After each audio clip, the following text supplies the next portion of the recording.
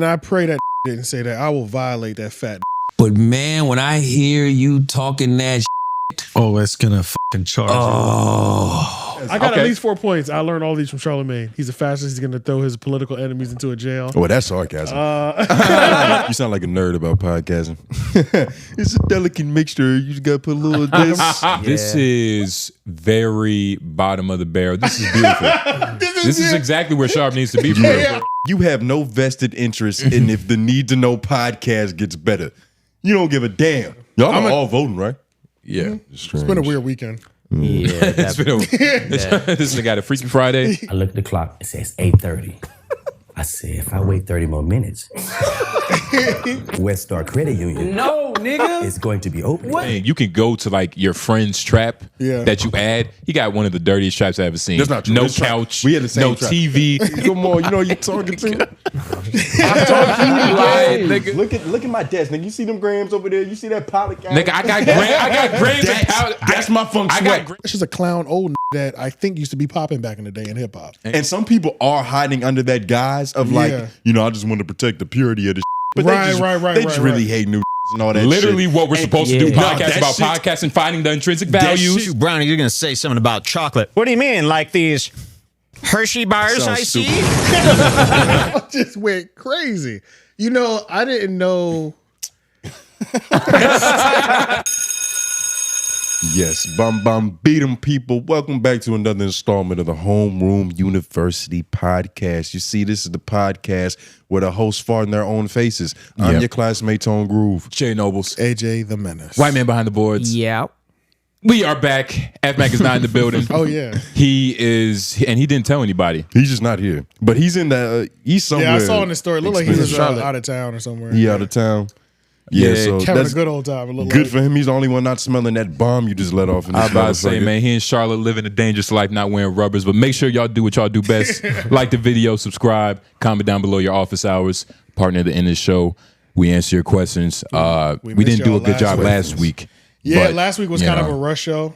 Even though it was still a good show, it was just rushed in terms of timing. Yeah, like you literally had to go. You just got up and left. Yeah. And then this show, it's like a late one where we just drag it along. Yeah, we here though. We here though, We here. So, Dixie cups in hand.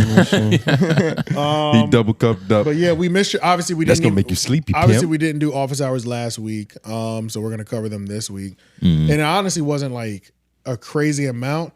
And I think we didn't get that many on last episode, obviously, because we didn't do office hours. Yeah. You know what I'm saying? I guess kind of helps that we didn't do it and add even more. No, like, what's the point of asking two? They ain't asked the first one. Yeah, exactly. So, but more audio ones came in because I think I got like 4 audio ones.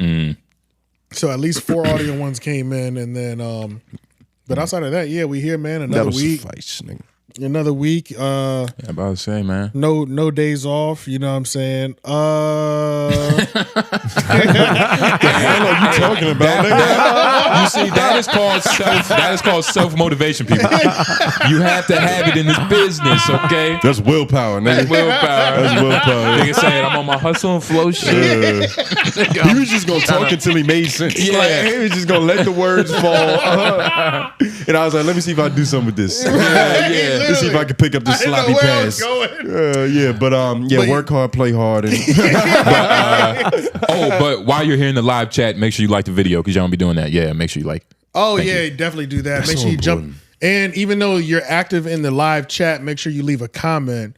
Because some of y'all go crazy in the live chat, but y'all are not the same people leaving comments. Just drop them for the algorithm. Yeah. That's it, you know. And it can be confusing. You got to swipe over to get to the comment section if you're on phone. If you're on the phone, if you're on mobile, but you know, desktops are for lames. Yeah, but we're about to get into this Like fresh Lauren. and fit, I think, first, just because I saw it right before we started the show, and this is the smartest that I've ever heard Walter. We're calling him Walter today. Fresh and Fit podcast had 2 dudes on, no idea who they are. And the caption said, Fresh low-key cooks Myron. And that already is a crazy topic, a crazy headline because This gotta be clickbait.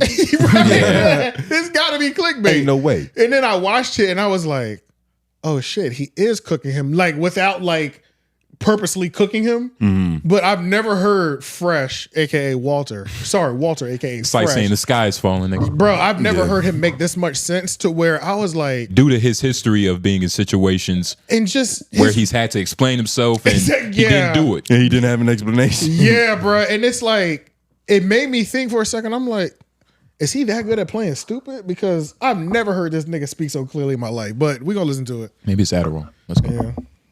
What's the context of the conversation? You'll see. It's pretty quick because it's only like 2 minutes or 3 minutes. I'm starting to see more from white people though, doing the same thing. I'm gonna be honest. I don't see enough people showing how white people are sitting around complaining about how elitists are destroying their lives, replacing them. But then just cancel the replacement. Ooh. They put us in chains. Why you won't say why we ain't break our chains? Nigga, y'all not chained. End it. End it today. It's less. You're facing less than black men worse. So the white man could easily break himself out, right? Yeah. I mean, they make it seem like we could have broke out of slavery. Motherfuckers was cutting our tongue off if we spoke crazy. People can still keep their tongue in America, and they still can't break out from like Jewish supremacy. Hip-hop To me, rapper? it's kind of strange. It's like, And I that forgot guy's name, Is it- he's is very that- popular on Twitter. His name He is is. 𝙼𝙾𝚃𝚃. That's him. And, That's who he is? That's 𝙼𝙾𝚃𝚃. And it's like, Oh, if y'all don't know who he is, just go to his Twitter. He's He's got like a yellow avatar background, right? Yeah. But I don't know if he's right leaning. But overall, he's sounded just pretty Confederate he's a truth right now. conspirator. Gotcha. Like he just cares about the truth and conspiracy. And is that nigga Rollo Tomasi with the Trump hat on? It sounds like a I beverage. don't know. It kind of looks like him. He's deep in that Trump head too. That's one of the Right, cooler yeah. looking ones, but Nah, the original looks way better than that. That one looks like a nigga like made it at his house and is selling it at the gas station. well, this is because he put his own little spin on it. It looks like he got niggas to sign it and shit. A Democratic Mexican made that Isn't it shit. kind of fucked up how like the Trump logo goes kind of like the merch design goes kind of crazy? Like it's been incorporated into like popular culture. The actual design. Yeah, it's great marketing. You know what I'm saying? Yeah, Like but- the fact that niggas are really like they putting it on as like I got that on. I've never seen anybody wear it as like As for like- stylistic preferences I've for seen stepping that. out. I've seen it. You seen it? I've seen it. I've definitely because you got to also consider the ones that make America trap again. It ain't the make America great again, Right. But the actual print. Does that and the- count though? Like that what counts, Sexy that Ray counts. did counts with because it's the That 100. font. Yep, It's the exactly. font. just Like make Sexy Red. It's the font and the format. And it's like the actual format has been readapted and niggas turned it into put that shit on. So Yeah. it's kind of crazy. yeah. It just might not be the original actual Trump hat. You know what I'm saying? Okay. It's not the original swag. But yeah, let's finish this. Fresh like is about who's to really cook. weak in America? Maybe people just truly are powerful, and it's easier to blame the person that's the victim at the current time. People done got lazy. That the revolutionary spirit Because you now can't is beat this. them. I mean, no one is beating them. Like, we got dominated, and we see the white man getting dominated. What he's doing, complaining on X, starting up these social groups, using slurs. It's not changing a thing. Yeah, it's not. It's a lot of complaints. It's what blacks are doing. And you know what's crazy? If you want to actually combat the powers that be, you don't do it on an open platform. You're not overt with it. You don't do it in their faces. You know what you do? You become a target. What you do is you play smart. You build a plan. You map it out by the kids, young generation, and build it out from there. But us doing it on an open platform is crazy. It goes back to what you said though. Yeah. You said X is what? X is Honeypot. just yeah. They know your ass is gonna sit up there and talk yourself into a corner. And they want to know who you are. Yes, well, you talk yourself into a corner. Like, it's like, I you got don't you talk now. so much. I know where you are. I know Hey, who pause you real quick. love. You hear? I ain't never heard him speak like that in my Right. life. Right. I was like, this is the smartest I've ever heard this nigga. I haven't even finished watching the clip, but that impressed me. Well, I mean, can we run doesn't- it back like 30 seconds? It sounds like he just quoted like the Willie Lynch theory, which doesn't surprise us. Talking about who? Talking about Fresh in terms of like, well, first you just control this and you control that and you do that. It just sounds like a quote out of Willie Lynch book. So it doesn't surprise me that that's where he sounds smart in. But quoting a famous book, yeah, that you would sound smart doing that. Do you know what the Willie Lynch theory is? The book? I've heard of it, but I don't really know exactly. It's a about book shit, that so- basically that was the book that slavery is based off of. That's how they like broke down the science of buck breaking and Yeah, the psychology. all that. But and that's where How to keep a nigga in check. how to keep a nigga in check. And that's where I feel like this conversation is, even though I didn't watch like the video, like the context, but I feel like that's where they're at. They're just talking about the overall, I didn't think that, but I can see that though. you know what I'm saying? But I do, I unfollowed 𝙼𝙾𝚃𝚃 because he was just talking too much on X. Like he goes crazy. I think he pays people to post for him. You know what I mean? He like posts a lot of bullshit all day. he posts a lot of bullshit, and I don't know.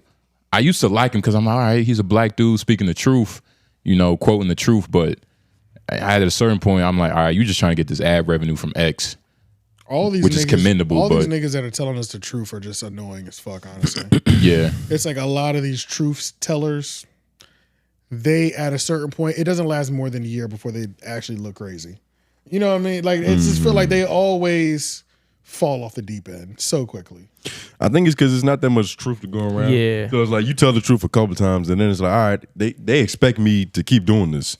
Then you got to reach. Yeah. Was Fresh and Fit truth tellers?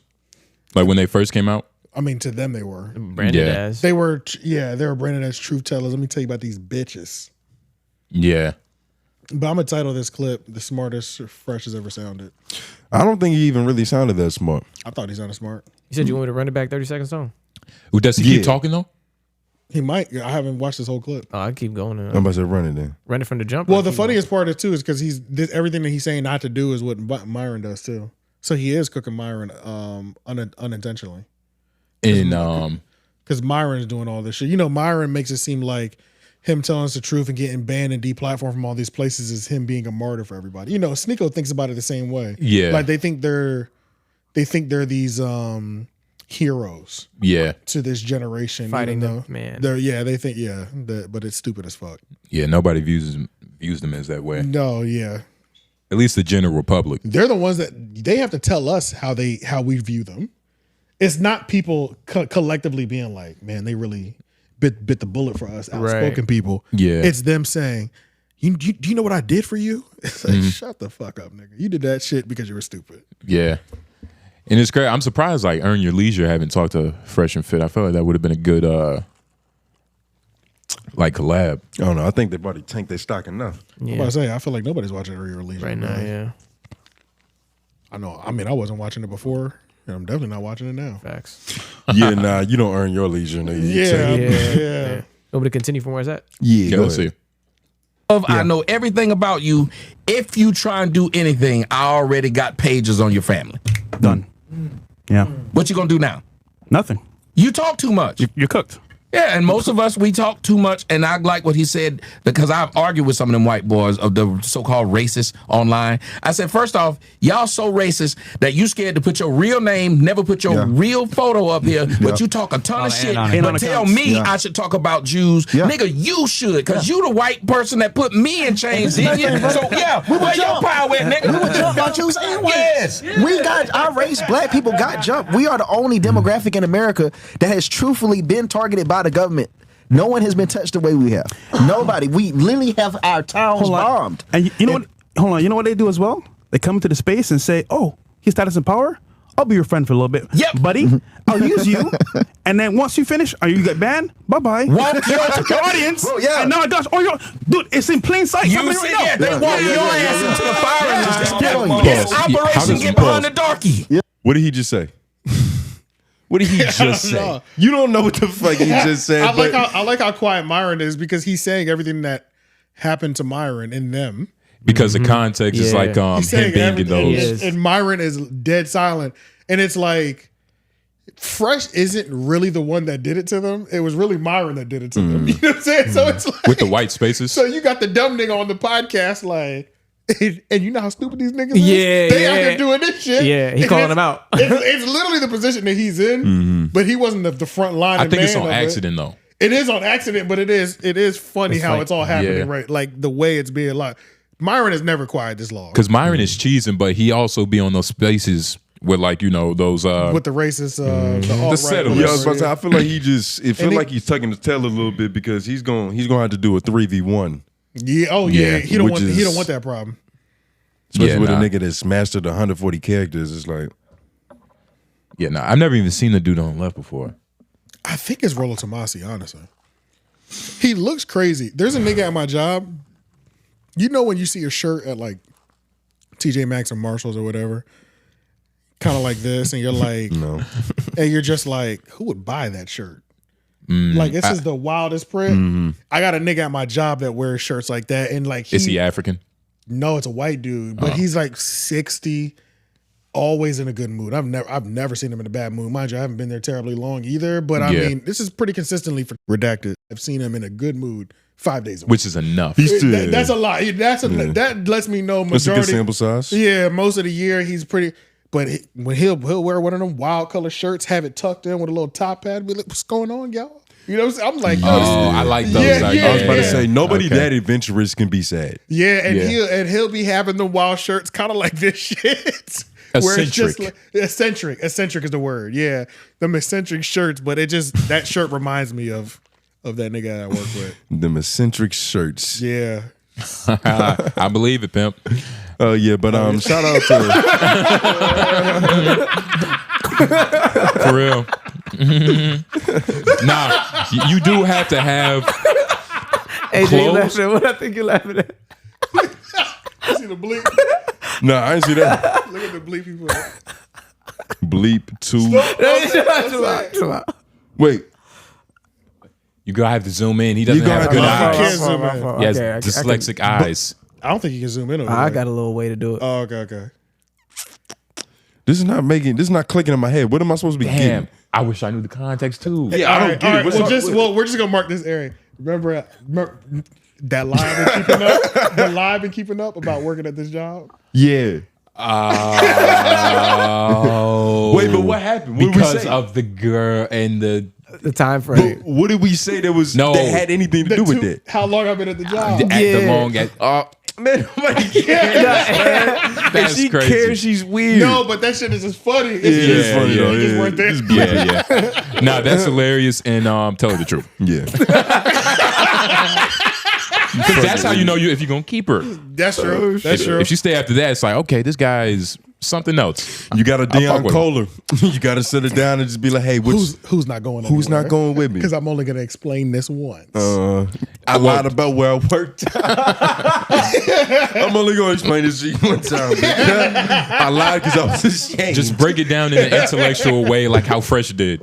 You know what I'm saying? Yeah, I might not Just have talk to. like Fresh, and you'll get away with I it. might not have to. I don't know. You gonna confuse her, Right. Yeah, but back to this clip. It seems like it might be a little bit more.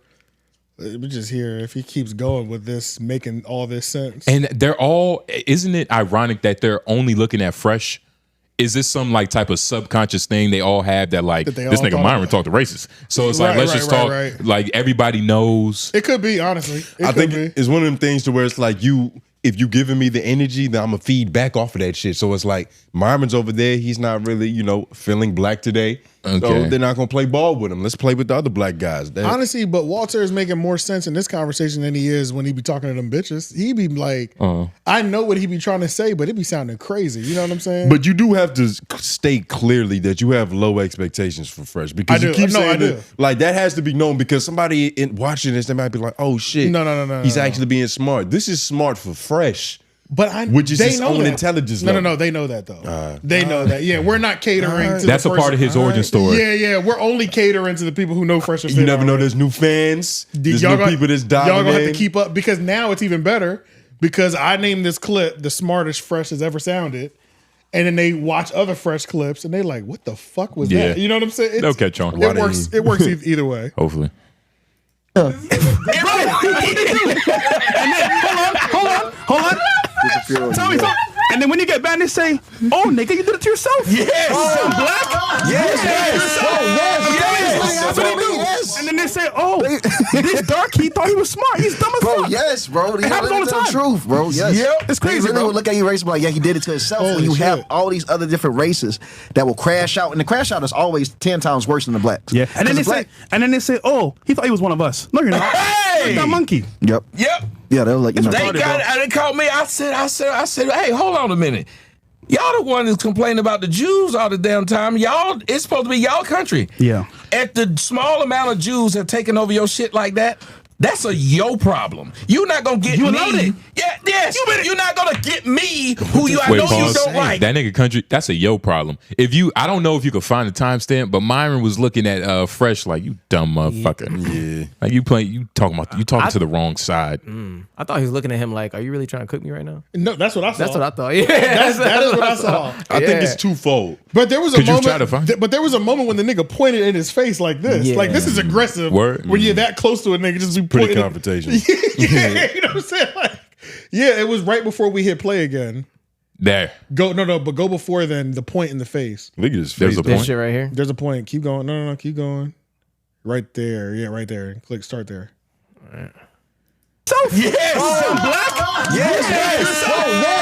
And then they say, "Oh, this Dark, he thought he was smart. He's dumb as Bro, fuck." yes, bro. It happens all the time. Truth, bro. Yes. Yep. It's crazy, They really bro. would look at you racist, like, yeah, he did it to it was himself. before When you that. have That's okay, all though. these. Oh, I was waiting It's for okay. that. Yeah, it's okay.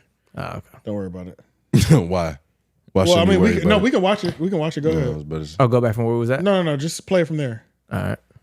They come into the space and say, "Oh, he's status and power. I'll be your friend for a little bit. Yep. Buddy, I'll use you. And then once you finish, you get banned. Bye-bye. Walk your audience. Bro, yeah. And now, gosh, dude, it's in plain sight. You Happening see, right yeah, now. they walk your He's got ass rich into the hand fire. movements. You picking up on that? It's Yeah, like the way he's Operation Get pointing Behind the at Darky. He gets manicures. Hold on. Tell me something.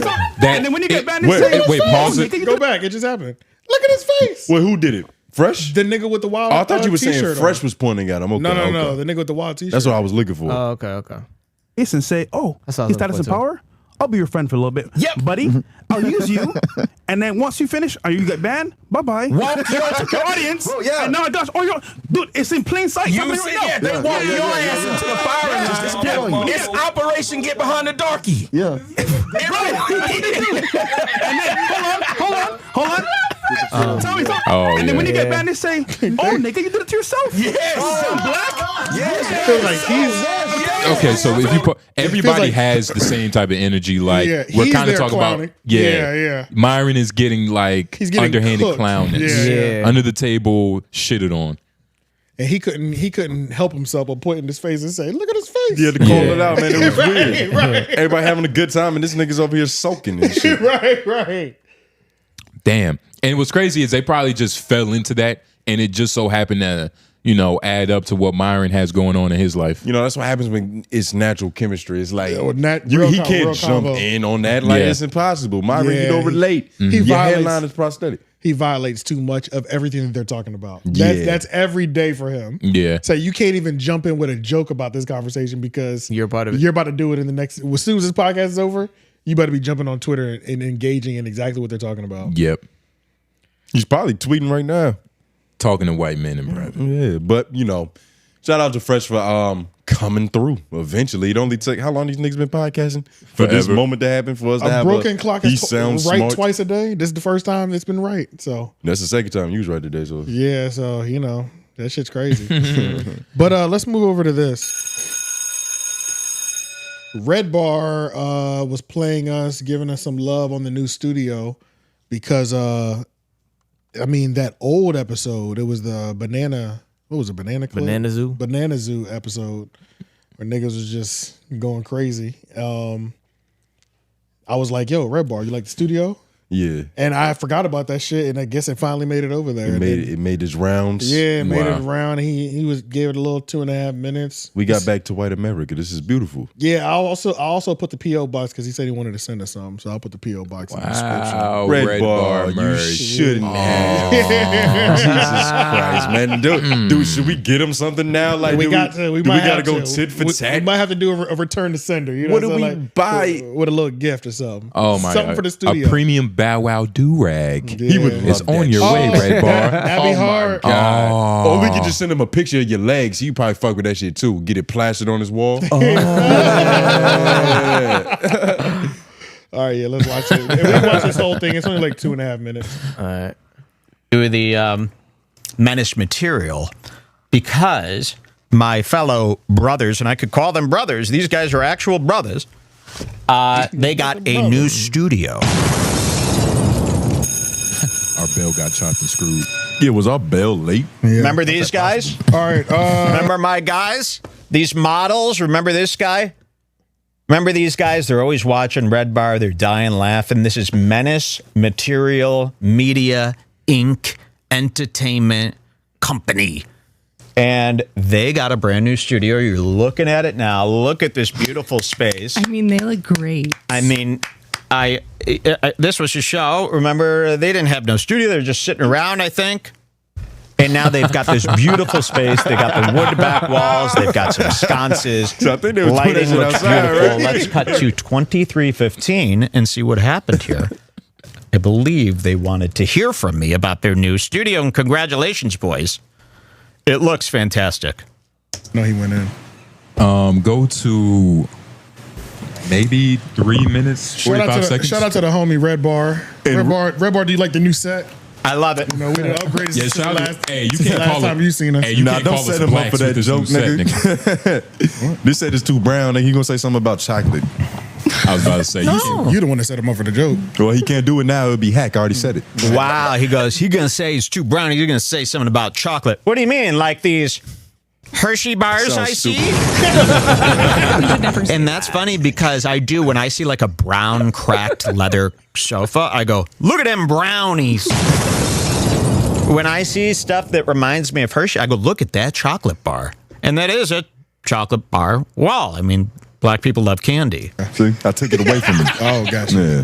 Thank you. Hey, he was a professional before he was, you know. Thought that he might leave with something or two. Oh, and they're watching. They're watching. He thought he was getting something. That's what we so fucked up So about see, these brothers, moments. they sit around and they watch me. This is what's happening now in this world. Okay, my thank you, God. Menace Media. And we love the studio. Jules, write down. I want to send them a gift for their new studio. Yes. I want to send them something nice to that they could also use on their set. display Let's on think their of something, okay? Because I like those guys and they deserve everything. That's three nice guys, three good guys. And we're going out for dinner with Ben and the other guy, my new boyfriend. Of course. Yeah, First, when they said they're going out for dinner, I thought that was also including us too. So I was like, Jules, oh no, Yeah. you should. Nah, you shout- shouldn't have.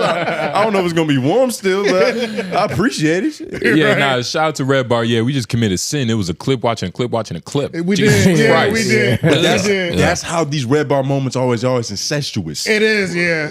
And that really is a sin in It's a this. sin, but it's only We're okay still in in the short gutter. spurts.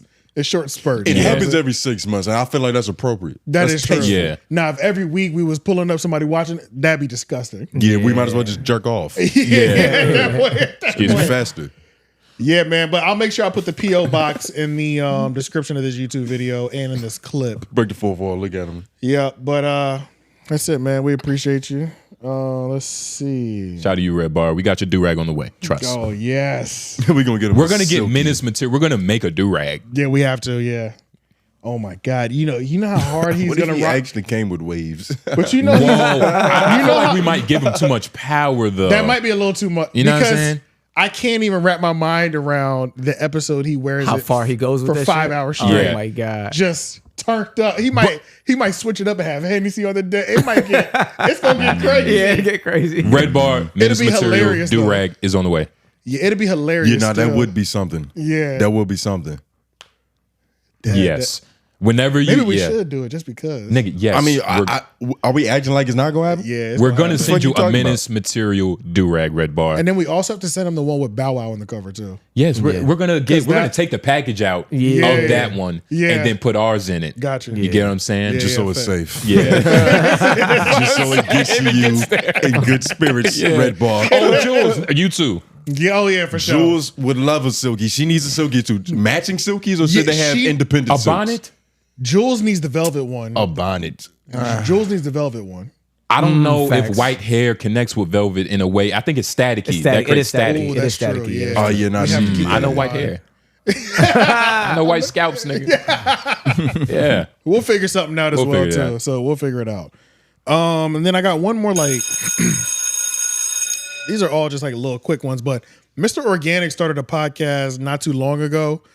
I've watched 1.5 full episodes and then like a couple clips, mainly shorts though. I'm not gonna lie. Like I've seen every episode that he's dropped. Yeah. I just want to say congratulations to Mr. Organik because I always found him entertaining. The first time I ever saw him was his No Jumper interview with Adam22. That shit was fucking. I was like, who is this nigga? Like, Yeah. he's just so ridiculous. You know what I'm Most saying? characters have a But build like, up but of at the same reputation. time, but He's it's just like so zany. Yeah. he's zany, but he's also not like unrealistic. You know, it's not like I'm watching a nigga. Not watching no Orlando Brown nigga. no, but he's Does that make 6'8" with a sense? green beard. Well, Yeah, and, exactly. And most Exactly. niggas with a green beard, when they start talking, you don't take him serious. But he's pretty sensible for the most part. He's pretty goddamn You know what I sensible mean? and Like- logical. Yeah, so it's he doesn't speak like the person you would think he would based on his appearance. You know what I mean? Yeah. But he's toned down his like appearance and shit like that. But long story short, he started a podcast. We're just gonna have to go to YouTube because there's no link or nothing in here. I just been thinking about adding it over the last couple of weeks because the set looks great. And I watched the interview. I watched half the interview that he did with Jenna Shae. And that episode in particular is when I was like, Mr. Organik's a good podcaster. Because Jenna Shae, for those who don't know, is just like one of the old school like video Vixens, IG thoughts, just like hip hop hoes. I don't know how to say. I don't know. Goddamn. I don't know other way to. She's not to be respected. I guess She Yeah, comes from I a guess. class. But where do you come I to don't that know. conclusion though?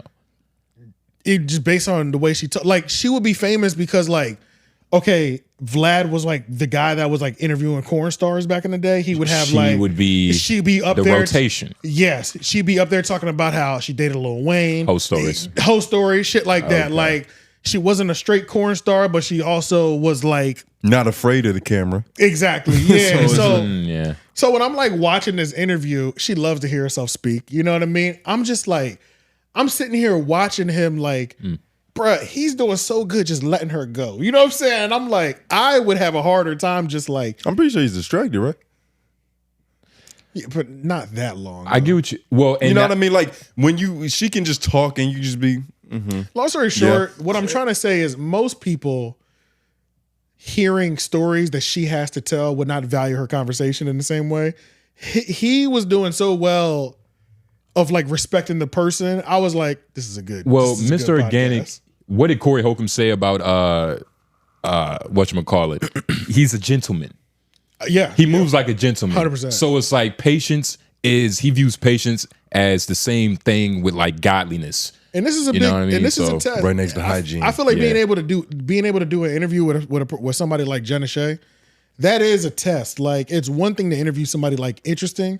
It is a test. Like we watch it with Fresh and Fit, where like they're doing these shows all night, and it's like you're just hearing dumb shit over and over again, or just shit that like that person thinks is important, but it's actually stupid as fuck. Yeah. So there's like a certain test to being able to like navigate these type of conversations, not sound like you're cackling or gossiping with them, but also not playing them out to make them look stupid. It's a balance that's like not as easy. But the whole looking stupid part. You sound like a nerd about podcasting.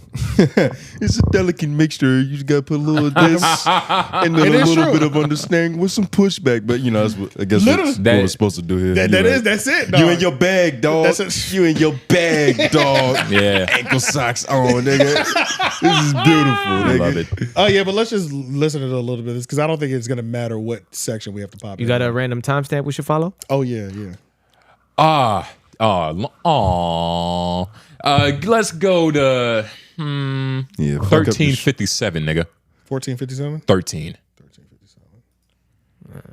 Damn, she's They won't even let you buy it. And you're just like, honey, there's enough money for everybody. So I've laid myself out, work one-on-one with you until we get you going, and then you can, get discounts on promo and anything else for the future. You're always good with me. Right. But yeah, I shoot them and everything. That's dope. That's dope. How do they contact you for that? Oh, Instagram or Twitter. Okay. And so that's the easiest way. Yeah, that's love. People don't, help each other nowadays. There's enough for everybody, of course, There's with enough for content everybody. and monetization and these different streams from OF to whatever else they be doing. The Snapchat secret, you know what I mean? Get your money, Get your money. And my thing is this, there's a big wave of money in 2020, especially on OF and different stuff. And I told people back then, I said, this is not normal. I always make a couple $100,000 a year, just, regular. So this one was this, I made, because that IRS loves me, I pay them. But I made almost $1 million. Damn, stuttering. Relax. Sorry, Hold on. I made almost $1 The million. IRS scares you a little bit saying that. Sorry, I'm drinking three this, letters. you guys. Them But- three letters get you kind of nervous. No. But I had to put, I don't have kids. I'm not married, so the IRS loves me. Right. I pay on time and everything. That's smart. But I made almost $1 million in 2020, and dope. I spent $75,000 on promotion. Yep. And these women don't invest in themselves. They don't reinvest in themselves. They think it's just going to happen overnight. You have to keep on. Every business needs advertising. It doesn't matter what it is. If you're a mechanic, you got a taco shop, whatever. So why wouldn't you reinvest? And what I find in these women is they're so lazy and they're so like. I love seeing hoes talk about hoeing like this. You know? Yeah, with so much like virtue, passion, and hindsight. Yeah. You know what I'm saying? It's like real game. It's just drive because there's a lot of lazy hoes. There's a lot of lazy little scallywags and they just make it look unprofessional. That but being it's also, fine is enough, but it's not. Like, how did you feel when Wimby was like, "Yo, these other niggas not working so hard"? I was like, that's a sign of a legendary player. That's the mindset that it takes to get to that next plateau. But partly because of the love you have for the game.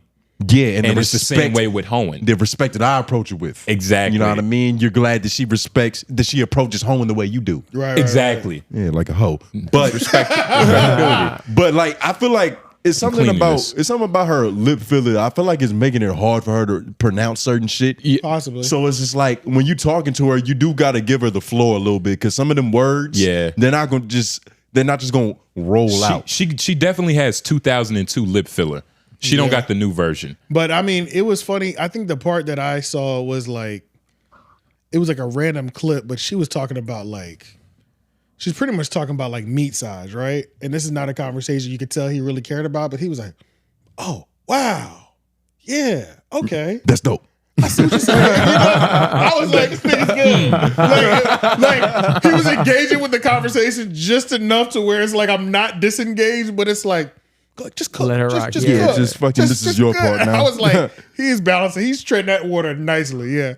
But the set looks dope too, man. And it's, I know I saw a video where he had just lost his Instagram, so he's like building it back up. So why did he lose it? Did he?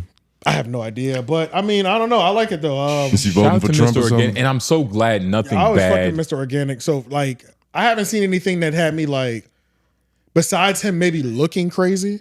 I haven't seen or heard him say anything that had me like, this nigga's kind of a joke or a clown. You know what I'm saying? He's toned it down. He's always, all the content I've ever seen him make, because the first time I saw him, it's this other tall ass nigga. I forgot his YouTube channel, but he does like car reviews.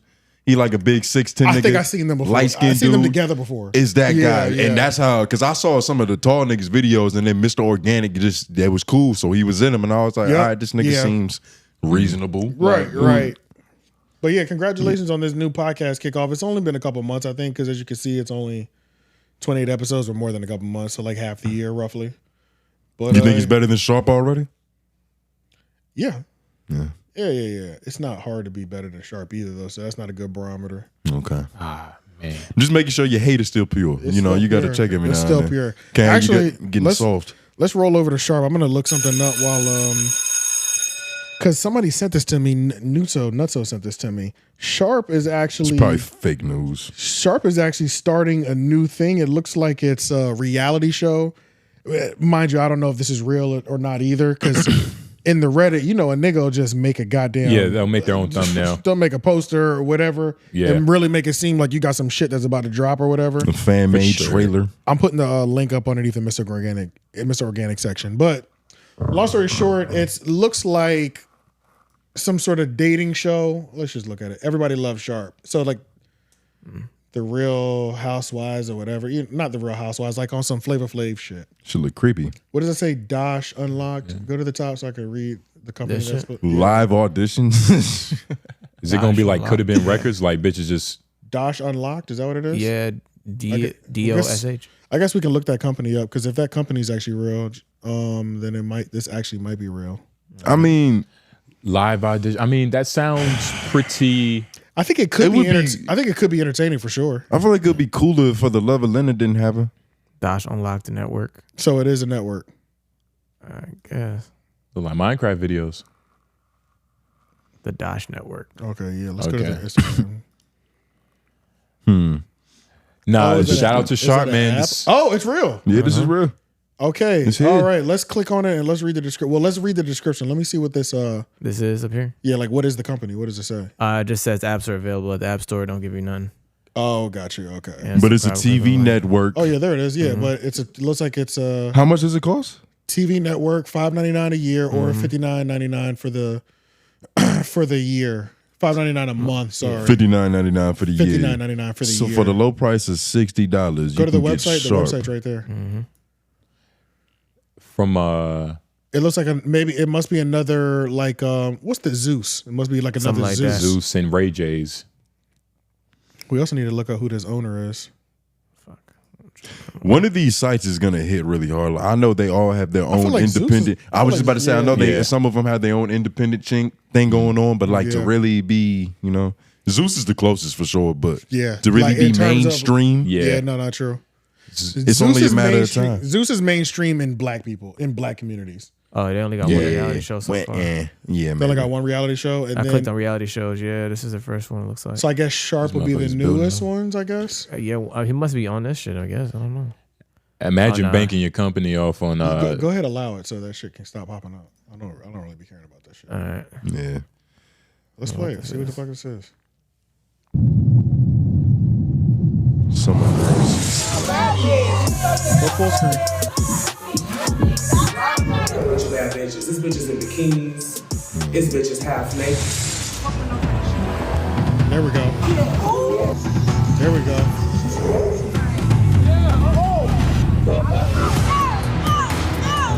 What up? They done did it again. It's your girl, Gutter Barbie, aka the Barbie, the Biggie. Let me on my daddy. These hoes be frauds. These hoes tell the bitch straight to her face. Man, y'all know what the fuck going on. It's baby. Hey, y'all, my name is Tink. I'm Shae, aka 𝔓𝔦𝔑, baby. This is so ghetto. Yeah, I'm not gonna lie. I feel like sick. there's no prerequisite for working here. They didn't even have fucking audio hooked up in those confessionals. Yeah, nah, this is very bottom of the barrel. This is beautiful. This is exactly where Sharp needs to be. For real. Honestly, yeah. This is Well, that was exactly their where Sharp old needs shit. to Their be. new shit might be fire. Well, Sharp would be a good person to put the budget behind if there is any sort of budget. But it's also funny too because it's like he has to, and if you want to entertain us on that level, like a find the love show, he has to be the worst of him. The part that he claims that he don't like, he has to be like the worst of it, like the kicking bitches out. Except you're not kicking, but that's the energy you need. Yeah, on reality TV to keep that up. But to play it well enough to where you're not looking like a complete misogynist and asshole. Because if you're narrowing girls, it don't really matter. I don't think it really matters. It's better if he's a misogynist. It honestly is because these bitches they're not going to have no standards anyway. They couldn't spell it. They couldn't call him a misogynist, so it doesn't exist. If this nigga actually finds love, it'll be not real love, but like TV love. I call that as like real. Nigga, love. that shit gonna be rigged. Damn homie I know, gonna be but contesting. Yo, damn homie better not show up there. She That gonna would be take the medal. If damn homie shows up there, that is disgusting. She can't go there. That'd be crazy. And for all the people listening in the morning, we love y'all, by the way. Make sure y'all review. But we didn't even describe the women, but I'm pretty sure y'all heard. Oh, YouTube saw it, but they didn't. I'm pretty sure y'all heard their voices. Okay? I mean, take a wild guess. Yeah, just take a wild guess, nigga. They looked hard. All right, so we need 40 to 50 submissions, 15 ladies, one home, 5 date. If 5 days don't seem a long time, but with 15 bitches, that is an eternity. One winner is not rocket science. We're the ladies on the show, the sharp one. So focused. 5 days. All the ladies log in audition this week. Everybody loves Sharp. Must join live. Must have an audition tape. 21 and older, ready for film for 45 days. Paid cast. We want all the women all over the world. Contact. Must pass SDD test. Yeah, that's probably a byline. That's probably in the fine print. And also must be drunk for the next 5 days straight. Either drunk or willing to throw up a drink. Either works. Yeah. Gotta be intoxicated the whole time. But then when I saw this, I was like, wait, go back down. Go back down. Was that somebody with a black guy? Who's? Ooh, click it. Click that. What episode is this? Let's watch. Yep. That's a screenshot. The video must be. Damn. Is the video the next one? I guess we can find out. Click it. Did this happen from another woman? God, what is that? I didn't want to post this. I'm not cloud chaser, but fuck it. This is my first black eye in life, and it was not a pretty sight. I was hit and kicked in the face fighting. Round 2, I was through. Laughing emojis. Yeah, laughing emojis. But I'm a boss, and I handled it and took my L because I know I have. Can you zoom in a little bit? That's what I was about to do next, but I don't want to fuck you up. I'm a boss. I handle it. I know I have a lot of wins. Y'all have a lot of wins. I've been taking L's lately, but I'm good. No more getting drunk and fighting season 2. Yeah, right. You want to get fired? This definitely earned my spot, and I'm coming for the 5K reunion October 2nd. Y'all go tune into the 𝙿𝙻𝙰𝚃 Network. 10 fun, crazy episodes, season 1. Welcome to Tinkerville. Blah blah blah. Bunch of thank yous and shit. All they're missing is a few TV commercial placements from this shit being bigger than the AEW, nigga. Like, did you see that black eye? Go back. That was a crazy. Did that happen on film? It had to. It had to have, right? God, it looks like a prosthetic. It does. It looks fake. That shit does look like how could It's a crazy because 'cause- face swell to that degree? Like it immediately turns her into like a pro fighter. Like, I thought she was a boxer. Yeah, she looks like it, right? She kind of looked like Bricc Lady, even though that was fake, I think, right? Bricc Lady? Remember the chick that claimed she got hit with a in the brick? Yeah. Oh, I thought that was like a pun on Bricc, baby. Nah. Because the guy The African dudes or whatever. That refused girl. to give the phone number or whatever like that, but then come to find out it was like fake. I think she did. She scams all the time. This is what she does. That's how her face looks, but only on one side, not both sides, like Bricc Lady was. Yeah, no, this is rough. And what? Jesus Christ. She looked like she got to read in Braille just because her fucking It looks like it's got to be. be drained too, for sure. And Like, when did that doesn't this look like it's start? going to go down naturally. Yeah, nah. When did this start? This whole The guy- 𝙿𝙻𝙰 Network? This 𝙿𝙻𝙰 Network. Well, thing? I nah, don't know. this and like just the reality, like black women yelling, fighting. Like, is this 2005 or is this? Well, Bad Girls Club, I don't know what year that started, but that was like, I would say the first. And that was early that was early because 2000s. that was early 2000s. Yeah, TV for made sure. a shift from like sitcoms and structured shows. There was a little break. Mona Scott, I would say, brought it back. I What, would from say sitcoms? for reality TV, like black. This is specifically black reality TV. Yeah. Kind of nigga shit fighting. I would say Mona Scott brought it back. So whenever the first Love and Hip Hop started, because there was a gap, I would say in like It's like 06. and black culture. I feel like the Bad Girls Club, the original one, was still on, and then niggas stopped caring about it a little bit, and then Love and Hip Hop, not Love and Hip Hop, yeah, Love and Hip Hop. No, it's Love and started. Hip Hop. Yeah, it might have been running parallel Wait, too. was it Love and Hip Hop or And a lot of the Housewives shows. too. Housewives? It was really the Housewives Were they shows. fighting like that on there? I thought that was supposed to be like a Cat step fighting is still the same thing in essence. You But know? now these bitches are boxing now. Like They are like they're having sanctioned matches in all these homes. Security is all right. Y'all be fair now. Yeah, like just watching. It's kind of crazy because you go there knowing you're running. You're not making it more than 24 hours without Fighting is the least of their worries. Honestly, it really is. Not catching a disease or like just making sure they eat something at night is probably the most of their worries. Nah, they worried about what they saying in them confessionals, nigga. That's number one most important agenda on every day. It's like, all right, what do I have to say about the fight that just happened? Yeah, 'Cause that's where you get your shine in. That's where the personality come off for real. Honestly, yeah, because we don't even know, and you're hoping your fight goes viral on Twitter, At but that bare don't mean minimum. shit. Like her shit probably went viral on Twitter. We saw it, but we didn't even know it was. I Them can't hoes- even tie that video that I probably saw of her getting dragged and catching this black eye to this network. Because she definitely didn't win. It's one of them. Yeah, right. It's just like wrestling to where it's like you got to go to the writer's room and fight for your storyline. Like push Yeah. my fight through and my fucking baby daddy child support drama. I want that to be the season finale. Yeah, and then they was rapping a little bit too in that trailer. That was some other shit too. That wasn't the. We gonna see. I hope the Sharp trailer is just as ghetto as that. Oh, that's But what she looked like? Yeah, sir. Who's this? But then the chick, the one that had that crazy black eye. Yeah, I was trying to see if it had a video on her page. She cut her hair after this shit. She changed forever. She needed a new beginning. God damn. She probably forgot Is her that her name. in jail right there? That looks like a jail cell. Click that. What it is? Yeah, that looks like some jail shit. Nah, I don't think so. Some fucking video thing. Oh, never. You know, she's definitely free. And she can see in this one. Yeah, nah, I wouldn't be surprised if that 𝙿𝙾𝚃𝚃 is being sold on OnlyFans. All of them do, minimum. For sure. Damn. Yeah, man, that shit is. She just became a different person with that punch. What the fuck? And you know what's crazy? We still don't know who did it. Yeah, we don't. That's Who what I- did it? That looks Yo. like jail. Oh, it's not. It's just a nice apartment. Yeah. Oh, this is it. Yeah. This might be moments before. Oh, maybe she fell in. Wait, but no, you see that dude's Season foot? 10. You see that dude's foot? You don't see that shit. It looked like he was about to stomp on something crazy, and her face was just on the floor. Oh, it might have been her then. Run that shit back. Just run it all the way through. It's running. It's Yeah, running. Nah, that's the type of she learned a lot. She learned a lot for sure. What does the caption say? I'd have to zoom all the way in, but hold on. It's promoting the reunion. yeah. Who put together? What clip arted this shit? This reel is fucking terrible. Look at this next still image. Look at this. That's why it's got 16 likes. Like she having fun though. Now look at his foot. You see that shit? Yeah, it looked like a nigga got better. It looked like he leverage. jumped off the stairs just to get more force off the steel ropes or whoever the fuck that was. But I also want all No Jumper employees to free themselves of copying like anything that Adam22 does when they leave, because that's also like a thing that niggas that leave No Jumper can't seem to escape. It's like they leave No Jumper, talk shit about No Jumper, and do the exact same thing that Adam22 does. You think this was for in terms of content? Well, it's also like, you know, if it's worked for him, it'll probably work for me.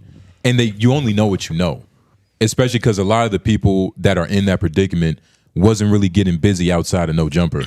So they had problem. But the problem with that is when they leave, they talk shit about Adam's leadership capabilities and decision making. So it's like just the type of person you he can't is, like say that everything. he's not good at what he do and then go out and do the same shit that he's doing. Yeah, because I mean, Fig Community World was battling with that shit for a solid 2 years. Like it took them like a year and a half before they started branching out with like shows that we were like, okay, this show would never be on No Jumper before. You know what I mean? Yeah, to where they're kind of just catching up.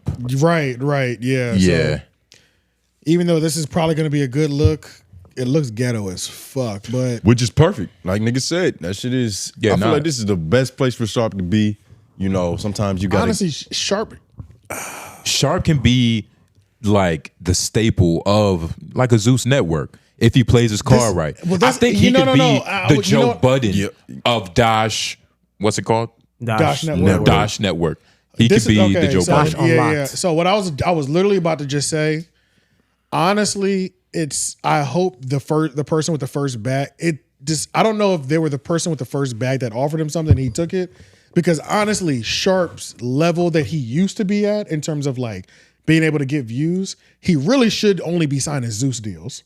Like in terms of if he was to do something like this, it should be on Zeus terms level. This is obviously below Zeus. This is obviously somebody who was inspired by Zeus, But you know, making this network. Sometimes when you're on the NBA roster, you know, you meet some turbulence, you get sit down to the G League, you drop 30 in the G League, you earn your spot back up. Yeah. This could be his leverage point. You know, he pimps out Dash Network. Well, it's too late. It's too late now because there's a flyer out and stuff. But what I will say with this show in particular. But what I will say is that if the deal is done already, but if you did do it correctly, you are big enough to where you should probably get a little piece of this show, a heavy piece of this show, or a piece of this company before you actually roll this show. Yeah. So, but if you just took the first bag, Because nobody's watching this because of Dash. I never heard of this shit until. Yeah. But I hope you did that deal correctly. I mean, because you should have got some sort of equity in the company or in that show. You should have some sort of decent split. Well, it sounds like he's starting to show his value already. 20% minimum, 20 to 30% minimum. Yeah, he's showing his value because niggas like us talking about this shit already. So he's put. No, that don't mean a goddamn thing. We covered dumb You shit know, all I was the about time. to say we specifically cover shit like this. No, we don't care about ourselves. No, Stupid. but that's We what I'm don't saying. matter. But that's what I'm saying. He has some sort of pull, obviously. Sharp. No, the thing. The point we're trying to make is we're a podcast about podcasts, and you know we've been covering this nigga's career. Yeah, that's the only reason. This is that doesn't happening. mean nothing. Yeah. There's a lot of people will pull, but that's just. I get what you're saying, Lauren. It still means a little. To a certain degree, us talking about it does validate it in a sense. Yeah, in a sense. Validate. I'll take that. You know That's what I'm saying. I'll take the Guys, validation. we're the guys. That's because we're giving That's it. what I'm saying. Yeah. Now, but I do get what Lauren's saying, but at the same time, it is our job to, you know. If it's ghetto and entertaining, I'm watch it either way. Oh, we Think have about to how watch many it. people think that Because way. we have to. We have because that's the thing. It's like I hope it's not 15 of the 𝔓𝔦𝔑. What was Fetty Wap's baby mama's number that ran circles around that nigga when they had a podcast? Masika. Oh, yeah. It better not be 15 Masikas in that house because then the content covering is gonna be different. Yeah. It's gonna be like, nigga, you're getting cooked every day by these 15 drunk bitches. Yeah. And you're supposed to be the P. Yeah. But if it's other way around where it's like you're playing the perfect ventriloquist orchestration, and I'm enjoying it. Then I'm enjoying it. But this could be dangerous too now. Nah, this is gonna show. This could be very dangerous because it's nigga, like, that trailer we watched was dangerous, and he was And that was a separate show. And that was a separate show. But if that's the level of talent he's gonna be dealing with, Right. They're turning up for an audience that they don't even know where the audience is at. You know what I mean? At least there's an audience, a certain level of audience for sure. But this is gonna really show the level of pimping at which he's at. You know what I'm saying? Like, if the quality of bitches is bad, that's good. That's if good for you. If they're good, that might mean it's bad. Yeah, because you yes, really yes. show who you are when you're in bad situations, not when you're in good situations. That's a fact. So if he's around a bunch of dumb, dirty scallywags, a bunch of Draculas, you know what I mean? It could be good for camera, especially if you know how to, like you said, Puppeteer. Yeah, I didn't say that, but pretty much the Yeah. puppeteer at one. Stick your finger in them and control them. Yeah. I'm trying to think. Is there anything? Stick your finger in them and control them. It's crazy. That's what you gotta do. I'm trying to think if there's anything else fun before we jump into. I'm proud of on Sharp. this sharp topic. Yeah, and so before we jump into the politics, since we're kind of in the West Coast, let's go over to DJ Akademiks. You're gonna have to go to his page, but DJ Akademiks. All right, number one, Lil Durk is arrested for attempted or conspiracy to murder for hire right now. So obviously, Akademiks is like he's on a spree. This is his thing. Like Akademiks has had a great 2024. Honestly, like this entire year, Akademiks in the feds. Yeah, Akademiks in the feds have had the best 2024 probably, and he's covering it. And in this whole thing, in the paperwork, because that matters to the street niggas, is the paperwork. There's a LA person, there's a LA informant that was the person that gave the drop about Quando Rondo's location, which led to the gunners going up and hitting them at the street or whatever. Yeah. Long story short, the way they're making it seem like in this paperwork, everybody automatically assumed it was Bricc Baby. And it's not just the paperwork that made it seem like that. It was also Bricc Baby having podcasts, being one of the first person to be like, the way he's asking. you notice they don't say 𝔓𝔦𝔑 for Von anymore. You know, and this is fresh after the Quando Rondo death or murder in LA or whatever. So it's like, obviously you're talking too much, which is a Bricc Baby trait, and that's pretty regular. Yeah. But now this is one of those moments where like a nigga just got indicted by the feds. And it was also a funny moment or a big thing because the news broke while they were they were actually live streaming at the No Jumper store. And Bricc Baby's face was like, yeah, he got arrested. It was like, niggas was like, he's looking a little shook right now. You know what I'm saying? Which anybody that you know gets arrested by the feds, it sounds like some pretty, I mean, I'm assuming it would get anything shook, but when you know you talk too goddamn much. And why is God, Bricc that's like when Baby- you put that parlay in and you wake up the next morning like, who won the game? Go to the beginning of that call right there. This one right here? Yeah, and one of the things, and this is also something that I will say 𝙿𝙾𝚃𝚃 has a big problem with, and 𝙿𝙾𝚃 is the new host of Joe Budden podcast, is anytime something like this, which is something street, very beginning, something like this, which is very street, comes up. Very street. Yeah, I was about to say, What? That was funny the way you said It does sound like that. It was but, just something about it, dude. But anytime something very street comes up, Akademiks like morality gets questioned in terms of should a nerd be covering street shit, right? Blase, blase, blah. And it's like 𝙿𝙾𝚃 had his opinions about it. I can't remember what the tweet said. Y'all know in the comments. But it was funny because I see a lot of this right now, right? Lil Durk is arrested. $1 million worth of game clips are going viral again right now because Wallow warned them. You know what I mean? It's Hassan like Campbell talking shit about Gilly. yeah, no, it's everybody that's ever warned the young niggas, and I've been trying to tell you niggas and all this other shit. All that shit's going viral. I'm at the point where these niggas gonna do what these niggas gonna do. So it's like when I see that, it doesn't make me want to go down the rabbit hole of, oh, let me see all the times the OG tried to warn him again. It's what it is. What it it don't is. matter. We know he made the mistake. We need to go through the history of niggas telling him, hey, about to make a mistake, my brother. And honestly, the whole Akademiks thing, that never really bothered me. I didn't watch War in Chirac either, so I don't have any like ties to it, and I don't know how sinister or nasty it was. I do know how nasty it was in that time period, but in retrospect, but I wasn't there in the present either watching it. But I will say, in this new situation with Bricc Baby name getting thrown around, this type of police work that Akademiks is doing, this does look crazy. This looks crazy because just right at the beginning, just listen to this. Let me call Bricc Baby, who we think a conspirator for. Now, we're in the midst of figuring out how Durk beats his case. I told you witnesses got to go. Yo, you can turn your camera. I was trying to do FaceTime audio, but I just hit you on the FaceTime. Yo, you don't got Discord? Wi-Fi. Man, you know I'm a street nigga, man. I just started this shit. I don't know what the hell how to work the Discord. I got it. I don't know how to. Oh, okay. Nah, because I was looking, I was like, man, yo, they saying Bricc know how to drop locations. He got to know how to get on Discord. God damn. Man. Hey. Nah. Okay, all right, so let's talk. Chat, we have Bricc Baby here. So remember, we went over this whole indictment. From what we came up with that there's a person named co-conspirator 4 that seems to be a local LA dude, seems to be a guy who, at least the feds even say, this is a longtime affiliate of OTF, which means he's not an OTF, but he's a longtime affiliate. We think he's local because he's the one that gets the drop, and then everybody comes to LA. Now, people... Okay, Akademiks. Hold on. Let me just set it up. Go ahead. Get up. Go ahead. So people start saying it's Bricc Baby. Now, I didn't really know too much about like some of this, and even when you made that comment, we'll get to that. So to me, I can agree. This is actually crazy because it's one thing when like kind of everybody's in jail already, and we're like trying to solve the case before it goes to court. Right.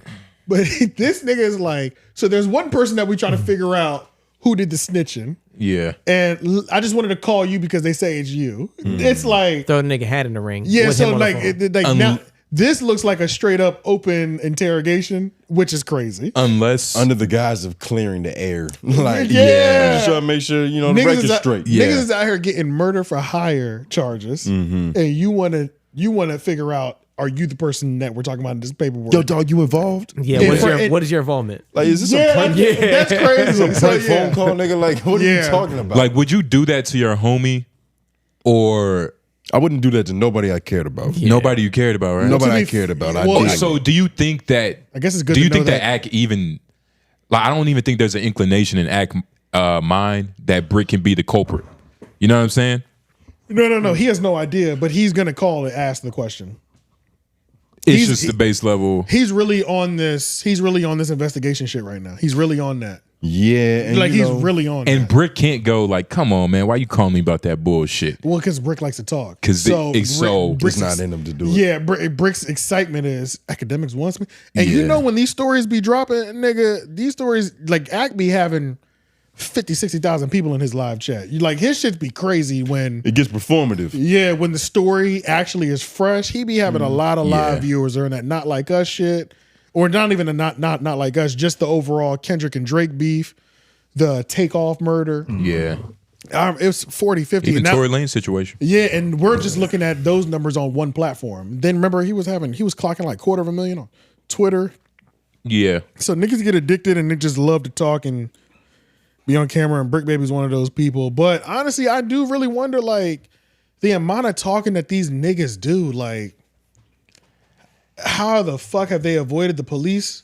They're either liars or they're snitches. It's one or the other, because they do so much talking about shit that, like, seems to be relevant and active, but I don't never see them going to jail. Which is good, I guess, but at the same time, it's probably a multitude of different things. And that's the thing. Jail is a matter of time. Yeah, a lot of like time, you could be thinking that you're getting away with some shit for decades until you don't, and then it doesn't matter anymore. Because that shit that Bricc said was 3 years ago. Exactly. Yeah. So it's like, time heals all wounds. It seals all sales. Nigga, it fucking vends all machines. Only for $57,000. This video was so much. It was kind of sad because and can you just I don't know if we're gonna watch anymore, but can you just click on Akademiks channel just so people can get the scope, like not the glimpse, but a scope of like how hard he's going. Because I remember he's live right I think now. it was yesterday. I was trying to find an old video that's literally 4 days old. Nigga, I had to keep scrolling. Yeah. I'm like, God damn. It doesn't like, stop. It doesn't It doesn't stop. stop. So he's streaming for like 12 hours straight, talking literally about Durk. Every snippet, not every snippet, but it's 244 minutes back to back. Pretty much every clip, yeah. Yeah, that's crazy. But they all have different intrinsic values. This nigga works hard, bro. Yeah, he works hard, but To a certain degree. It's sad when it's only dysfunction. To a Like, certain degree, nigga. To one degree, nigga. This nigga be going. Yeah, he be going. In terms of like started just 3 streaming, days ago. sitting down, like reading. Oh yeah, he's not like he's not like nailing a fucking railroad. It's not a lot of, and that's the benefit of Akademiks' position is that all you have to do is read the papers. He's not doing the FBI's work. But he is though. He is a little He bit. is, though. That's and then why this it's so- clip is there. And it's a little bit more than that because he has a level of enthusiasm for all of these different cases. Yeah. Like at a Yeah. certain point, like, you know, you kind of, most people have a certain tolerance for bullshit. Like they can only talk about what this nigga said about this nigga girl and then who got shot But over there for Akademiks so don't. long. But Akademiks is up at 3 a.m. hungry. He literally doesn't get tired. With waiting all for the shit. with energy. 2 hot pockets, a cup of Hennessy, and then it's like, all right, who shot who? I never see him eat on stream. I only see him drink on stream. That's how you know he's got a problem Nah, think about it. with eating. Have y'all ever seen if him he's eat on doing it, stream? if I've he's never seen hiding, him eat on Maybe he stream. used to. Never seen it. it's also rude. You know what I mean? It's not the most pleasant thing on the chew, ear. like, Yeah, on the kind of, mic. but I feel like Drinking is a little bit more palatable. I don't for know. most I don't niggas. think it's as bad, especially when you're somebody He's who's eating on stream. who's a streamer for like 12 hours, 8 hours at a time. Like we're pretty much doing everything together. Like I seen 𝙿𝙾𝚃𝚃, like they eat. I seen all the There's AMP streamers members that eat. like take ad breaks to go eat. Or like Right. they'll just Use like the hit the little bathroom. break button and show Yeah. like a little thumbnail for That's 8 true. minutes. Yeah. So yeah, it definitely does happen. And Akademiks eat, obviously. right. You know, so Alcohol, You don't get that big alcohol on can do that too. photosynthesis. You, Yeah. can't, you really don't have to eat that much. Alcohol is a lot of calories. Like that should have Yeah, do that'll it do too. that is true. Yeah. All that the I met a lot of carbs. fat people. Like you ever met like fat people that just don't eat that much, and you'd be like, "What the fuck?" Like Yeah. Never. Yeah, Seen plenty of. I've seen that a lot. I've seen that a lot. They're lying. Big people too. Like I feel like after a while, you built up so much stock in that company that you just gonna be rich forever. In terms of fat, like That's how it is. you can in terms of fat, like Fat company. you're so big, you'll lose weight, but it's not like you're supplementing have it to work as hard. with physical exercise too. Yeah. It's just like you eating less, so you it's know, like you eat a slice of pizza. I'm a triple them calories for you. triple them. Low key, It's though, like it, it's like they do feel like that. It's like a 401k contribution match. Like Bro, like I've seen white men eat way more than some big fat people that I've met in my life. Like, Lauren? Or- yes. okay, yeah. Like I've seen like just skinny dudes smoke. Like I've seen Yeah. other people in better shape eat way more than some of the fattest people I've ever met in my life. Eat like a lot of the times. Which is kind of crazy. I'm about to say I killed that piece over there. That's what I'm saying. Yeah. Killed the whole half. And my half of cheese sticks. We are going to have to watch this later. Remember we were talking about the Tory Lanez thing can't be real because we didn't see Akademiks clip. That it was is- that. Yep, 6 hours ago. So I'm gonna watch that to figure out it because I mean I thought this sounded like good news, but we'll see if he'll see if it's real or not. But let's also stay in the vein of this clip. Bricc baby talking too much. West Coast niggas loving the gossip. Whack 100 gets on the phone, and it's supposed to be just Whack. Loose Cannon's on the phone now. Oh, and guess who else is on the phone? 600 Breezy. It's like all of Bricc baby's enemies. Yeah. I'm like, Yeah. The Sinister Six. this is so ghetto, nigga. Yeah. Like This nigga it's faces this is rogues really, gallery. This is really what y'all niggas do all the time. It's WWE. You got to put on a show. That's is. And then, but if you go to the note, there's a section. I don't know, man. To me, the way that like street niggas on the West Coast argue and debate and stuff like that, it's Akademiks and West Coast niggas is the chapter title. I just don't know where it's at. But and why is the way that they argue with each other makes the West look weird. Like from the outside, when all you see is these grown men arguing about certain things, and then also just like it's like 4 or 5 of them just yelling and screaming at each other, talking about what neighborhood you from, Yeah. addresses you from, you don't want to squabble up, And then that right there. And then this nigga Akademiks is low-key playing with these niggas' intelligence too. Like, listen to this shit. This is playing with your intelligence. Whether you don't even realize it's happening. They don't even realize it's happening to them in the moment. Yo, chat, you want to see W instigation? Watch this. W instigation. You from LA Hey, hold on. Real quick. Wait, real quick. You better remind yourself that. Hold on. Wait. Real quick. Isn't the way how y'all solve these issues to like meet up and like squabble or whatever? Like, why you guys been arguing for so long? Pull up to the set. Everybody pull up to the set. That's all we can do. We can do it in the 60s. You can't do that. I can. Man, where was y'all on Hood Day? I'm the only nigga that was around the Hood Day, bitch. I'm the only nigga that was around the Hood Day, bitch. I'm the only one that was around the Hood Day. I thought I couldn't go. W instigation. It's weird that this is the dude that they're like, because Akademiks has his moments where he's important to hip hop. But this is the same guy that we'd be like, yo, this is he means something today. Yeah. The nigga that's instigating this fuckery. That's stupid shit. Yeah. But it's like the same thing he it's claims. It's so easy to do that too. Yeah. So you know what I'm saying? Like, which is also a sad That's why part. you don't get respect for doing what's easy. Yeah. On I mean, either you side. You don't get respect for doing what's easy. what? I said on either side. Oh no, yeah. But And it's just why? like, I understand. Like, if I was like an old head journalist and I was looking at Akademiks like, yo, this nigga's the LeBron James of this generation, I'd be like, man. And this is partly, I get what you're saying, because this is where Elliot's outrage come from. Yeah. It's like This is moments where like it's this valid. when Akademiks is on, you know. Just bullshit. It's 4 a.m. He on bullshit, and that's causing us to be on bullshit. Did Charlamagne ever do his show? 9:23. Huh? Did Charlamagne ever do a show? Talking about Academic off the show? record? No. Okay. And why is Whack 100 might the be why. residential nigga that Akademiks calls for, I feel like, all situations? They say that's his OG kind of. It's the realest nigga he knows. Yeah, pretty much. Yeah, essentially. I think Whack that's 100 must know everything. He knows a lot. I feel like he's seen the actual Constitution. He knows a lot. And like the actual one. He's found a way. Wrote this shit. Yeah. He manipulated his way to see the actual He got the papers clearly. Whack, I got the content. I got the content. You got a picture of Mona Lisa's titties. You got the paperwork, nigga. I told you I had the content. See, niggas don't be believing me. Yeah. But I told them I got the content. Yeah. God, this nigga Whack 100 is crazy. But staying in that same vein and what niggas like Elliot get mad at. Akademiks versus DJ He's Head. so cold-hearted. Yeah. Saying in that vein of niggas who's doing stupid shit. Let's some more dumb niggas. So Akademiks and DJ Head, I guess have been kind of going back and forth since the Drake and Kendrick Lamar beef, right? Like, Might as well be Pusha T. Yeah, right. They had the same hairstyle, them and Kendrick. Yeah. So I would say that was probably the beginning. I feel like, at least that I remember seeing them kind of take shots at each other or whatever. I'm gonna be honest, it's been like 2 weeks, so it's very loose, but something was said that DJ Head just kind of disrespected DJ Akademiks.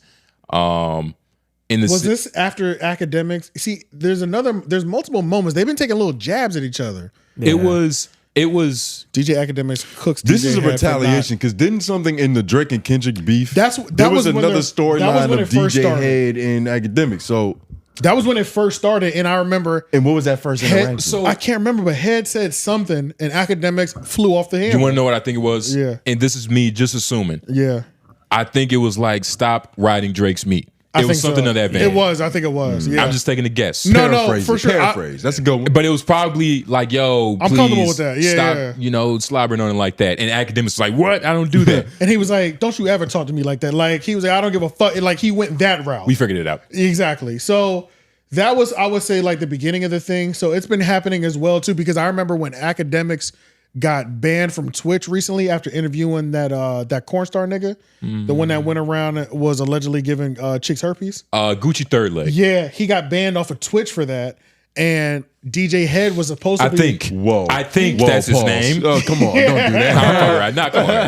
But DJ Head was supposed to be going live for the first time on Twitch that same night. But Akademiks got banned, and then Twitch, And then DJ Head That's what it was, tweeted yeah. out some shit and was like, That's what it was. no, Act, stay live, like, so we can go back and forth next. That was another shot. Yes. That was recent. Yep. And then now it's this.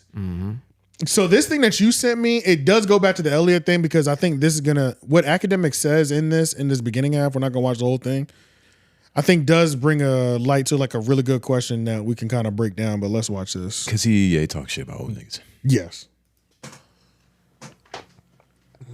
After all of that meat riding, cock sucking, that tonsil wrestling that DJ Head was doing, you know what I said? God damn it. DJ Head gonna fuck the game up when he get that first Kendrick interview, ain't he?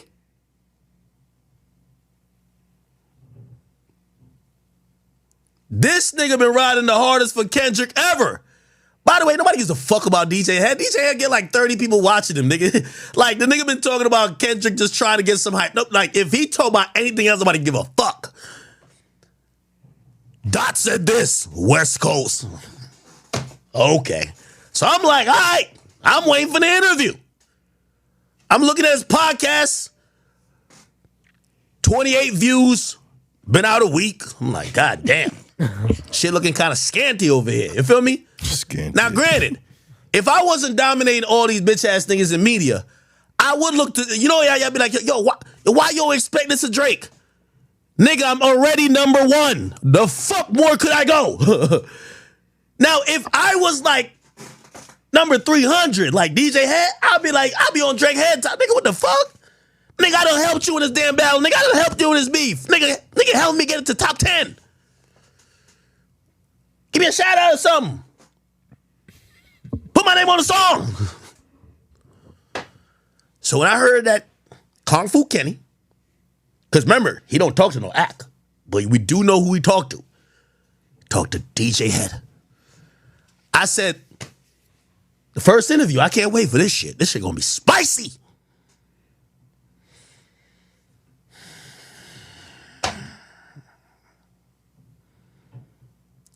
Is it ironic, chat? The man who makes the song that's aimed at Drake. Let me just recite some lines. Let me just recite some lines. I just like to put this in perspective. Trust me, I'm having a good old time with this. I know someone about act you salty. Hell nah, nigga. Hell nah. Oh, put it like this. Let me. This was also after Kendrick had talked to that interviewed Sizzle. Yes, that platform. This shit was weird. Yeah, it was. That was weird. I was like, why am I reading an interview? Yeah, 2024. Well, it's kind of normal in a sense, but it's also Kendrick doesn't do interviews, so it's like, nigga, the one time you do, it's like we got to read it. That was weird. And I think, bizarre. It is a little lame, bizarre, but you know, yeah. be smarter. Yeah, I wasn't mad at the reading part, but it's like you interview with somebody who doesn't interview people. You interview with your label mate. Like, what are we talking? We're just like patting. What is that? Yeah, What and is SZA that? doesn't even You know get what to I'm be saying? herself because she's doing an interview with her boss. What the fuck is SZA's life even right now? She's interviewing Kendrick Lamar. She got a movie with Keke Palmer. That's what I'm saying. It's like, what the fuck? What was that? What pivot is she making? Yeah, I don't know. I don't know what that was. That was a press release. Yeah, shout out to I can't remember one of the dudes that's on the Chick Smooth channel, but he read the whole thing because I was like, I'm not. Somebody reading had to do Talk it. His World. Talk His World. I think it was Talk His World. Yeah, I was like, thank God, because I ain't doing that shit because this is crazy. Yeah, and I put it in like 0.5. You know, like sped it up a little bit. Just get through it. Yeah, because I was like, this is crazy that we're like doing this, and then it's a weird interview because that's not what she does. Yeah. So what the fuck? But whatever. Shit went to DJ Head. But does DJ Akademiks have a point with that? He's been using that rhetoric of like, y'all niggas support Kendrick, but he hasn't done nothing for y'all. In terms of like interviewers, he said that to rappers.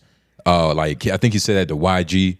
Like, where's all the support? DJ Mustard. Ideally, that's better than like your support for somebody is just objective because like he's not doing anything for you. Like if we know that you're on a nigga's side because he's gonna call you with the scoop or he's gonna give you the information you need, it's like, nigga, you kind of a shill.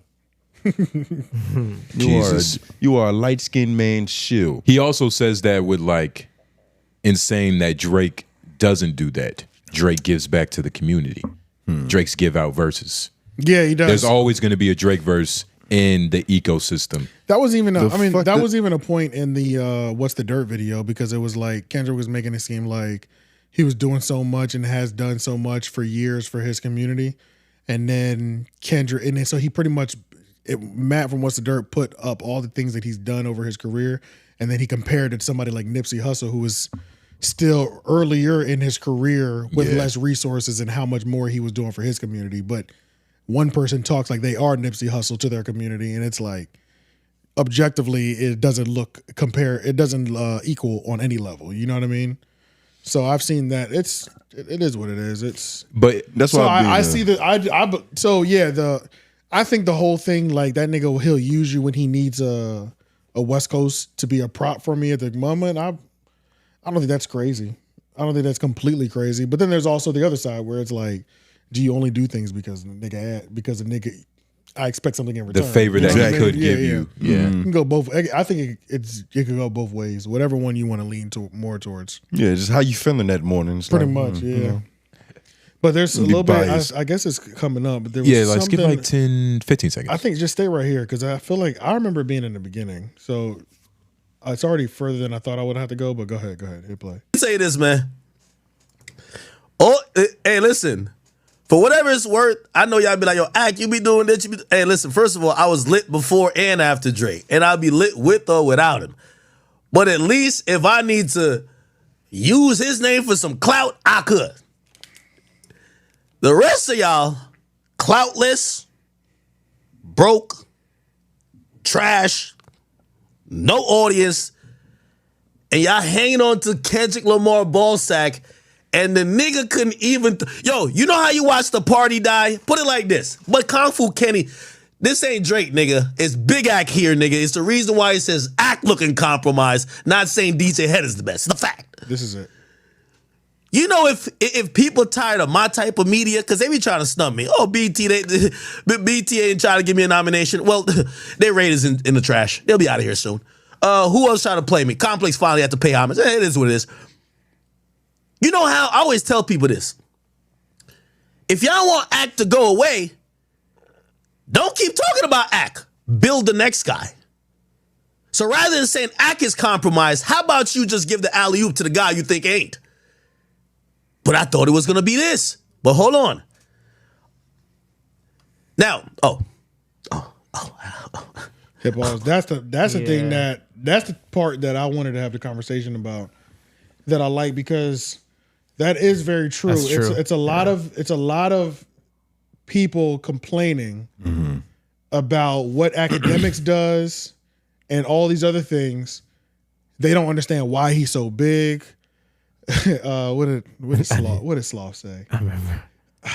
What value I don't does he understand the provide? internet or something. What value does he really provide? Akademiks understands the internet in some weird way that I don't understand yet. Yeah, like I will. That's burned in my brain. Some weird and it's like way. that was the best way to describe what he was just saying. And it's like I viewed a lot of these people the same way, whether it be people criticizing this new sector that we've pretty much like ushered, which is podcasting about podcasting and stuff like that. It's like people spearheaded, trailblazed.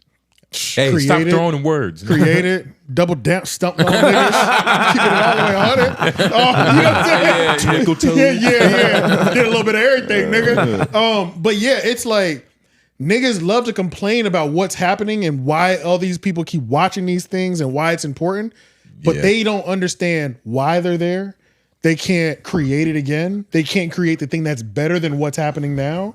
You know what I mean? And it's like they also wasn't looking when they was like this motherfucker was sprouting up. You know what I mean? Like their eyes and their ears wasn't to the ground. Isn't that like a weird argument though? Like if I'm not good enough, make a better version of me. Well, this is the thing. There's been time past though. Not really. So I don't think it's that weird of an argument, especially as somebody like Akademiks, right? So we could say like time is definitely on his side in terms of people have complained about this new version of media. This new version of media that Akademiks kind of ushered out in terms of just opening a computer, getting on live stream, having your opinion way more than where we get it from on Hot 97, Breakfast Club, and things of that nature, right? Like we don't have to go to the source. The magazine, the print died, moved to the internet, blog era. Short articles. That died. Then it went to the internet. It really just went to YouTube. It was still on the internet, but it went to YouTube in a different format. Yeah. Outside of music blogs. Now, and I will say going to the internet, the next generation was the Charlamagne putting Breakfast Club on YouTube. Like it would be, I would say it would be For that news? I would say, I feel like it was more of that because that was before Akademiks. You see what I'm saying? Like, I don't want to skip that generation because there's the journalists, then journalists go to blog websites go to new radio, traditional media using the internet. I don't think blogs even YouTube shows like Vlad and fucking yeah, because they went from their DVD to putting their shit on the internet. So everybody left the blogs and we all went to YouTube, whether it was a major network or it was a nigga who had a poppin' DVD series. Right. Then it was the birth of the Akademiks, where you didn't have to have any major company. Everything leading up to that point was you needed some sort of assistance or major company wise. Now Akademiks ushers in this new generation of you don't need a single person, a single resource, except the Wi-Fi connection and a computer that works. And not necessarily during the blog era too. Well, to that point where it's like you didn't really need like a lot of money. You didn't need a lot of you didn't for the blogs too. For the blog, yeah, because like it was an elevator. Like what was but it was all about being on a blog that matters. So like right, 2 dope boys, elevator, you know what I mean? yeah. So it's like they turned into big companies, you know what I mean? So where I had to be accepted into this company so that my good writing could be featured on that but site. I don't think blogs. It was the premier platform. Right. I don't think blogs are ever going to go anywhere though. They're really not. Like I'm blogs, sure and that's because blogs bloggers don't give up. Yeah, they don't give a fuck if anybody's reading or watching that shit. They're just gonna keep producing because it's not for the people necessarily. You know what I mean? Like what Kendrick and SZA did. That's technically a blog. That's a blog hired them to do that. That's some old. They took a step back in that media format. But everybody does it. Like Taylor Swift has done it. Playboy Cardi, when he dropped his whole lot of red tape, he did a couple blogs, a couple written interviews. That's really all he does. Billboard and Billboard. Yeah. So I mean, blogs are never going to go anywhere. Really, anything dealing with the internet. Yeah, is just here to stay. But it's still different how it's coming, and I think it's just fascinating that like even the people that were early on the internet, and whether that be the people who went from DVDs to putting their shit on YouTube to being a radio station that started focusing on the uploads to YouTube, how even they don't have they don't even understand the disconnect. They have a disconnect with the ones that come after them, who don't need the company, can say things about anybody that they want to. They're not attached to anything. They can be bigger than 2 companies put together, just one individual entity. And it's like, I get it. You might not like it, but I do understand, bro. Do it yourself. You don't even understand it. You actually don't understand it. So you just like, you're mad out of frustration that people are attracted to this, but you also can't even make my competitor. Yeah, but you know what I mean? That is absolutely correct. But what also is true is that Akademiks is too vengeful. It's not like I'm not mad at it. Yeah. Akademiks, it's not like he's a shrewd, just cunning guy that's calculating all these things. I'm not saying winner. He got lucky, but he got his circumstances were favorable in a sense that allowed him to be who he is. But he's gonna miss his mark in victory because he's too emotional about this shit. Like you could tell deep down, he's still like a battered blogger on the internet that didn't get accepted. And so now he's got all these accolades, but still it's like he popping shit like this. It's like he knows he's number one, but he doesn't believe he's number one. He doesn't believe he's number one, so he's gotta keep he believes he's number one, but he thought it would feel different. He thought the respect would come when he was number one. He thought he would have to stop fighting when he was number one. See, it's moments like this, though, that remind me that he knows what he's doing. When he speaks like this, I'd be like, okay, that makes sense. Like, a lot of times I'll see him doing wild shit. I'm like, okay, Ak, you're really kind of falling up. But then he ups and says some shit like this. I'm like, well, he's making a valid point here. Yeah, but it takes more because of where, because he knows and understands his place in the game. Because the numbers don't lie. but it's still like it's just the respect level of your peers. He still has it. He's yet to get that. No, for sure. For sure. From most people. And I think it depends on who you are, whether you do get the respect as well too. So I would say he doesn't conduct himself in the best way to at some point get the respect, right? Like I feel like you could be misunderstood and hated on by the generation that came before you, depending on how you play it with them. Even though those niggas might be wrong and out of pocket, you can still play it in a way that in 10 or 15 years or 20 years, they respect you if you're still around. But then they also might not, because a lot of these old niggas they're more stubborn than they want to believe themselves. You know what I mean? Like they really want to believe that they're accepting to all these new things and shit. But deep down, they're like, how the fuck did this bitch ass nigga make it 20 fucking years? You know what I'm saying? Like even 20 years later, you see this nigga just build this shit up. He never really said nothing crazy to you, but you still hate in your soul where you're like, why the fuck didn't that go away ever? Why didn't that go away? Believe it or not, like most people don't want to learn new things. They don't, which then leads to like not liking change. So those two things will it'll bite you in the ass if you're doing a certain type of business, especially entertainment, where it's kind of ever changing, and technology, the internet, blogs, people just sprout up out of anywhere. But yeah, just overall, shit, we sprout up out of anywhere. Literally, we're nobodies, but we just got this Hershey chocolate colored wall.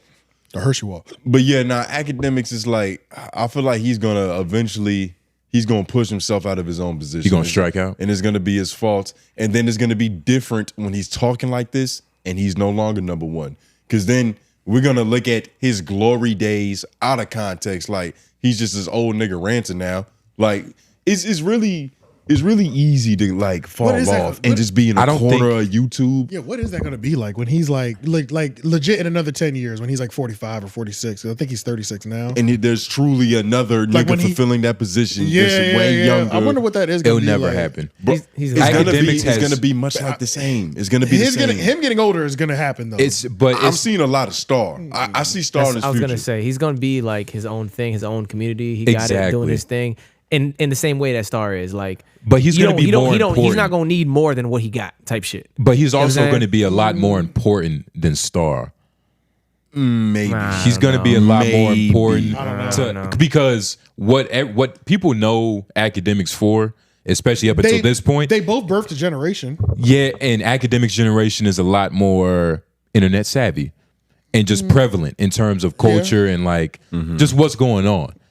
And what Akademiks bring to the table, not in no disrespect to Star, but what Akademiks brings to the table is a lot more, just a lot more.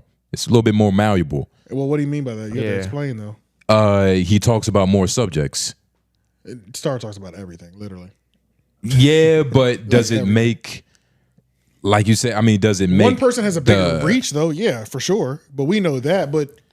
And does Star talk about everything? Nigga, yes. He specializes in the nigga content, actually. Nigga content. Yes. Akademiks talks about everything. White content too. White shit. Star talks about that too. He talks about everything. All right. Yeah. And I don't know if Akademiks is really that broad as it's really not that as broad. Being seen. It's mainly hip hop. You know what I mean? Like if you go to his page, nigga, you see mugshots. Right, yeah. Fucking he's got a niche. Baby mothers. It's mainly trending. Star will do every so often. He does 1 week of non-trending stories, just thoughts or theories or concepts, and that's what the shows are for the next 5 days. Which is a different skill in itself. Which is nothing trending whatsoever. It's being a philosopher, shit like that. Really producing your own shit, right? Yeah, because reacting to a bunch of things is cool. Exactly. Staying on top of the trending shit, that's one thing, but. Do you do a week where you just dedicated to expanding theories and thought processes and things of that nature? Like, the nigga's got an expansive palette. Ak is just bigger, but that's just what it is, though. That's just the culture and temperature of what it is. Like, he's the biggest right now. You know what I mean? Like, that could always change. 𝔓𝔦𝔑 is the new generation of streamer who looked at Aiden Ross and 𝔓𝔦𝔑. They looked at academic streaming and was like, I want to do the streaming. They just brought a different entertainment value to their streaming. So we can already say his successors are here. It's the streaming generation. No. Not yet. That's a crazy connection. I see what you're saying. Why is that a crazy connection though? Well, no. But the thing is, Akademiks is still not, I wouldn't say in his prime, but he's still in peak performance. He hasn't gotten to the point where the new wave is here. It's something he's not even a part of. Yeah. Because, like, you got to think, Casa and all them niggas, they all streaming. Knows streaming, that's familiar for him. It's just the new young streamers on the way up. But when the new technology comes out, the new platform, to where it's like, he's looking at it and then he's comparing it to, like, streaming and Twitch. He's like, nigga, this shit is the pure shit. Yeah. You niggas is on fuckery over there. I feel like he's ironically going to become what he hates, and he's going to be worse because he's a lot louder than the niggas. Yeah, nah. And then Flacco is going to take Akademiks' position. Yeah. Widen it. Yeah, really stretch that gap. Whoa. Yeah, you went for it.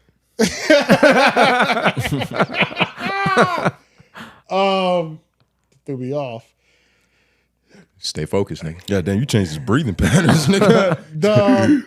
I don't think my connection was that big of a stretch. Yeah, the only it thing that Akademiks has over them is that we go to Akademiks for hip hop still. It's literally two completely different things, though. Like, there's we still talking about starring Akademiks, right? No, we're talking about Akademiks and the new generation of streamers. They're both streaming, but the only common denominator is that they both have a camera in their lives. Nah, it's more like common denominator more than that. The whole idea of what they do is completely different. But they talk to hip hop personalities and other personalities come on and all that shit. It's not that different. Akademiks' main bag is him being by himself, breaking something down, Specializing in hip hop. Casanat's main bag is having a guest. But this is being with somebody. That's not his main bag. That's not his main bag. Well, I'm talking about what they go, like what we see the most. But the most important thing is that Akademiks birthed a new generation aside from Hot 97 uploading their interviews to YouTube, and it was streaming.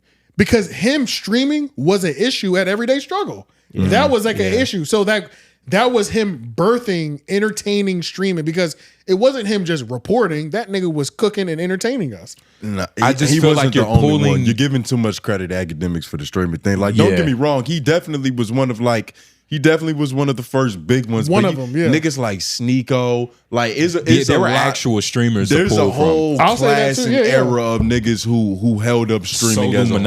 Like, do you know who 𝔓𝔦𝔑 is? But all I'm saying is every time I see one of these biggest niggas like Speed, I Show Speed, Akademiks, Casanet, talk to them.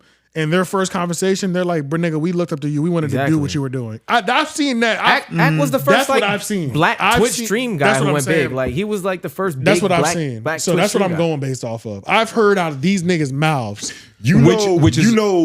Like what Elliott Wilson went through, right? Yeah, he became a legend in something that mattered, and then it died. Then it died, and the new shit took over. So it's like the new wave is here. You don't really understand their mechanics because you didn't do what they did. The thing with this is, Casanat, them niggas are all still streamers still. It's really familiar. This is just kind of like a rookie joining your team in the NBA. It's like, nigga, you're doing exactly what I did. But these new niggas, I'm telling you, when Akademiks, when the day comes to where there's a new platform, there's a new way of new media, a new wave of new media. Yeah. And then he just doesn't understand what it That's is. what you're waiting on. I think he's gonna become what he hates right now. So y'all think? So you think this is inevitable? Yes. Becoming the previous generation of shitting on the new generation. When In media particular. It can be, but the fact that him kind of takes in what Flacco's bringing, he does have a lot of hope. What you mean? He invites Flacco in. Yeah, and Flacco does the same thing. Flacco's little act.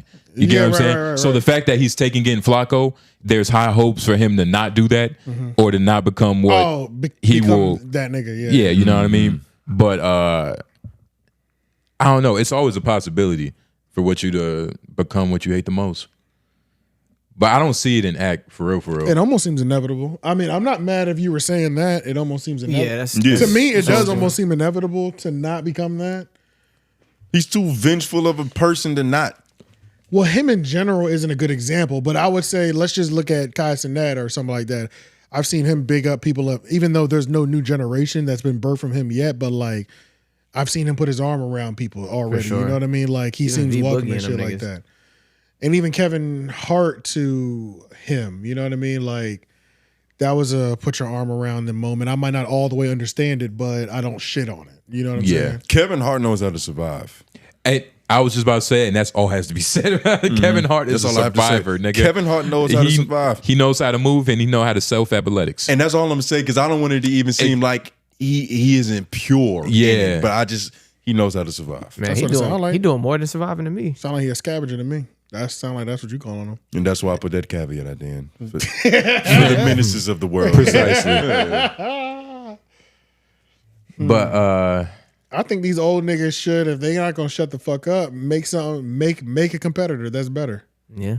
I do believe that. It's not a bad take. What does that even So what would that look like? Hip hop royalty just died. What would that look like? 5 years ago. Yeah, make a competitor to compete against like I'm not gonna, but that's the thing. It's what would that look like? That would look like I hate this new version of media. Then me, this person who's a legend on whether it be the radio and journalism and whatever, since I hate what's happening out right now so much, let me put somebody in position that I believe would connect with this generation today and be just as big, if not bigger, than that new shit that I hate. Are you obligated to fix things that you don't like? Well, what's the other option? Just complain about it? Yeah, because I mean, like, that sounds crazy. But the thing is, like, I think you look stupid as fuck just complaining all the time. Well, all we do is complain on this podcast. We haven't tried to fix anybody's shit.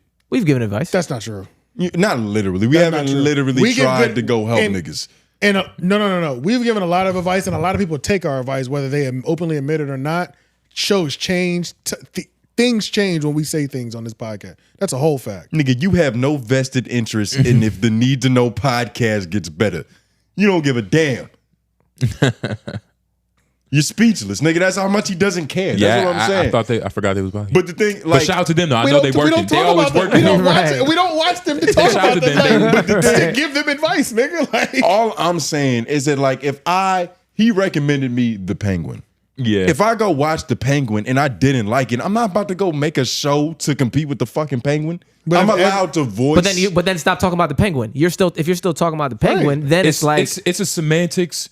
It's not a semantics. It's pretty clear. So that doesn't even make sense, Lauren. You don't even do that. No, I'm saying, like, on the academic side, like, if you keep talking shit about academics and all these things, but you can't make a better version. If you hate what the media has turned into, create what you think it should be. Like, if you have this big vested interest in it, it's not that simple. Like, if you see something that's happened and you think it's dangerous, you can voice your concerns. And also, you can voice your concerns. Like, if I don't like something, that doesn't mean I have to go create as competitor. But are you continually voicing your concern at every turn? At every turn, are you voicing your concern? What if I get on the podcast? What if we collectively look? Niggas look at Elliot, the average person who knows nothing about his journalism career. Elliot's like a clown, right? Because of how he conducts himself and how he can. But if you don't know nothing about his legendary journalism career, and I don't even know nothing about it, I'm just going off what everybody else says. You know what I mean? Yeah. But, like, you could just look at him based on his action this last year and be like, that's just a clown old nigga that I think used to be popping back in the day in hip hop. Angry old. Fix it.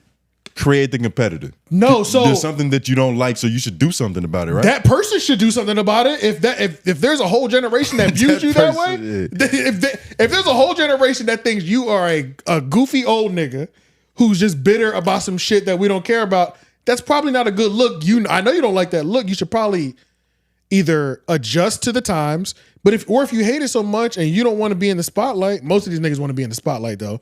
But if you don't want to be in the spotlight, create something or big up the thing that you do. Big up the thing that you do think should be glorified and talked about on the same level as academics, and let's see if we like it. What you're basically saying is like stop complaining, get more popular than the thing that you don't like. Because a lot of tell me who's doing it in this new thing. Right. Who should be watching? A lot of what who should I be watching? A lot of what they have. Hold on, a lot of what they have to say about academics is really like a how he moves type of conversation. Like, they just don't like the way he moves in the game.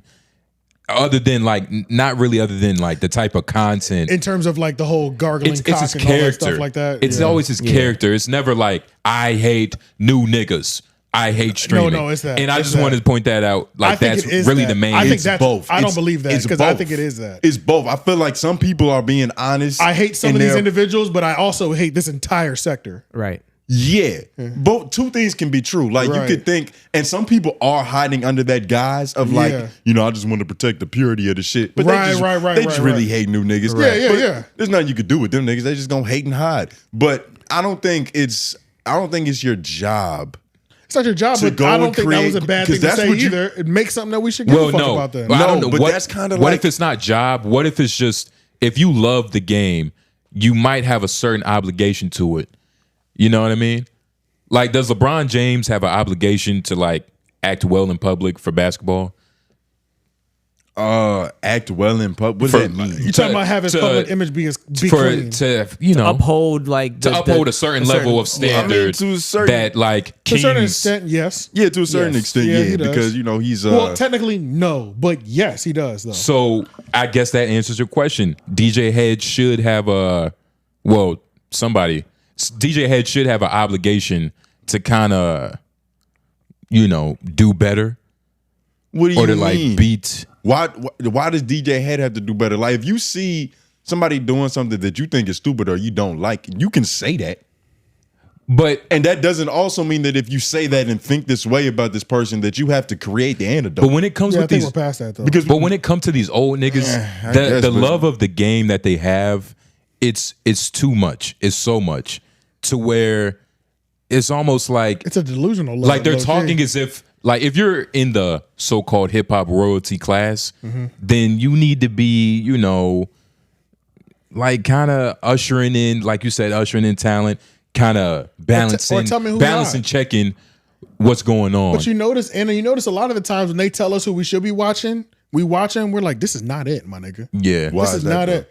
Because it could be for several things. It could be this person doesn't bring entertainment. This person doesn't actually know as much as this drunk alcoholic nigga that seems to be misogynistic. Like, it's like, I'm not even getting the full value. I'm not even getting as much value out of what you think should be hot than the nigga that you hate is hot. You know what I'm saying? Yeah. I'm not even getting the value out of it.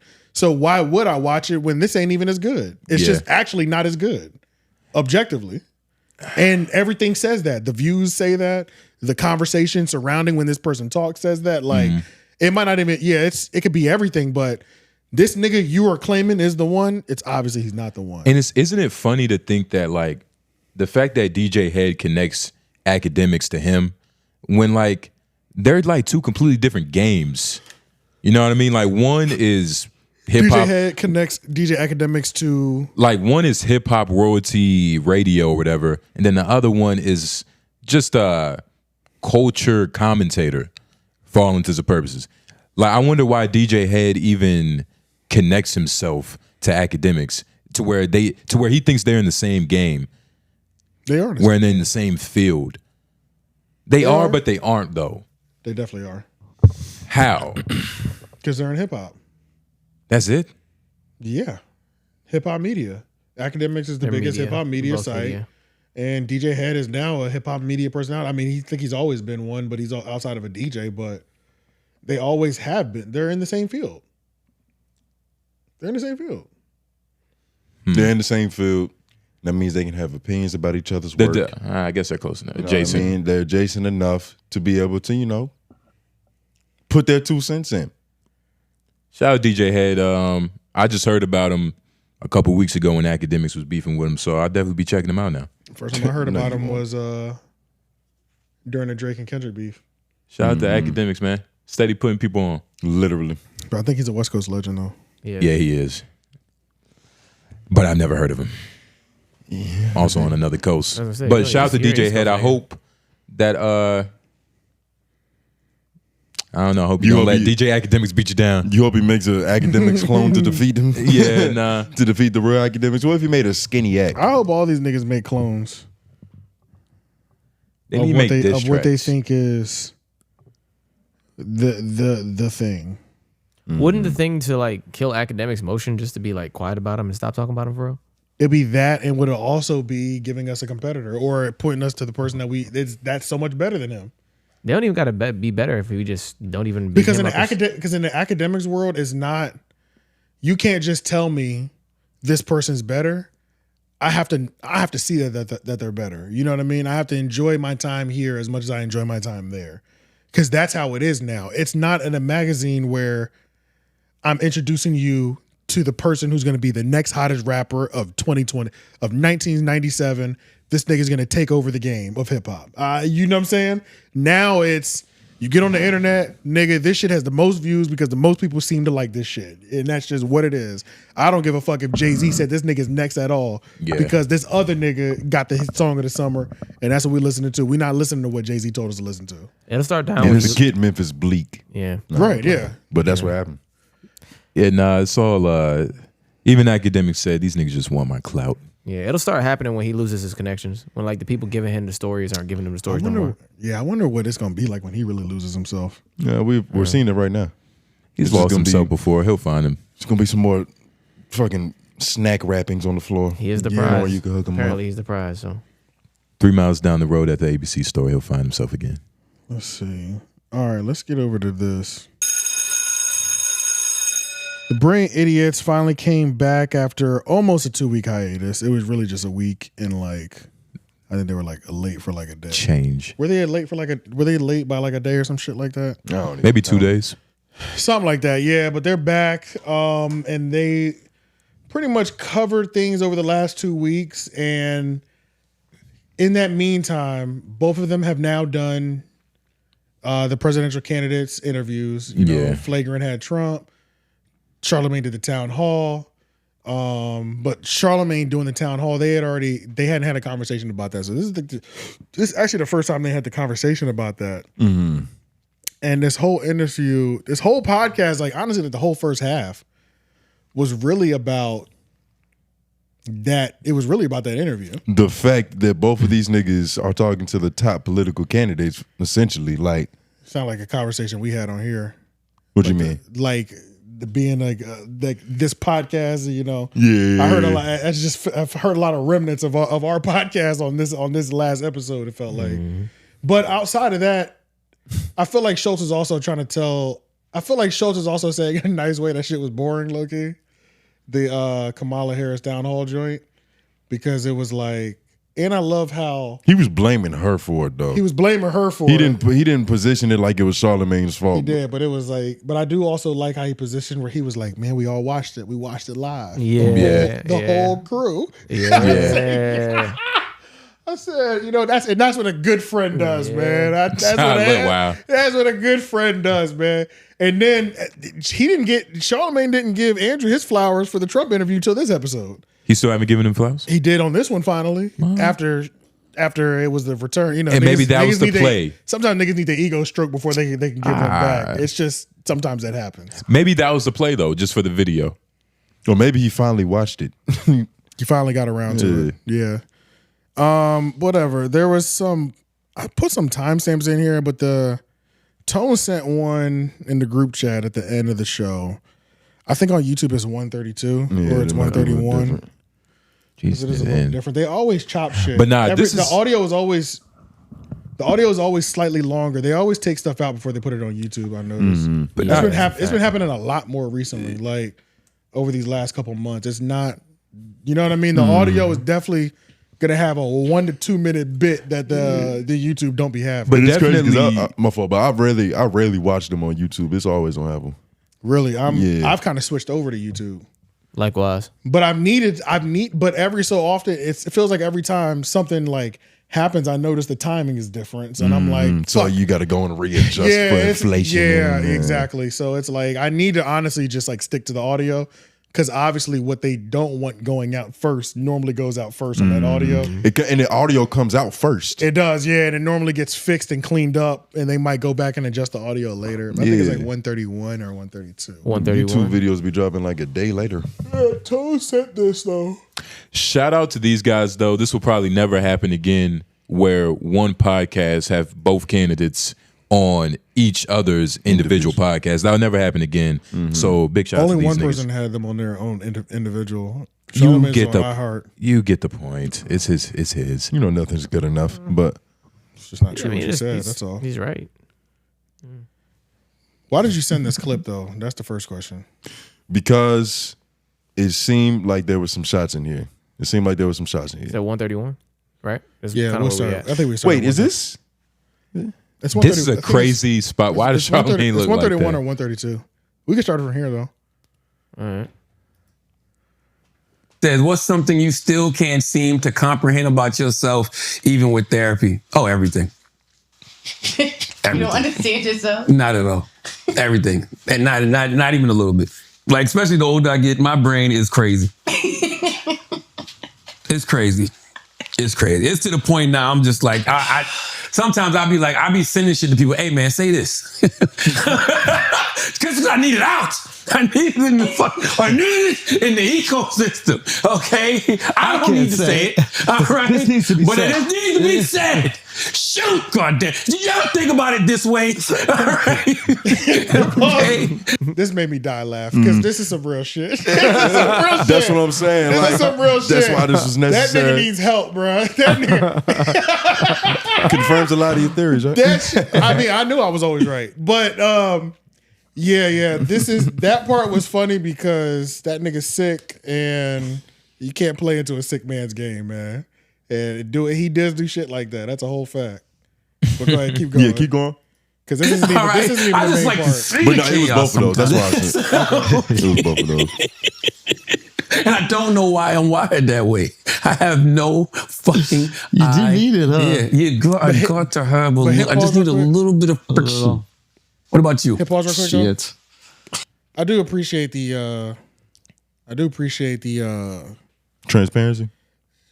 what do you call it?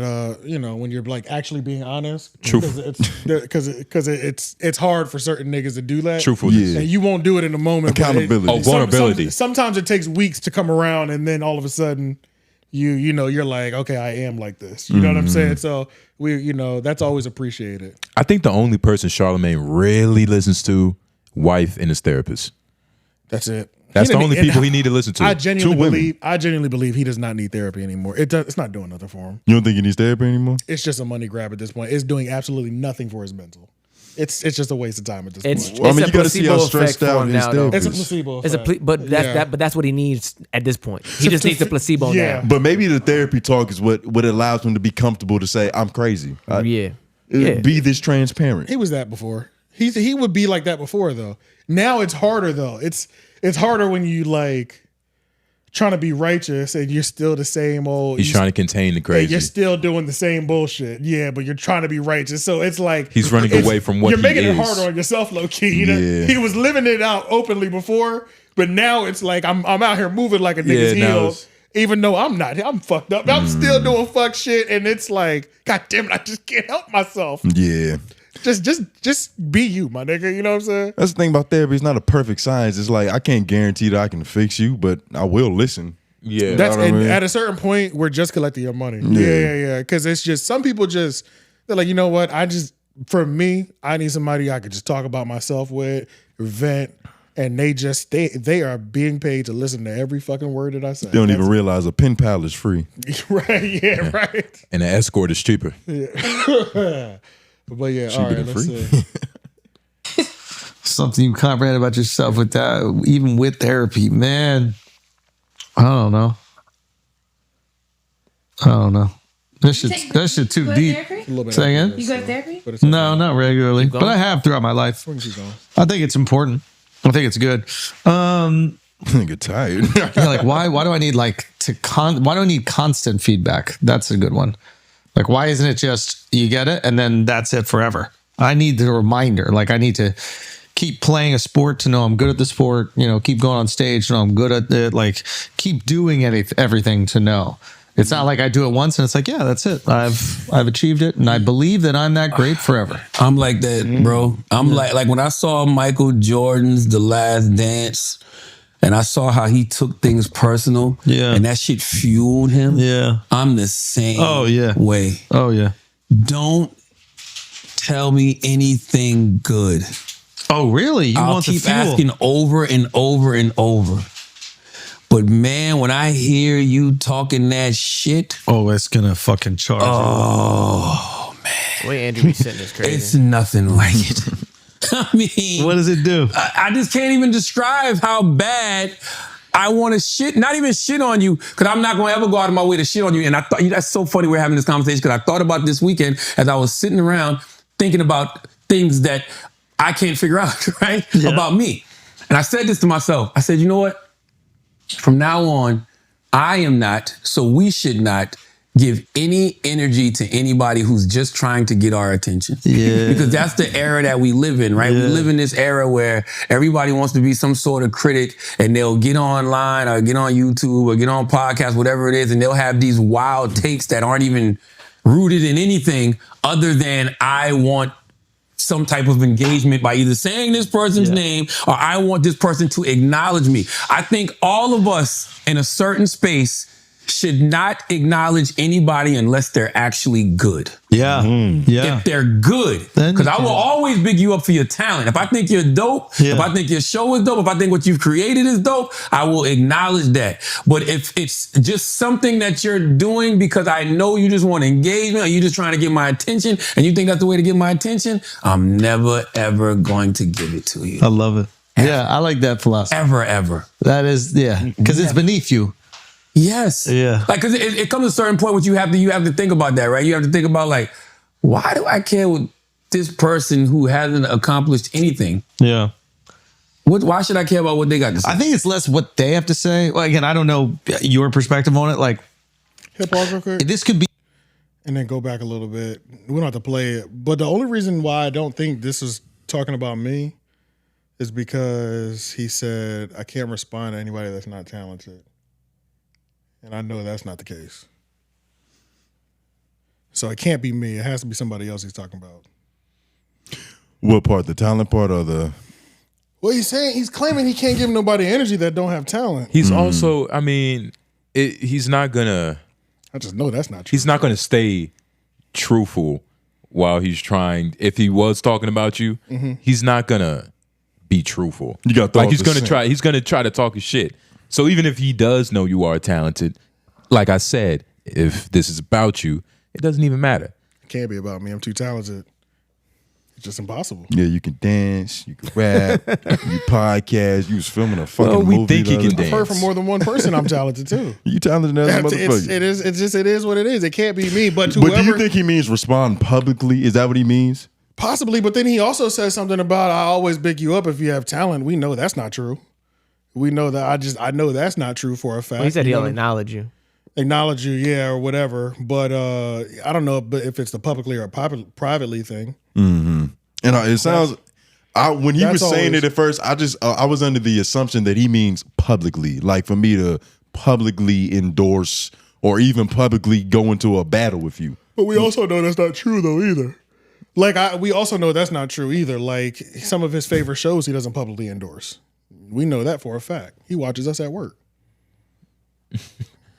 Has watched us at work. Yeah. He watches us at work every Tuesday morning. Every Tuesday morning at what time? 6 a.m. and 6 p.m. God damn it, Charlamagne. Watching us that early, you little... So it is what it is. But it's no public endorsement. Yeah. So does that mean that we're not talented? You can't. No. It's just... And then it was like also funny because it was like, he's like... why do I care so much? You can care a lot about somebody that's telling the truth.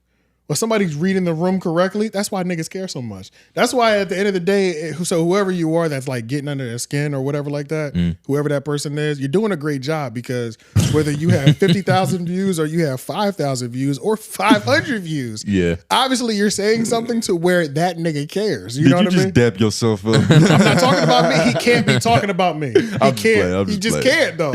But yeah, I think you're doing a phenomenal job. I'm not gonna lie to you. Yes. And also, it's good that you put him in this state of he doesn't want to take things he's taking everything personally, because I think Charlamagne, one of the things that he suffered from is having a bunch of people around him for way too many years that only big him up and don't tell him that he's actually falling off or new things that he's doing are actually trash and this part is good, but this isn't good. This could be worked on. Nothing just because you're, like you hit a certain level of fame, notoriety, and prestige doesn't mean everything you do is good. You know what I'm saying?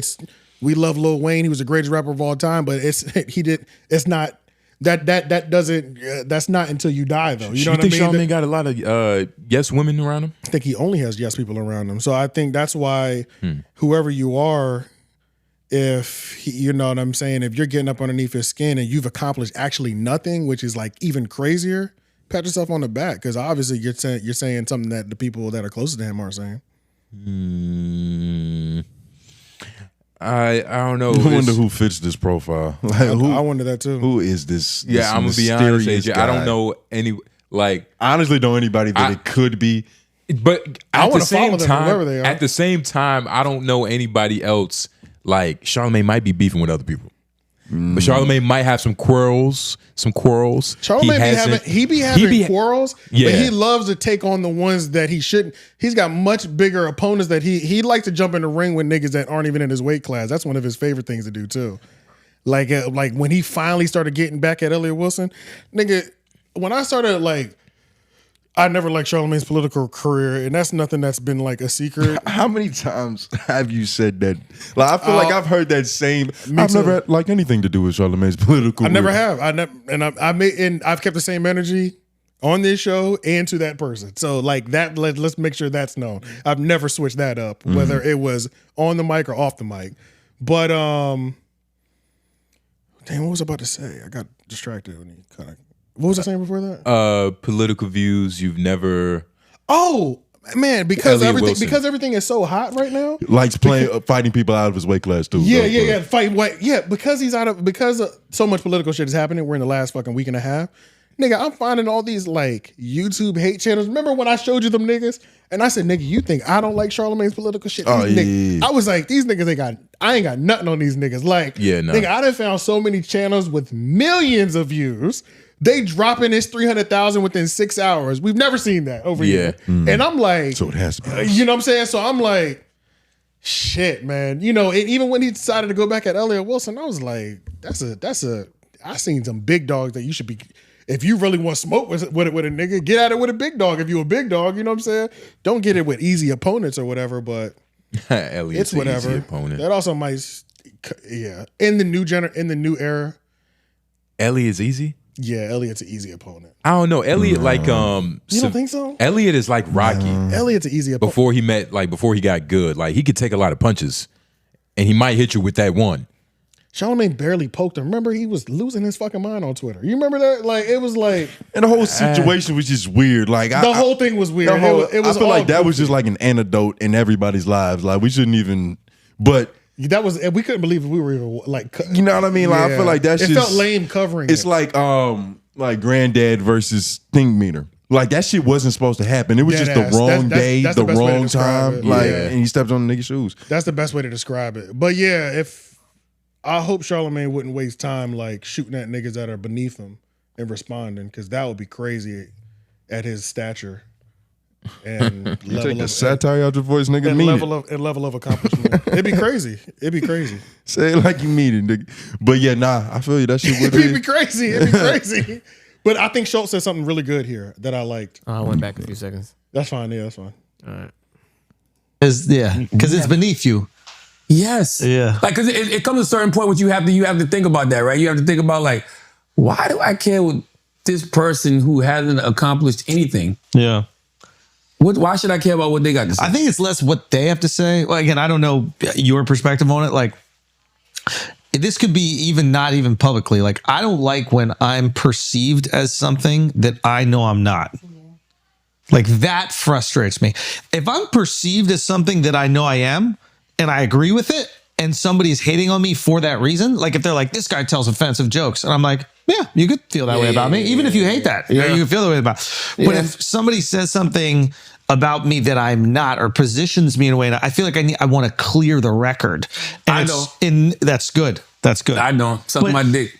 That is good. Because here's the thing, at the end of the day, it don't matter what you say. I feel like they're both being dishonest. That's not true at all. Yeah. So I feel like they're both being dishonest. I thought to a certain extent. I thought what Schultz said was honest. But he's I don't believe it, because I think if somebody his premise was, if I feel it in myself and you're also saying it, then it's okay.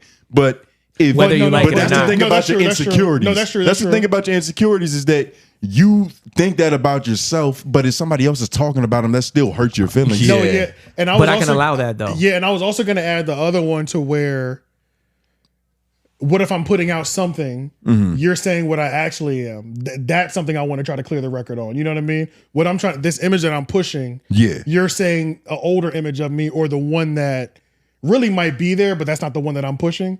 So you want to clear the air and like level set. You know what I'm saying? Like, regardless, most people aren't okay with people talking about them. Like whether they know it's true or not. The prince of pissing people off should always be okay with though. He should have the toughest skin out here though. But go ahead. Well, he didn't say he was the prince of getting pissed off. Go ahead. He should be the toughest out here though, honestly. You think so? Yeah, he should be the toughest. The prince of pissing people off. But you got to understand what were his monikers? A person he that had would, a couple of them. Anybody that would get that good at pissing people off probably isn't good at getting pissed off himself. Like, how many people are that logically consistent? You know what I mean? Like humans are a little obtuse. I will say that Andrew Schultz's level of bashing online, I am surprised he's never sent a copyright strike out though. That is one thing. It feels like we've seen everybody kind of get a copyright strike, get caught up emotionally and send a copyright strike. He's never been that emotional. Yeah, or the victim didn't make any noise about it because we only know what happened if the person who got the strike sent. Nah, that's not. He's been pretty honest, like Too Lazy to try comedy enforcement. It's been a lot of niggas that have said damaging things. Some niggas' whole YouTube channels are built off that shit. And granted, it might not mess. And that's another big caveat to what you just probably said. If it has nothing to do with ticket sales, it might not even be worth. That's a whole to like even try to shut somebody's way of making money down. Right. Because at the end of the day, Schultz is somewhat independent, so he respects that part of the business that comes with it. And it's not messing with his ticket sales, so there's no reason to even worry about it. I think because Joe Rogan has sent podcast cringe a couple copyright strikes. I think he has, and so has Bad Friends. And that's another guy that you would think, Joe Rogan copyright strike. Well, and especially just Joe Rogan is also like one of the main people that when his comedian friends come up, he says, "Don't look at the comments." Yeah. So like, or don't watch things about you. Like he's also one of those people, but he's also sent them out too. And he complains about like not being able to, now that he's back on YouTube, he don't have the freedom that he had on Spotify. So that was a running storyline. But Joe Rogan seems like the type of person that go back on that though. Man, it seemed like Andrew's being pretty genuine to me in this spot. Seems like that to me. Well, and that's another thing about being like, suck my dick. I hope he's not saying suck my dick to a nigga who hasn't accomplished anything, because that'd be crazy. That'd be crazy. It probably wouldn't be crazy because that's the only way for him to accomplish something. To suck Charlamagne's dick. That'd be crazy. I don't know if that's like my thing. I'll throw you a lob. That's crazy because nigga, that's pretty emotional. That's pretty. Oh, them niggas is up underneath your skin for real. I don't know if you got to be up underneath your skin for real. I don't know. Jesus Christ. Maybe if he's crashing out saying it, but if he's just saying it in the context of this conversation, then that is Charlamagne's version of crashing out. He don't crash out no more. Charlamagne don't crash out no more. That's why I'm like, I don't know if this is that bad. Elliot was the last time we saw it, and even that was weird to everybody. That wasn't even really a crash out. That's what I'm saying. Even that was weird. Crashing out. I don't think Charlamagne has ever crashed out. I think he's kind of flawless in that sense. He's never just been like, fuck you, nigga. Like, you made that nigga yawn when you said he was flawless. I haven't seen him crash out before. I've seen him. Yeah, a real crash. He's crashed out, but his crash out isn't an Akademiks. Fuck you, dick gobbler. It's not that. It's Donkey. He does a beautiful hit piece on it's you. It's a smooth criminal. Yeah. It's something like that. Yeah. Like there's a level of vengefulness, but it's calculated, and that's what I was saying earlier about Akademiks is that he doesn't have that tact. No, he doesn't. He does though, because off the fly, he's capable. He is capable, but he doesn't enact it. He doesn't use it as much. Even though what he does off the fly is pretty goddamn like you're like that. He's weaving. He's flowing that bitch. Speaking of like somebody said Michael Jackson, something that. Smooth Criminal. Moonwalker the movie is on Amazon Prime right now. For anybody who's never seen the Michael Jackson movie, the music video Smooth Criminal is from that movie. And for those who it's one of the greatest Michael Jackson movies. A nigga turns into a robot, a car. All I'm saying is watch it. We had it on DVD. Really? Yeah, I had it on VHS growing up. Watched it. Moonwalker. Okay. It's called Moonwalker. I watched it 17 million times. That's all I'm going to say. He turns into a car? He turns into a car. Nigga. Yeah, I think I've seen that. It's still amazing. Yeah. It's amazing. He turns into a car. He turns into this robot. Car seats in the back? Danny DeVito. One of them niggas is the villain in it. Bro, it's crazy. It's like music videos mixed with a short story with the moonwalk, with the Smooth Criminal video. It's crazy, nigga. It was just a different era. Music videos had y'all a got different to see level this. of respect. Y'all got to see this shit. Like I music think videos used to premiere on TV. Or Yeah, I at think least in total, his this thing did. can't be more than like 45 minutes. It's not super long, but it is fucking lit. It's lit, bro. Okay. I just want everybody to know that. What year did it come out? 98? Oh, 88. 88. Yep. Moonwalker. And if you watch it's this an and hour and a enjoy half. it, then you should watch the what's that 1 8-hour Michael Jackson movie? The BET special. Oh, that's the BET yeah, special? yeah. I felt like I've watched that in full like 3 times. Me That's too. enough. Yeah, That's me like too. 1,000 times watching any And I've other seen movie. several of parts, like, but not in order. Like, Because they broke it up like it was a TV show at it's one point. essentially, yeah. So it's like I've watched like this section of the movie and then watched that section of the movie. Probably So 2-3 yeah, times, yeah. Because this shit takes all day to watch. Like literally, Yeah, like I remember one day I was sick in elementary school and like I was staying home for the day. I just watched that fucking movie. no, yeah, and that got you through the whole day. It got me through the whole day. Yeah, man. bro. Yeah, classic movie though. That and them It's very well saltine done. them crackers. Yeah, very well done. That white man did a good job. Playing Michael Jackson. But yeah, man, to whoever Charlamagne is talking about, you don't have anything to lose. So keep doing you, my nigga. You've done nothing yet. Except get under his skin. So I guess you're doing all right. You might want to check your ghost DMs to see if he's trying to link up. Yeah, low key, he might be trying to. He might He be might be trying to, hate slide on them together. Yeah, man. Slide your tickets to like the. You think he's bald too? Who knows, man? It might even be a woman. Nah, I don't think. Nah, Charlamagne would I don't never think a woman disrespect would a woman. care this much. That's true. A woman doesn't. A woman would never care this much. Man. And usually when women disrespect Charlamagne, they really disrespect Charlamagne. They really go. It's for never like I kind of just They don't don't- like you. It's like, Nah, that's nigga, true. your past is bad. It's like, whoa, Yeah, like Jesus. what Monique said. Because Raccoon the skin. last one I remember was Monique at the end of the interview when she was Yeah. when she was like, you remember what that shit was? I was like, you know the slave husband that let his slave wife When get he raped walked- by yeah. the slave master. Walked You the brother that did it. Yeah, you the walked brother him that in. walked her up to the house. Yeah. Nah, that was yeah, passionate. He gets disrespected on that level. That Yeah, shit do nah. be savage. And nigga. it's never. It's always with women. It's always It the is, yeah. extreme. It's always nasty for level real, of disrespect. They're Yeah. also allowed to do that though because it's not going to end in violence. Exactly. They're, Of course. they're They always can up the verbally. ante, Yeah, so- verbally they're allowed to kind of take it a lot further because niggas, it's like we know that leads to a fight. So it's like Yeah. There is always a level of like it only goes so far with Some men. respectability politics, unless we really want it. You know. Well, what I yeah, mean? that's why I was curious about the suck my dick thing because it was like that was interesting, but hopefully he would have that same energy for niggas with millions of views that cook him every single day on the internet and not somebody who's not accomplished anything. Because that would be like, then it's like, okay, You want a no name to suck you off? That's that's crazy. That's weird. that's kind of crazy. You know what I'm saying? Have that smoke, keep that energy for everybody. You know what I'm Yeah, saying? man. Like, goddamn, that's interesting. Have the big name suck you off, man. Yeah. Be a big boy. Holy shit. But yeah, shout out to that was the last phrase. Nobody All say right. nothing else. All right. Melyssa Ford, M4 went to Poor Minds podcast. Yes. Drea and Remember her name. She's important. Nicole. Starts with a C. why do I keep wanting to say Nicole? Is that right? No, because there's a Drea Nicole. That's what one. it That's a is. one bitch. That's right. So you break. It's just like you just break the bitch in half. It's two bitches, the same bitch. Talking about Lex. Yeah. No disrespect to y'all. Y'all like Yeah, it. Lex. But Yeah. you do have two first names. This is my first Poor Minds episode that I had seen in quite a long time. And they've gotten, because most of the time when I've seen Poor Minds, I've always liked Poor Minds, but I've only seen them In passing. or in terms of in terms of other podcasts that I So watch. in shorts, other podcasts. No, not about, 85 South Out 85 pop-ups, South. Brilliant Idiots pop-ups, Joe Budden pop-ups, you know what I mean? passing. In passing. They're always a feature. Right, yeah. Because I know they're not gonna make the content that I'm rushing to watch, of course, you know what I mean? Mm-hmm. But I can appreciate what they do. So like I'm watching this Who the full fuck is interview. that? That's Lex. I feel like they low key look different every time. So I'm watching this and I was like, just kind of like checking out their skills, and I'm like, man, they really they did a great job in terms of no dead air. They asked great questions, honestly. They asked questions that I didn't even like. I don't know much about Melyssa Ford, honestly, but the question they were asking, I was like, man, that's a good answer. I wouldn't even think to ask that.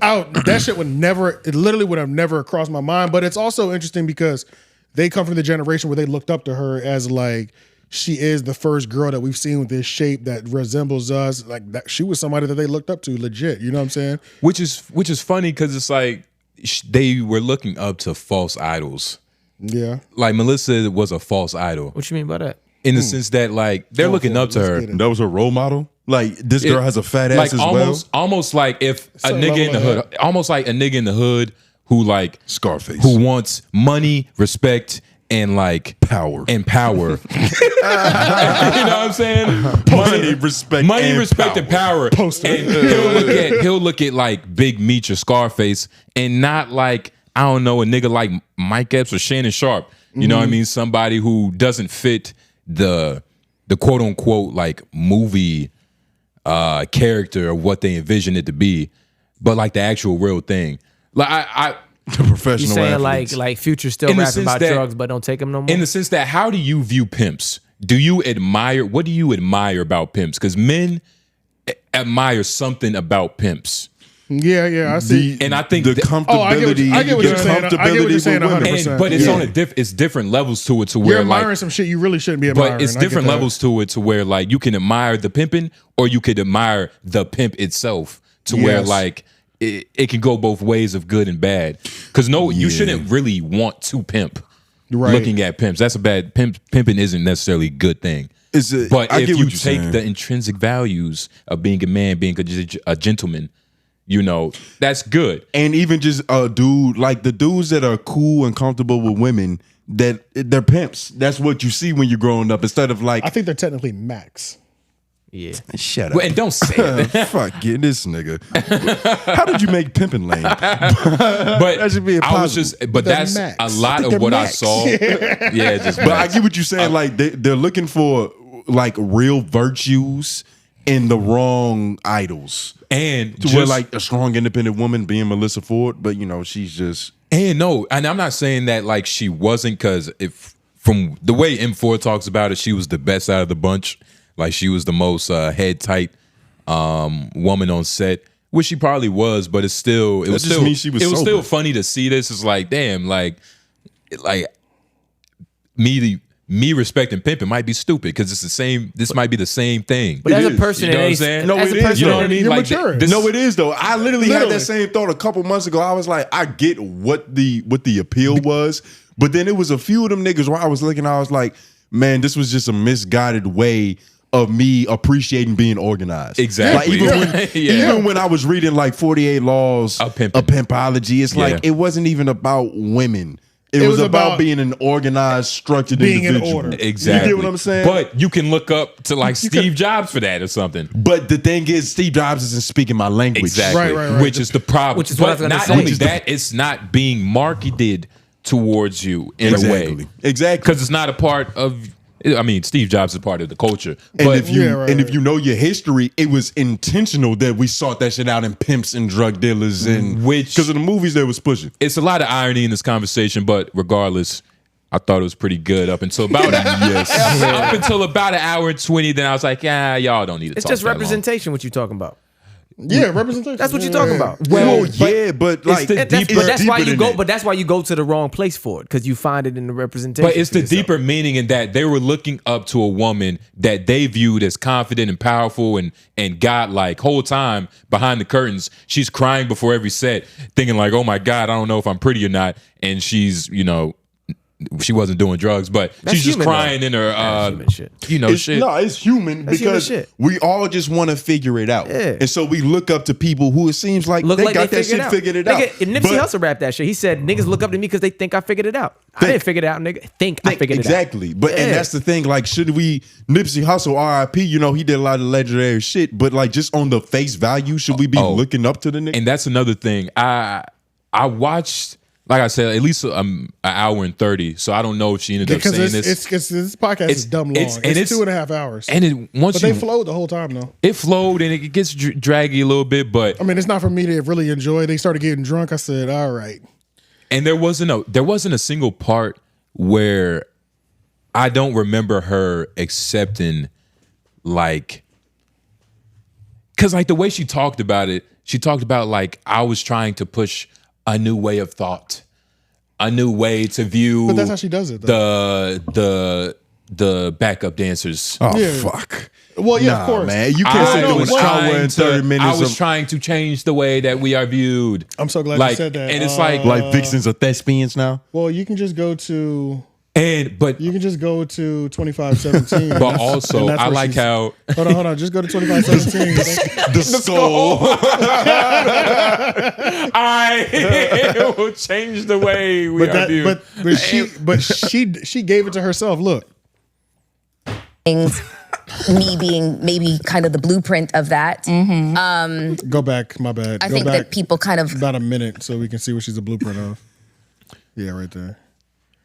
Is not that. Yeah, exactly. But a lot of times you could figure out from the song, the artist, and the lyrical content what the was going to be, like what the energy on set was going to be, and you would just be like, "Yeah, I'm good. I'm good on that one." And I think people, go ahead. Well, I was just gonna say, I think people wonder because a lot of the time that's how it is today. So I'm just wondering if it was like that back then too. I mean, I think that people have different intentions now. You know, the age of social media, and like, you know, just how many women kind of elevated past being music video models and became other things. Me being maybe kind of the blueprint of that. I think that people kind of look at that elevation as something that they can achieve as well. And, you know, so that's a driving force for their motivation. Right.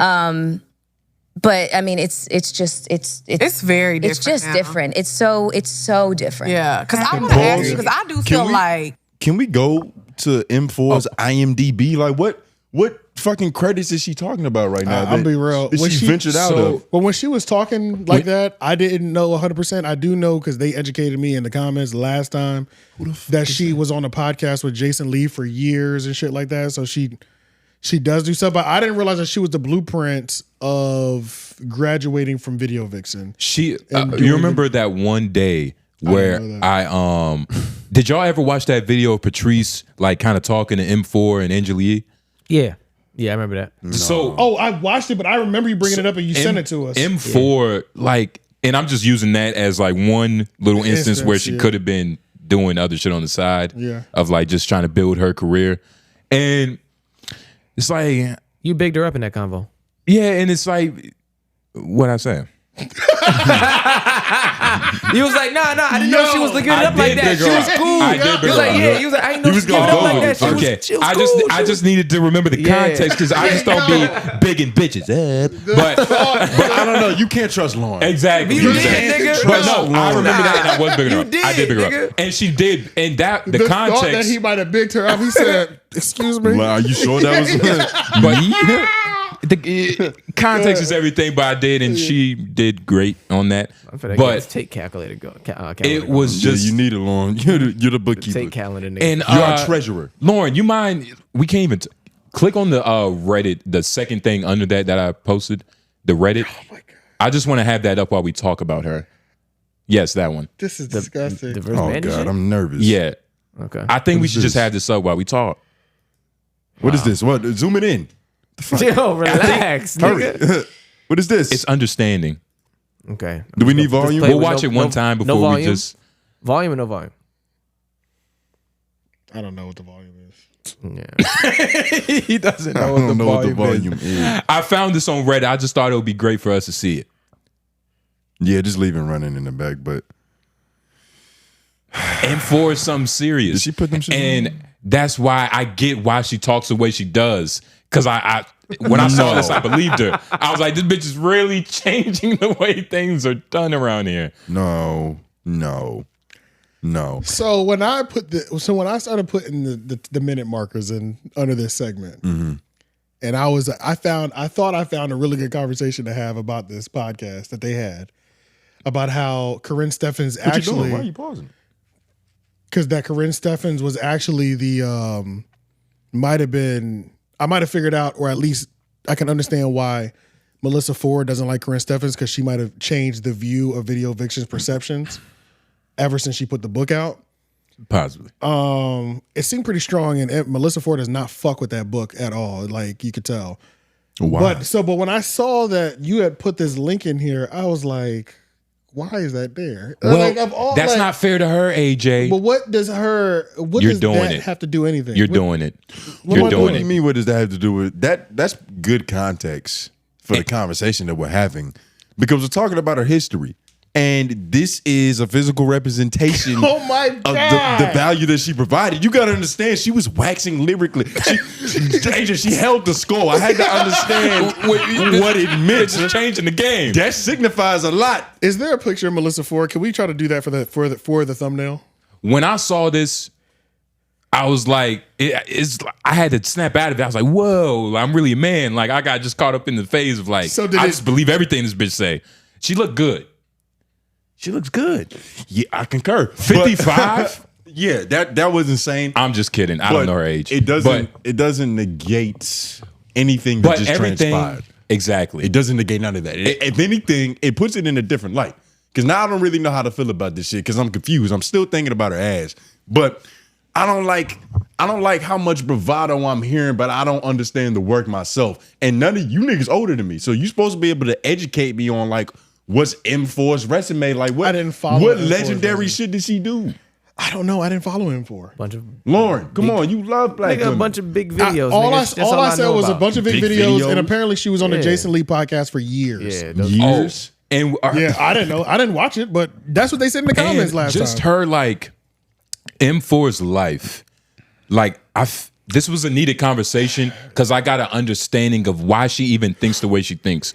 This is a woman who works hard, by the way. Her Angie Martinez one was good too. She had 3 jobs, going to college, paying for her own college. She started. Doing I don't even know movies. if it's She did start luck. doing movies too. What? What, nigga? Lord, what the fuck you thought? You started doing movies? What movies? Yeah, right here. Think Like a Man, including Think Like a 2012. Man. Google Melyssa Ford, Think Like a Man. We got to see like She was in that shit. What was she one of Terrence J's like fumbles at the club? Like No, was in. I saw Entourage. I already know what she was probably doing in Entourage. Yeah. There's not many. Hey, positions. lead actor.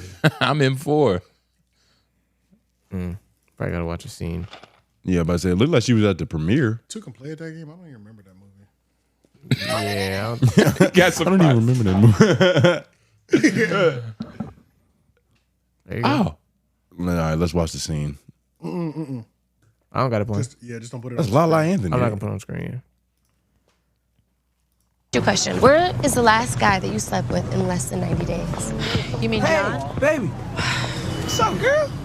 Hey, I had a great time the other night. Oh, did you, Alex? Yeah, Melanie, I was gonna call you. It's Maya, Negro. I gotta go, so I'll call you. I know you did not just call her Melanie. It's okay. I'm not even gonna let him get to me. Whew, I'm in a better place and I am on another level. I'm real sweet. I feel like I have X-ray visions, like man goggles. You know, we spend all this time complaining about how guys don't want to be in relationships, they just want to hook up, but really all along we've had the power. We have? Yes. We control the cookie. She who controls the cookie controls the game. Okay, I got it. What's the cookie? It's a metaphor. For what? Is she in this? nigga, was she the bartender? Yeah, this was real good. Oh, yes, the cookie. I got it, the cookie. I'm telling you, the power is in the cookie. So how do we control the cookie? By putting it in the cookie jar. Did I just click on some random shit? Clasping the lid on tight. I'm not sure. And leaving it in there. Pause it. Okay. I'm Lauren. pretty sure she was a part of the group that Chris Brown just walked off with. Lauren, might I have been think what you it clicked on was. some That might random have shit. been Might what have clicked this on some was. random shit It also. better. Are you serious? God That damn it, might I be think what we it did was. just watch that for no reason. Though. I'm not gonna lie. Low key, I think we did. Yo, okay. What did she say at the premiere? So what's your character like in the movie? She is playing opposite 𝙿𝙾𝚃𝚃, and she's, excited to see him when he arrives at her door, and that feeling does not stick around for long. Yeah. How is your character in the movie like your romance life in real life? Or are you similar to your character? Well, I mean, I've got a short but sweet part, and let's just say she's a little sarcastic, and I am definitely described as sarcastic, very dry sense of humor, yeah. And what else are you working on right now?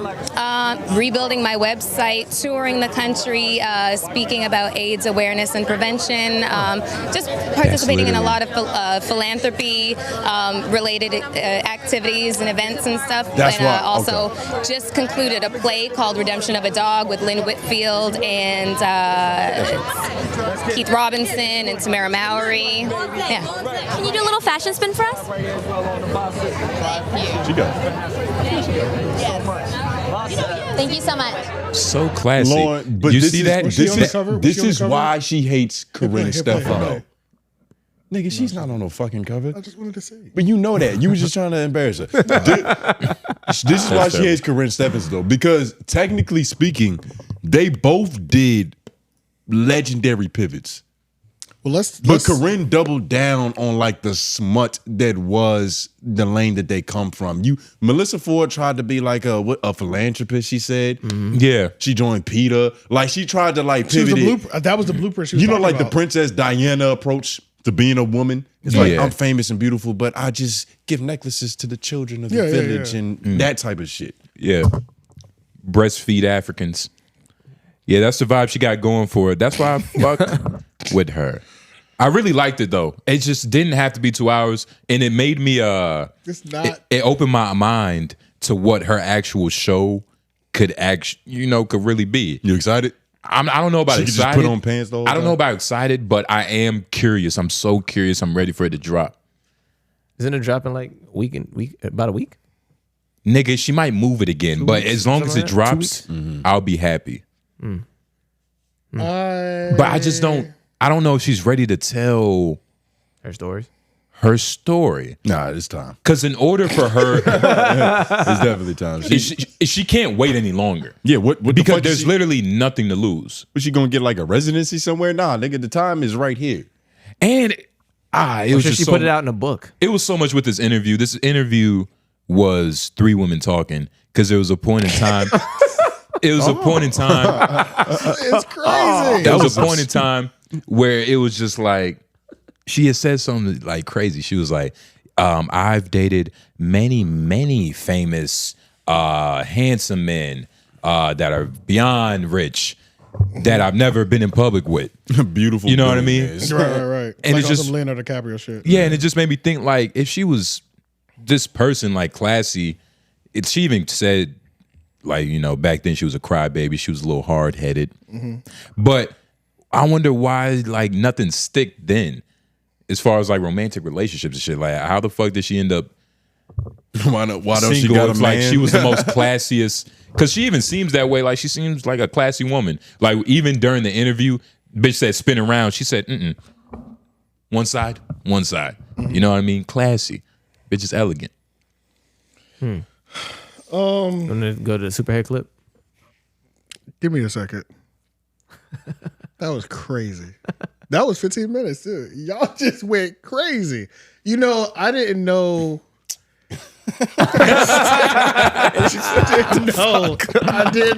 I didn't know. First of all, We were just talking. 15 minutes. But nah, this. I thought it was good, and I think it connects to M4 and Mandy, some weird way.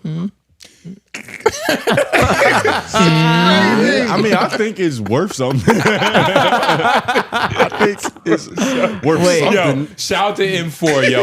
Mandy, you not fucking with M4. I'm sorry. What went wrong? Hold on. It's not that it went wrong. It's just you didn't expect it. This is the thing. You just getting too old? Or something? Like This is what? the maybe I'm getting old. I'm sensitive to these bitches, right? Maybe. You call them bitches? I'm sensitive. I'm just let me go. I'm sensitive to. You know what it is? I'm hypersensitive to the conversations that we have about other women in podcast media And how Right. it will look. Exactly. But why though? Because we've had problems before. Not because we've had problems.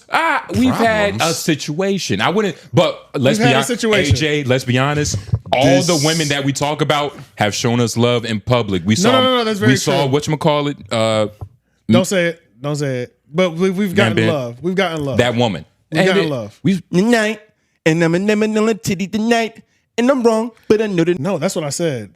That's how I said don't say it. But that's what I'm saying. Oh, I thought you meant don't say the next one. Well, then don't say don't say any of them. That's the classic thing to do, to not say any of them. Yeah, just it doesn't matter. It doesn't matter. Like the name dropping doesn't matter. But I was hoping we can at least have a conversation not about anything physically before we went there. It's funny that was his plan, but you put that link in the notes. Link, yeah, that's what I'm saying. So I'm like, because I knew it might go there at some point, but I'm like, there's at least the conversation started off with the psychology of the same way. No, that's always a problem. That's all. We're not beating that. We're not winning that battle yet. What you mean we're not winning that battle? We're not winning that battle. Which one? The psychology of bitches. No, that's not gonna. No, Tony, let me explain because I'm the one who said it. How could we lose? The conversation started off with how the same way young males can view pimps, young women can view video vixens. That part was balanced, and that was literally that's the balance. That was literally. But we still didn't need to go there because that wasn't that. What is that conversation? The idea of young males viewing false idols. But that's what I'm saying. That's not anything that they talked about. Is no, what I'm it saying. is No, though, but because it's not. he said that he was watching the interview and they were both glamorizing her whole legacy and be like, "Oh my God, I look up to you," and it made him realize what he did with rappers and pimps and Scarface and all that. Literally, shit. what we're supposed to do podcasts about podcasts and finding the intrinsic values. That shit was there. It was there. That was fully fleshed. Yeah, but what did you have to say that we ruined? Nothing. I did. Bell. Good job, nigga. Boom. Defend the right to speak about titties. Right. At all costs. Okay, hey, you got it. All right. Mandy verse. This isn't even a Mandy verse M4. This was Emanny was on Twitter X Spaces. Yeah. And mediating. Yeah, he was in M4's live, and he was pretty much like, y'all should make up. Is there a I just thought it was funny because they kind of shut that shit down quickly. Immediately, right? it was such a quick shutdown. Like, I think that's impossible. I think it's dope if women.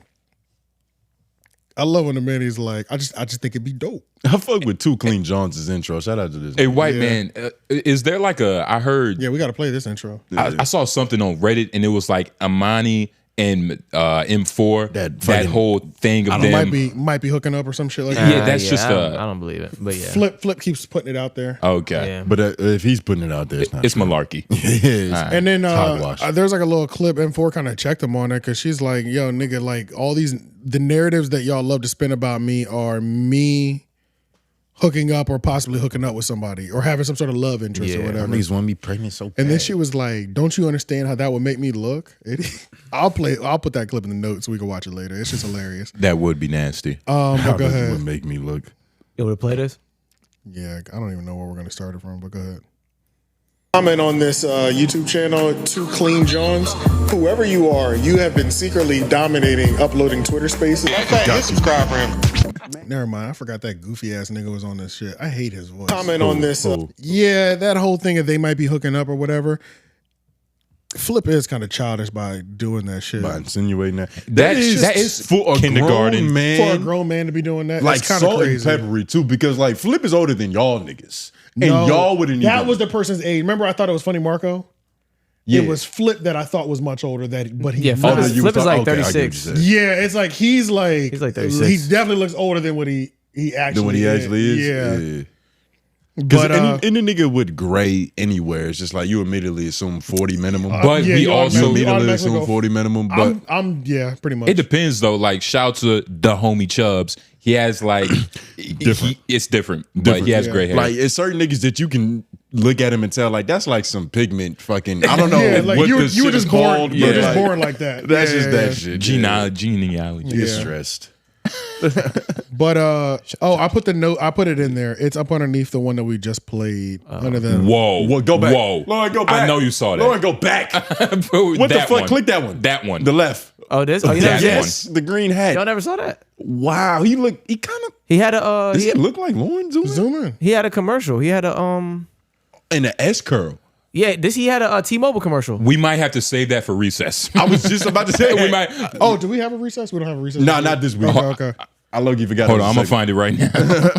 Yeah, he did. We do need a recess of all old flip shit. I Yeah, got you. That'd be easy. This looks immaculate. We might spend a month on this. Yeah.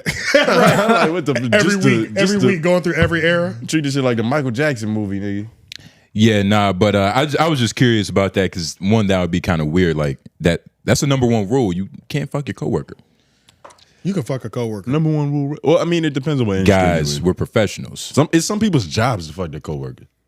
Yeah, corn stars. Mm-hmm. Yeah, that's a profession. Some people's jobs. You said President Bill Clinton. You're right. Accountants have to fuck their secretaries. Come on now. You know, they say doctors or That one nurses right are there. slutty. The middle one. The middle one. Oh, it's the middle. Nope, you clicked the right one. Go back. That's crazy. All right, so this shit. Mm-hmm.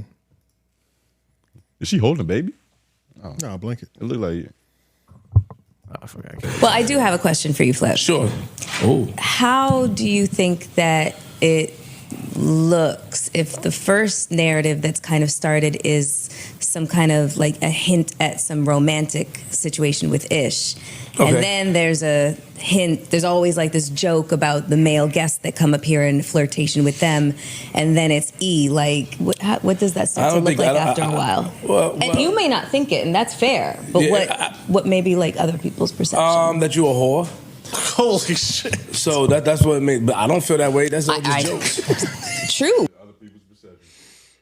That's just hilarious. He did say other people's perception. He did. Like, you know what I mean? Or she said, or somebody said the context up. So He was right too. It was justified. And yeah, you know what I mean? That's a pretty real accurate shit. assumption. Yeah. That was great comedic timing. That was great. That was great camera work and everything. Like everything was perfect. And just in that Parks' laugh. Yeah. It did something for that. Oh shit. Yeah. Like everything about that little 20 seconds was perfect, dog. Mm-hmm. Yeah, her lack of a rebuttal. Damn, but that's sad. She's been getting that for years. Yeah, Joe be doing it to it too. Like- That comment says it down there. That's the. Hey man.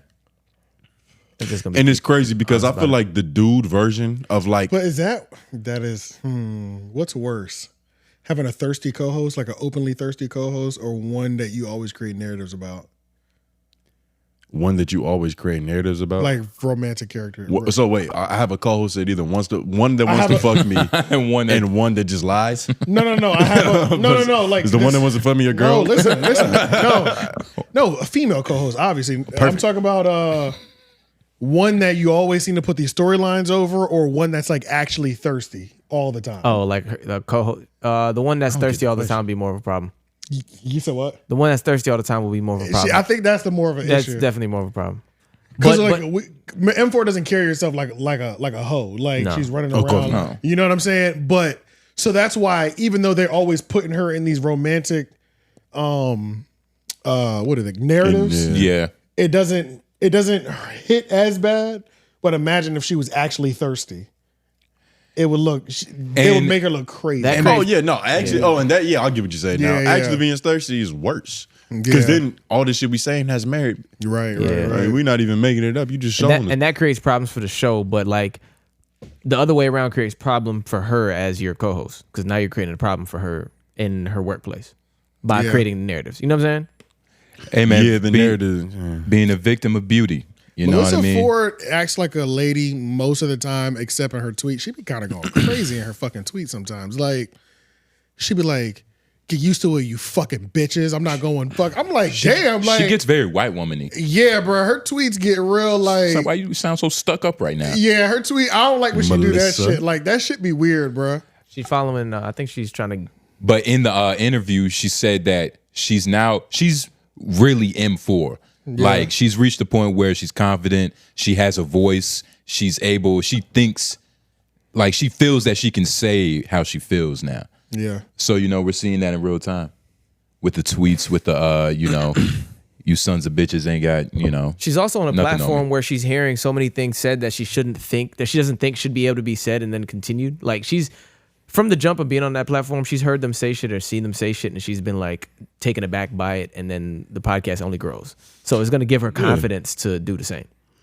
You know what I'm saying? Like to actually have stronger takes. Yeah, nah, yeah. It's her job to say things that are inappropriate. Think so? Yeah. Nah, I don't know about that. It's her job to say things that are inappropriate. That's a part of having a woman co-host. It's like real shit back in. You know what I mean? Like, Yeah. Because, you know, a bunch of niggas. Oh, I see what you're saying. I mean, we got AJ, but I see what you're saying. You know what I mean? Like, it can get off the hinges very fast. Yeah. Wait, what happened? Are we saying wild shit? What? Nah, man. Nah, he's saying that you'd be reeling them back in. I think I was bigging you up. Sometimes. Okay. Yeah. That's when I like to give you props when you're not listening. No, so your head don't get too big, nigga. He ain't pay attention. Hey, he's kind of a good guy. It's like, I don't know what niggas be saying about this cooking shit. He seems all right to me. He seems all right to me. I fuck with him. Big niggas up when their back is turned, huh? Yeah, exactly. I know somebody else like that, man. Oh, wow. That's gonna be, man. All right, man. Same person. I want to make fun of Charlamagne's Lara Trump interview, but I forgot to put timestamps. There's timestamps on there. Yeah, I thought Lara Trump went to the Breakfast Club and just a nasty performance from Charlamagne, man. It's just I don't understand why you niggas don't keep the same energy up there. It's like stop saying you're neutral. And then somebody on the red side goes up there and you just embarrass yourself because it just every single time. And then it just, they don't even be cooking correctly. It just seems like the dish is sloppy. You know what I'm saying? The dish is sloppy. Oh God. But Lara Trump went up there, who is Trump's son's wife. Yeah. Daughter-in-law. That's what they call him. Yeah, that's what they call it. I was about to say, somebody's gonna say the easy one. That's the title. Yeah. Boom, nigga. We can't put these on the screen, I thought this was interesting. I've never heard of her. Me neither. I didn't even know she existed. I just assumed he was married to something that was beautiful. But I'm beautiful. I've seen her talking before though. I've definitely seen her talking somewhere. I don't know if it was a rally. No, it was when they were first nominating the people for like the GOP shit, whatever the fuck that is. I remember she came up and was given an endorsement. Okay. She was like, she essentially said, vote for Trump because he's a great grandfather. I was like, oh, okay. You know what I mean? Something dumb. Yeah, but I mean, you know, she's playing her part. Paraphrasing too, of course. Right. Yeah, of course. But I thought this was a good interview in the sense that, you know, I mean, she cooked these niggas, man. A little pushback is always good for the viewer. She cooked them. This was fun. There were many moments where, yes, I will agree, she cooked them. She, they thought they had her in the corner. She was like, no, I'm Trump. Right. I thought it was also a little bad faith and kind of nasty how in the beginning when he was like, what's it like walking around with that last name? And you can always, well, at least you're not, at least you can always like walk away from it pretty much. It's almost like, that was kind of crazy to me. Like, at least you're not really born that. At least you're not. At least you're not really born that, which is like a crazy diss to like your husband. It's like there's on some human shit. Like, there's like that's where we're starting this interview. You know what I'm saying? Yeah. Thank God you're not a part of the bloodline. That was kind of crazy. There's nothing wrong with that. It's not the worst thing in the world. Like, I think what it is. I think it's a good marker of where we're starting at. I think what it is, I see glimpses of the quote unquote old Charlamagne a lot of times when he's talking to people that he disagrees with. Disagrees with. And that's the problem. You know what I mean? Like you bring your old self out when it's... The old Charlamagne was better when he knew what he was talking about though, which was like hip hop topics. But like politics, I just hear him say the same 4 things over and over again. Which is unfortunately most people that vote. Oh, yeah. Which is unfortunately... Right, like, you fucked him up with that one. Yeah. I'm not like you fucked him up. He was like, oh shit. Most people that vote though? I was like, unfortunately, that's mostly everybody that votes. In the political like, process. nigga, I'm not on either side, but I have like 2 points to go for like both sides. Like if I ever needed to choose one, I got 2 points. That's crazy though. You don't got 2 points? No, well, yeah, I got points for everybody probably. You know what I'm saying? But at the same time, I'm also not like focused on it either. Of course. Like I'm not focused on political stuff. Of course. But the ones that I do see, they have like, if they're on the red side, they have like 10 points. If they're on the blue, like most people have more than just 2 points. They have a lot. And Charlamagne has, especially ones that are out here trying to actively have political conversations. They're not in the same conversation, just repeating themselves over and over again. And Charlamagne has points, but the thing is, when you're talking to somebody who's actually in politics, it looks crazy. It's like there's always another level to go deeper in. Right. And you'll never know everything, especially when you're a radio broadcaster. Like that's just it's not possible. But I don't know what these. So yeah, 1620 is a spot that I think you would like. Charlamagne got. Let's play it. Trump. I don't believe that's true. Yeah, that's a fact. Where? 15 seconds back. Look it up. It's on Google. He's drilled. 15 seconds back. But Biden Why has did he drilled drain more our than Trump, though. strategic petroleum reserves, which are actually supposed to be used for emergency situations, for war times? The things But has Biden drilled more than Trump? I don't believe that's true. Yeah, that's a fact. Where? You can look it up. It's on Google. He's drilled more than Trump. Okay. Yeah. I don't believe that's true at all. And It is. Okay. Yeah. But Donald Trump was obviously a proponent of being energy independent and energy dominant as a country. And we are not right now. And that puts us in a very weakened state. And you would not have seen the issue in the Middle East right now. And you likely wouldn't have seen the issue with Russia and Ukraine had those countries, had Iran not had the funding and the money coming in from the oil, had Russia not had the funding and the money coming in from the oil. It's a terrible thing to see. And now, so, 1854. you know, I think that I put that as one of them too. I put 55. 1854? 1854, exactly. Yeah, just go right to it. Why can't I Just find keep any of playing. my screenshots from this? And I mean, even saying Obama wasn't born here and show his birth certificate, and there's numerous things. So what do you say to that? Well, I think that's ridiculous. I've known this man for 16 years. And, you know, you can go to each of those incidents and, you know, there was never any proof of anything with the houses that you're talking about. He settled out for that though, Yeah, right? they settled that. And there was no admission of anything there. You know, Central Park 5, there were so many people. You had a governor Democrat, DA who prosecuted the guys, and they admitted to it. There were a lot of people in New York They were at that time. exonerated and freed, and there was never an apology, never sorry, never However, a my I will bad. say that you have to. No reason to go back, but 10 seconds before that, Ebro dubbed the question. A lot of people say Trump is racist, and that was the context to why she answered that way. Envy. Envy. That was funny. My bad. But Envy asked a question. That's why she responded with that answer of, well, you know, with the Central Park 5, it was a couple other Democrat niggas and that shit. I think for about 10 more seconds. Look at somebody and what they actually have done. And Donald Trump really was very beneficial to the Black community when he was in the White House. I will say I've never seen this man say a racist thing. I think the attacks are fairly... Why is that funny, Charlamagne? I'm just like, it's hysterical. But I mean, But no, Charlamagne, because people act like listen. there's no such thing as Google, or we don't have TV, we don't Well, have what is radio. it that you think that he said? When Mexico sends its people, they're not sending their best. They're bringing drugs, they're bringing crime, they're rapists. This morning, a bitter backlash after President Trump referred to Haiti and Lauren, you see the African next nations timestamp? as S-hole countries.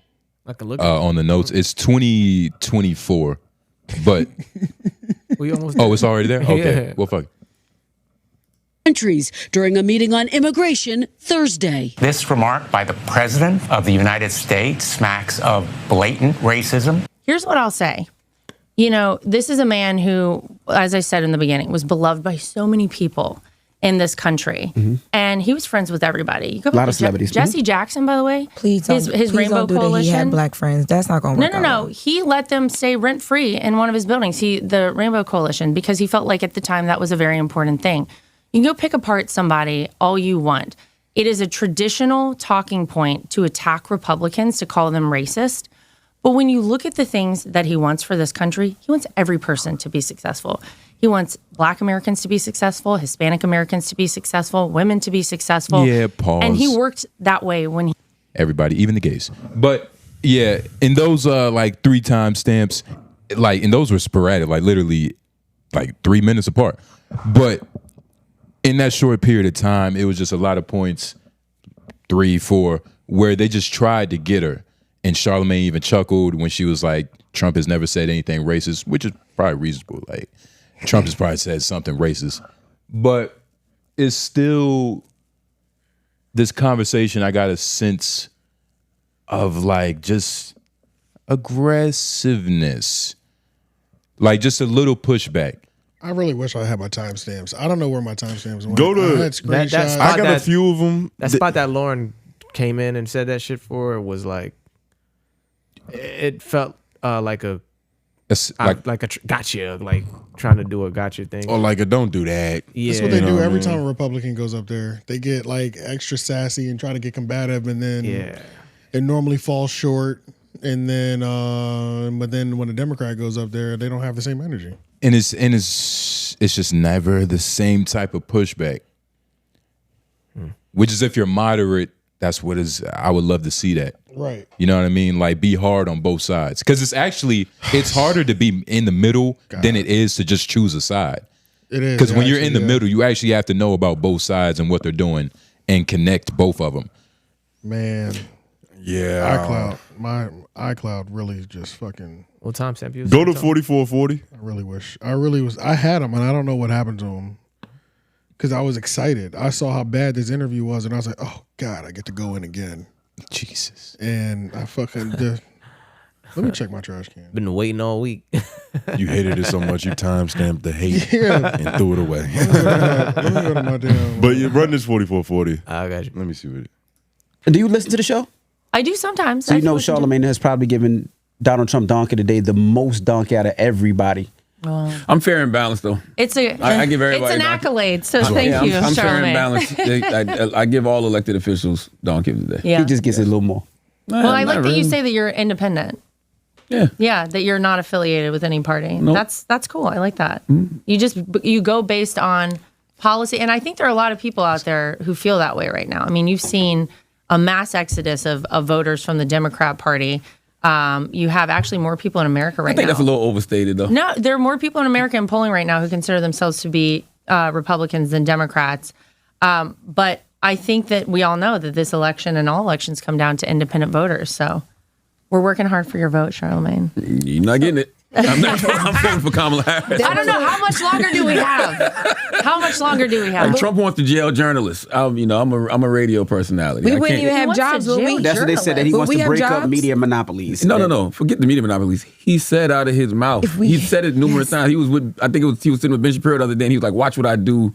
I think it was with the New York Times. He said, "Watch what I do to them." He said he wanted to take CBS News license. He literally said he wants to jail journalists who oppose him. And you believe that? Did he jail journalists whenever he was in the White House? So why are you saying? My thing is this: why say things that he doesn't believe if he doesn't want us to believe him? Well, I would have to actually hear him say that. Take the writer and or the publisher of the paper, and you say, who is the leaker? And they say, we're not going to tell you. They say, it's okay, you're going to jail. You may have heard of something as called sarcasm, and Donald Trump operates in that quite a bit.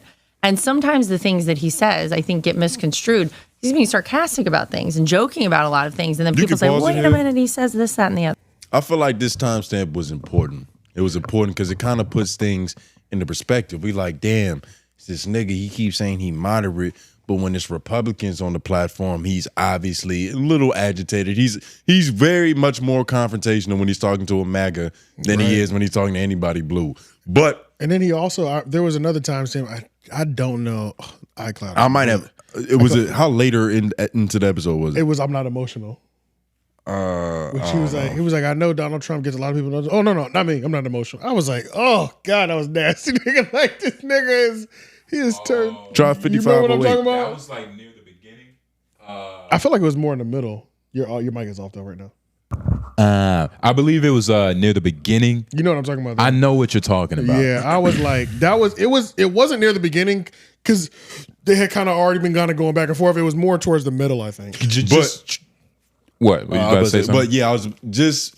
I think that's where this is coming from. It's just like the fact that he knows he's voting for Kamala Harris. So like he's decided.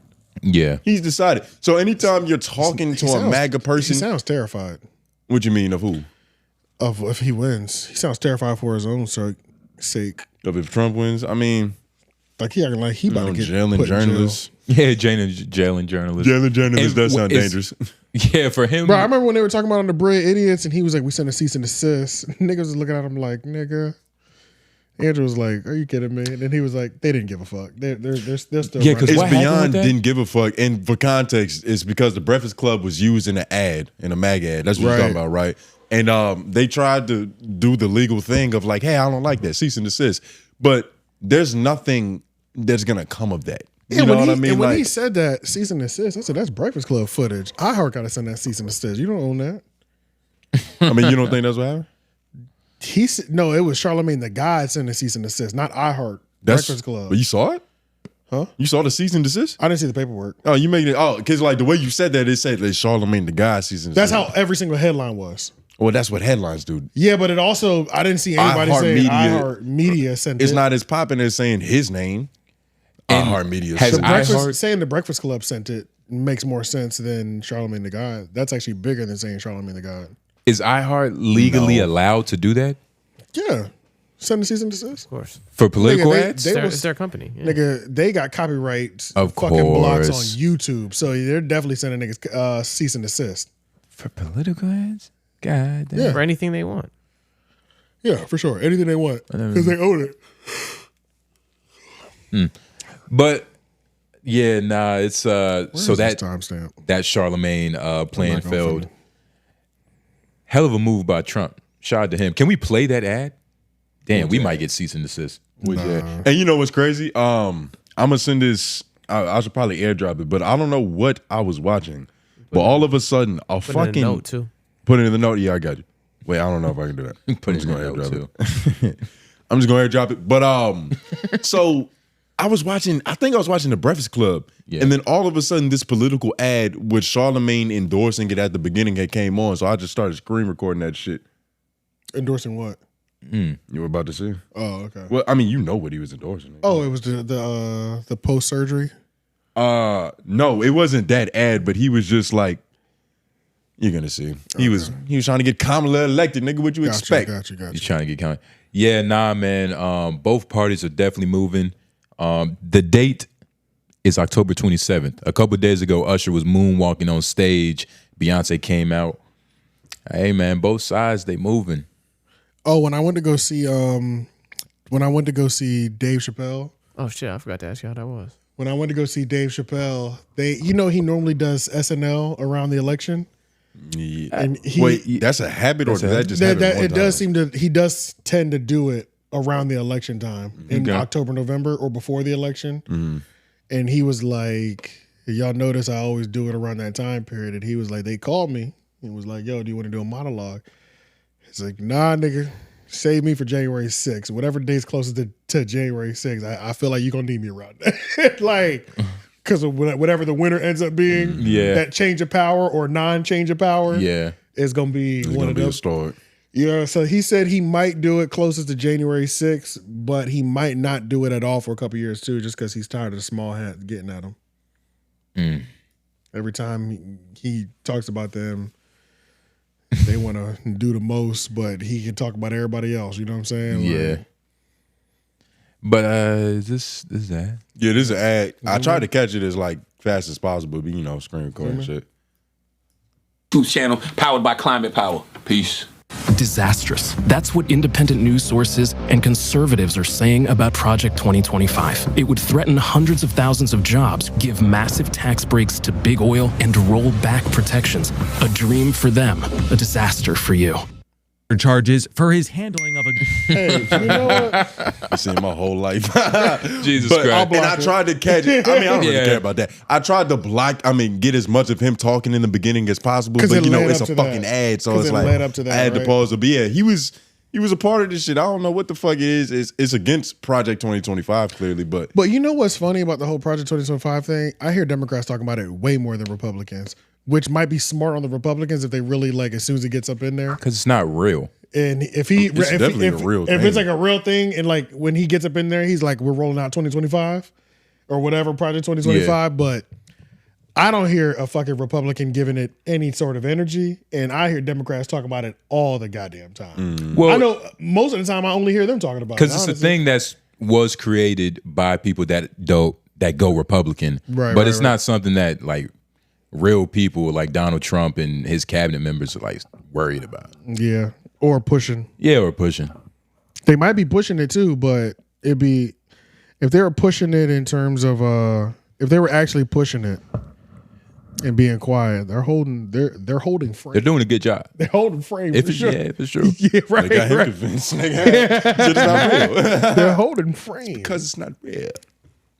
Yeah, you did just straight up. You just straight up denied it. It's not real. I believe it's a real thing now. If he doesn't think it's real, But is it their plan? I don't know. Well, it's like real thing. Yes, it's a real thing that is here, but it's not. Nobody cares about that shit. All right, Charlamagne, you got lucky. The iCloud gods blessed you, nigga. Roll my timestamps. I don't know where they went. I can't find them anywhere. Yeah, it's all right. But boy, I was ready because we have 2 weeks. You're gonna keep going on a political campaign. I'm gonna keep kicking it back in until you get better at it. And if you don't need to hear anything positive to make yourself feel better, I don't know if I was a person, but I would love to assist in that help. Yeah, because you don't need a bunch of people just saying you're doing great every day around you. It obviously doesn't produce good work. He needs a little devil on his shoulder. Yeah, he needs you to make him great again, AJ. Or whoever that other bald guy person is, yeah. Because it can't be me. I'm too talented. Let's just jump into office hours, I think. We're not even going to talk about Donald Trump going on Joe Rogan. I think we have to talk about that. Oh, that was How the crazy. fuck could we? Yeah, we I'm so sorry. Avoid that. Sorry. What are you doing? I was about to say. My bad. Yeah, we talked about. My bad. We literally have to talk about this. We do. Biggest podcast in history. Just overall, how do y'all feel about it? Well, do you think it is going to be? Because what is Cat Williams? The Cat Williams and Club Shae was 50 like something. 70, 80. It's at 70 It's something. at 70 something. 70, right now? 80 million. The Joe Rogan one is at 30 now. And that was just since the last. And that was just in the last 48 hours. It's so, at 31 right now. Yeah, so it should pass it probably. I don't know. It may not. It might not. I don't 2 know. days, 31 minutes. And you see, that's so. what's might. fucked up about like the time we living in is that we trying to. Judge We're gonna act like it's not legendary unless it gets 80 million views. Come on now, this shit is fucking big. I thought it was a great podcast, and I think it was a great podcast because Joe Rogan mainly focused on the conversation that he was having with the person, and it wasn't a political conversation. Which it was time, which is the main reason why people are valuing podcasts over traditional media is because when you do traditional media, we get more of the same. We get more repeating commentary. We get talking points. We get whatever that network or whatever that station is known for. That's what we're used to getting, which is why all people in general have just enjoyed going to non-traditional media, which would be podcasting and things of that nature, because you get to see a different side of that person. Because they're not forced to follow these fucking rules and shit. And there's no more formalities. Yeah, and it was just great because it was like, this is a 3-hour podcast. One of the things that I was talking to my homie about, I was like, if he does go there, number one, I'll already say this is a good interview if he gets more than an hour.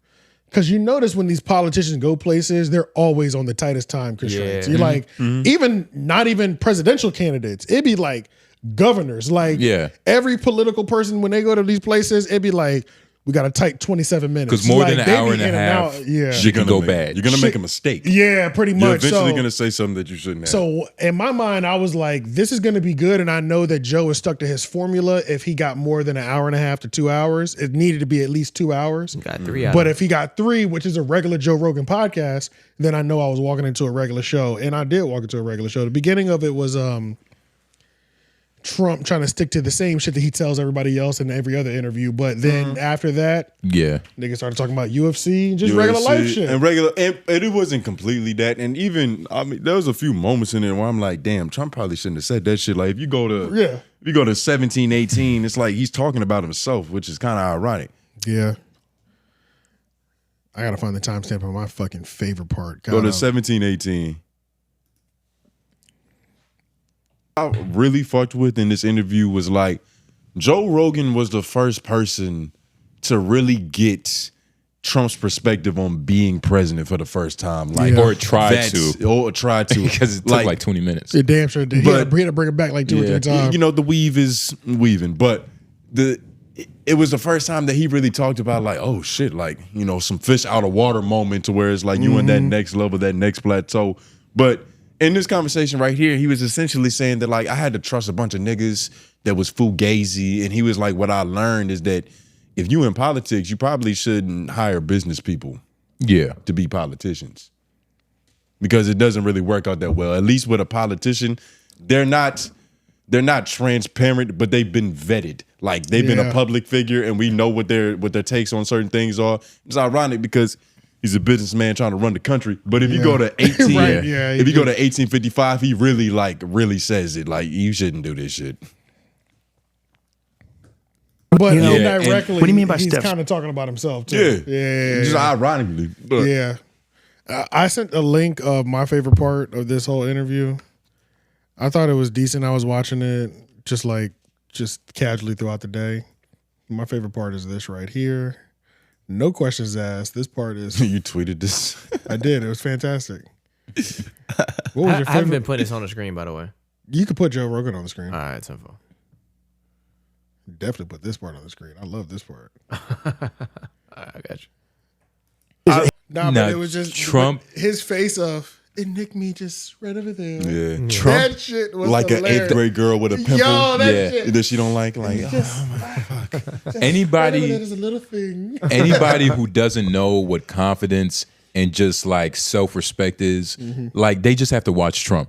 Yeah. And no matter what he talks about, he'll find a way to big himself up. Oh, for to sure, big, yeah. like, what was that one part? I don't know if he was talking about, but when he was talking about his son, he was like, yeah, Barry, just 6'9", pure muscle. Just look at him. Oh my God. Like, I can't believe he came from me. Let's look at it.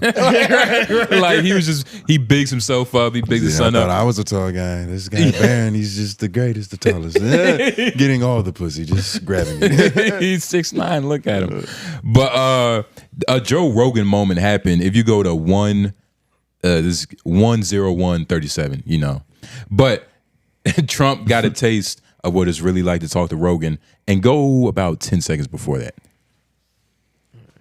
A taste of what it's really like. But Trump got a taste of what it's really like to talk to Rogan. You know, you could just be getting your shit in, and out of nowhere, he'll come with this. Huh? Oh, no, I was just doing what He's like, hold up, Trump. Yeah, well, I guess you can pause now. But you get the point. He was just like, hold on, nigga. But overall, I feel like this was exactly what it should have been. Exactly. In terms of like expectations meeting reality. Exactly. Like, I think this is what was supposed to happen. Two white dudes talking.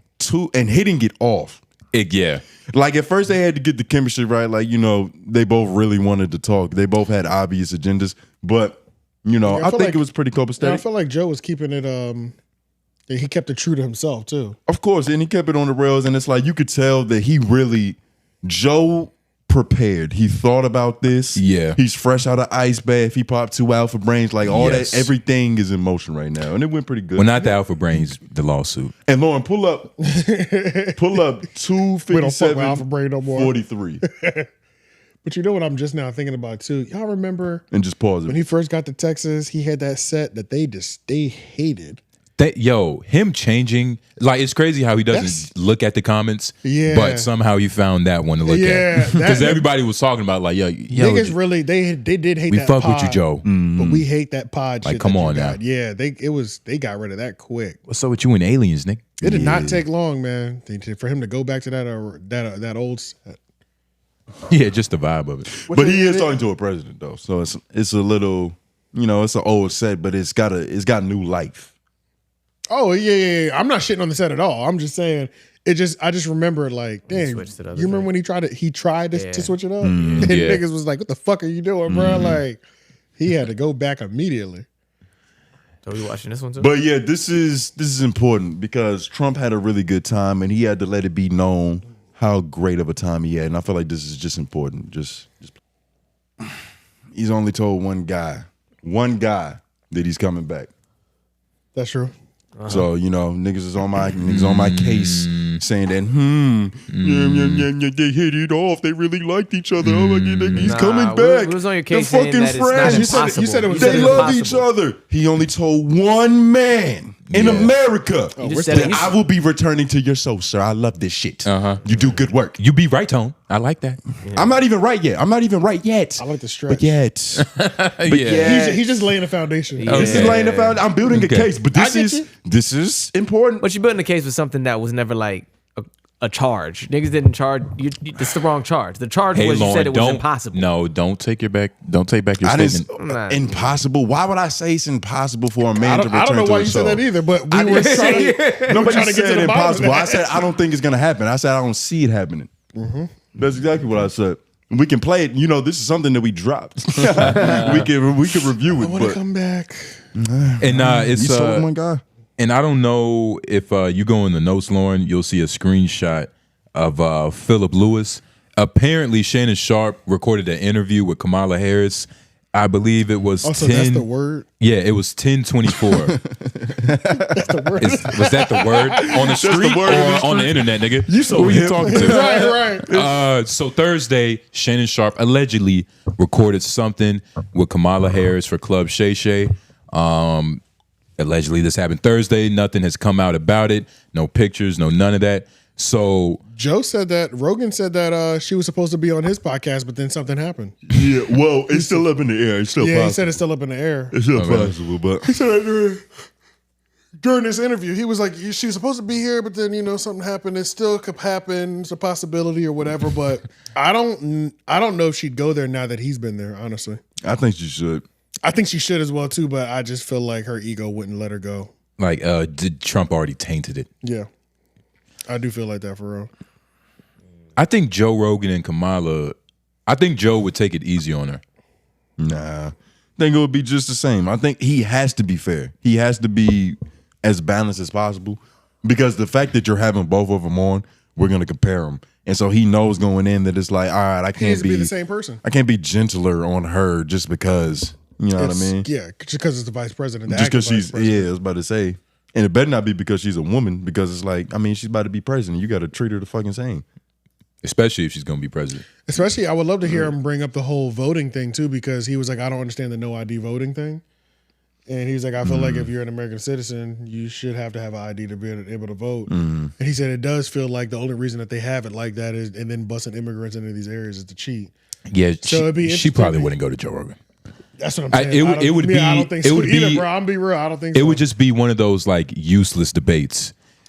Like, and it's nothing wrong with going to somebody that you know you're going to debate when it's an official person at CNN, an accredited journalist. Like, if you're just going to debate with Joe Rogan, even if you prove him wrong. Well, that's the whole point. You're not supposed to go there to debate, but she probably will go with that energy. It's going to be a debate. He's always there to just have a conversation. Right. Even in this, he wasn't debating them. They were just having, they pretty much was talking. Yeah. He's also Trump leaning. You know what I mean? It's not like you have no faith that he can have a conversation? No, it's not about him not having a conversation, but him pushing the issue. He's one of the Trump leaning guys who don't push that though. Who's Yeah, not like, yeah, sure doesn't. Yeah, he's not like in your face about that type of shit. He's like still. Or do black women always have to get engaged into a back and forth? He's not the worst version of it, but in terms of like saying things, he doesn't agree with what Kamala says. You know what I mean? And he'll say things that are the exact opposite of what she believes in. So he's not coming out and be like, yeah, Kamala's fucking stupid like Donald Trump is. Right. But he'll say things like, yeah, that voter ID thing, that's crazy. Yeah, right. You know, right. things like a white dude. Right. He's still a white dude. But yeah, hopefully. He's just a dude. Yeah. Yeah. Joe Rogan is a dude. he's transcended race. Right. Like, he knows too many niggas. Eddie Bravo. I know about that. He also has a nigga compilation. Yeah. He says too many niggas, maybe. Major nigga compilation. Right. Oh, but another thing is apparently Trump said at a rally, go to that Rogan Trump section on the note. He said the first thing he'll do is pardon Lil Durk. That's how you get a black vote right there. Nigga shit. This just nigga like said that? Yep. That's I saw that crazy. shit in here too. Goddamn. Remember how many black people turned when he freed Kodak Black? This is a new. That turned a lot of black people. And you can do little shit. Yep, Donald Trump promised to give Lil Durk a presidential pardon if he can rally the blacks in Chicago to vote for him. Now, if he can rally the blacks in Chicago. If I win Chicago. Can we say the publication that has said this? Say cheese. Credible source. Oh, say cheeks. BBL. What the fuck is this? You got. Yeah. Oh my God, you got. That's Whoa. Damn, AJ? Say cheeks, BBL. What the You AJ, got what like a Damn, man, you made us all look stupid. Why you fine? That's crazy. Made us all look crazy. Whoa. They got 1,000 you got- followers. Oh my You better God. leave this in, nigga. Yeah. How is this possible? I heard he said he was gonna pardon Lil Durk. He ain't even been formally charged yet, nigga. This is the danger of getting news from Twitter. You're talented. This nigga. You're talented. I'm talented. Don't forget. I'm talented. I am. You got that right. So talented. Yeah, pretty good. Oh shit. God damn it. Jesus Christ. Zoom in on Said this. say cheeks. Oh my God. That's crazy, AJ. Oh, That's crazy, That is AJ. wild. He saw the logo in How his many brain. does it have? Did the rest. I mean, like the engagement on the tweeter. On the the tweet. It has 2 million impressions, but nigga, Yeah. that doesn't matter. But this I is know, their that's biggest fine. tweet. You guys got by the one. Nigga's got one good one, nigga. Oh my God. shit. And I was like, there's no way that can be real. If that was real, then I really, I would really feel like he's about to do some dictatorship. Why would Trump be thumbs up on getting Durk out of jail? He's like, I'm with it. Well, it's the same thing, nigga. He got fucking Kodak Black out of jail. Niggas didn't think that was gonna happen. That was why you thought it was real. It's like, It fits. It should seem I ridiculous. get what you're saying. It There was seems a ridiculous. precedent set, but you got to cite your sources. It's okay though. It's okay. say cheeks is hilarious. Yeah. You know how Because even- fast you saw this like, and put it on the notes before even like. He didn't even go. That's the problem. He didn't research it past this. He was I just saw like, it this while is we were it. on the show. That's I why. know it's one of the Yeah. But that's hilarious. Even if it was Say Cheese, is that the most credible? No. Like, even if it was the real source? Well, say cheese be credible, but it's finicky. It's still say cheese. Yeah. It's like getting news from World Star. Like, that's nigga, what? kind of crazy. Yeah, Fuchsia's TV. Nah, yeah. There's only one type of news you're getting from that channel. Shout out to Fuchsia's. That's our 919 local news publication. Is that 919? Yeah. Yeah. Oh, okay. Yo, wow. If you're not familiar, just think the 𝙿𝙻𝙰𝚃 Network, but online. What's crazy is we could actually interview Fuchsia's. Hey, that's a possibility. That's fine. We should do Fuchsia's is a legend. But yeah, I didn't know if you wanted to talk about anything. If you wanted to see, Oh shit! Who was this, We Hassan? running out of space on this card too. Fuck. Jesus, Lauren's ready to go home. Nah, I'm just talking about recording time. Like, there's not much left on this shit. I didn't know if you wanted to hear this real quick. Like, I don't know if we don't have to talk about it, but Hassan was like, I fully understand why your son was gunned down. And then Wait, started like a on what card? in regards to like Gilly and The shit. actual shit we're recording on. They're not listening. Do you want to hear about it? Oh, really? I would love to hear more. It's better than what they're talking about. Niggas out of storage. Hassan was talking shit. I believe it. Did he have his a crossbow? Or He a actually hammer had in his it? hair out. Is Hassan Campbell Puerto Rican? Probably. He's from the Bronx. His hair is wavy. It's black people with wavy hair, but I feel you though. He is a little, It's black people with wavy hair. Just wait, yeah. on the Raise your lighter hand end. and dance when you say that. Office hours. Whoa, we're back. Office hours. Y'all made it. Like the video, subscribe for making it, and comment down below your office hours. Partner of the show. We answer your questions. I don't know what these are about. We got a couple that are in the audio, which, if you want to get your voice heard, nasty. But if you want to get your voice heard, DM us the audio version to MenaceMaterial or Homeroom University Pod. Just make sure your ENT. throat is clear first, nigga. Yeah. Yes, and number them. And put hashtag office hours. We're not just going to think like, oh, this random DM is probably office hours. No, nigga, put office hours before you DM us. It helps a lot, but thank you. Yeah, depending on that profile picture look. You know. All right, we're gonna go with Nuzo first. Yo, my office hours for this week is what's like your first comedy that you like seen and can remember? So like not counting like Dutch comedies because you wouldn't know what the fuck I would be talking about. Like my first comedies like in English were like Eddie Griffin, Voodoo Child, and like Dave Chappelle, and like later Robin Williams, and what's that other old white guy called? You know who I'm talking about? Garland, the wise one. And like that, more like especially more like black comics. So yeah, that's my office hours. He's asking about stand up. Well, yeah, what was your first stand up? The first stand up I've ever saw, and actually liked and was like, let me sit down and watch this was Cat Williams' Pimp Chronicles. Me too. When he was wearing the green tuxedo. Yeah, I think that was my first one. The green that I was suit. Like, that was the first one I started watched. memorizing the jokes type shit. Yeah, I think that was my first one. But that shit instantly became like my favorite shit. I was like, okay, I'm gonna just start watching this guy talk on stage now. Yeah. And then like Kevin Hart like came somewhere, and then I started really like he went on his DVD run, finding my way. But it was Cat Williams. I'm pretty sure it was Pimp Chronicles by Cat Williams. Yeah, my shit was just like BET fucking Comic View. I used to watch Comic View all the time, so it was like niggas on there. Yeah, I watched it, but not crazy. Yeah, I watched it more later Like, it was after like- I got into comedy. like Bruce and like the YouTube, big right? niggas, you know what I'm saying? Oh yeah, Bruce. Oh, I take that back. like That's Bruce. Pimp Chronicles wasn't my first. It was Kings of Comedy then. Kings of Comedy and shit like that too, yeah. That was my first. Yeah, actually. I've seen all of that in sparing, like the Kings of Comedy. I saw that on DVD. I didn't understand Kings of Comedy though. I was too young. Right. Yeah. Right. Pimp Chronicles was the first one I felt like I understood all the jokes, or at least majority of them. And then going back later as an adult watching Kings of Comedy, After it was like, adult. oh, this is funny. I saw Pimp Chronicles a little bit later. The first one I really remember was Childish Gambino's comedy. I remember his special. I forgot the name of it, but his special saw that shit. wasn't terrible when I was 11 when I watched it. He's done a lot of shit. But like when I watched it, I was like, oh shit, it was this guy. Then I found out he rapped and just, like did music. Raps, acting. Now he's stand-up kind. He's like who he on is. some Nick Cannon shit. I don't know if Nick Cannon ever dropped a special though. He did. He did? Yeah. Of course he did. Nick Cannon's done it all. But yeah, It's really the basics. Pimp Chronicles, Cat Williams. But I haven't watched a special in recent time that made me go like, it's like they still making good ones. Yeah, you ain't fuck with Shane Gillis shit? Beautiful Dogs. I need to rewatch it. I fuck with Shane Gillis shit. That was the last because with stand-up specials, I don't be giving niggas chances.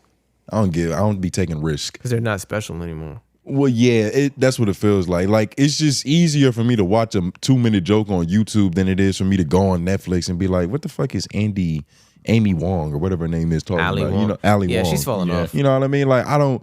That's the a girl who you big like. risk to take. The first one I watched, because I was so surprised. It's like you watch some shit for the first time, you're like, yo, this was actually fucking good. That was like the first. the first one she did, I thought was hilarious. I was like Baby Snake or some shit, and it was funny. And I was like, oh, this bitch is funny. And then I've been trying to catch that feeling again. The crack rock ain't hit the same. So Crack rock. Yeah, whatever, nigga. She started cutting the work, but yeah.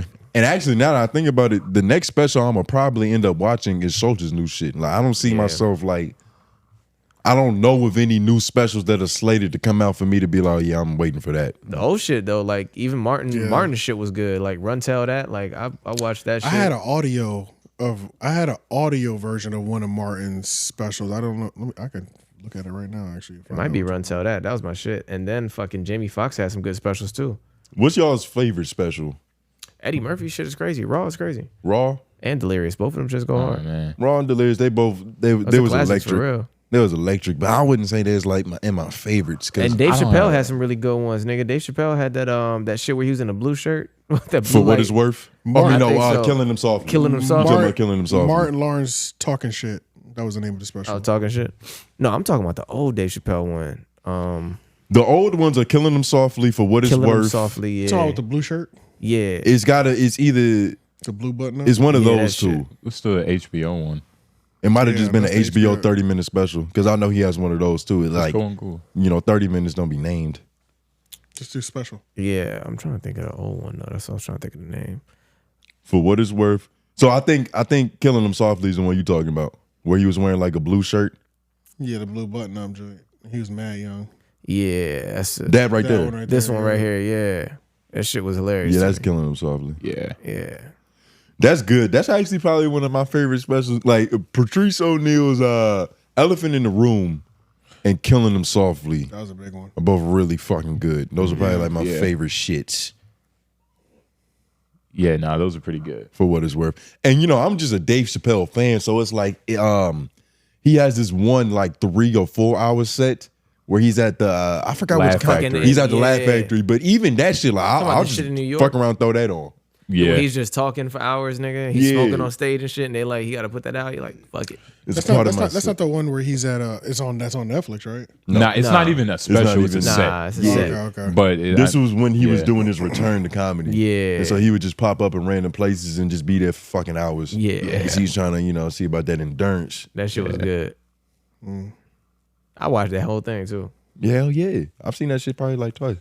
All right. Comedy. Next one is from Roddy Too Good. Roddy Good. We never got an audio from him before. Hey man, it's your boy man, Roddy Too Good, man.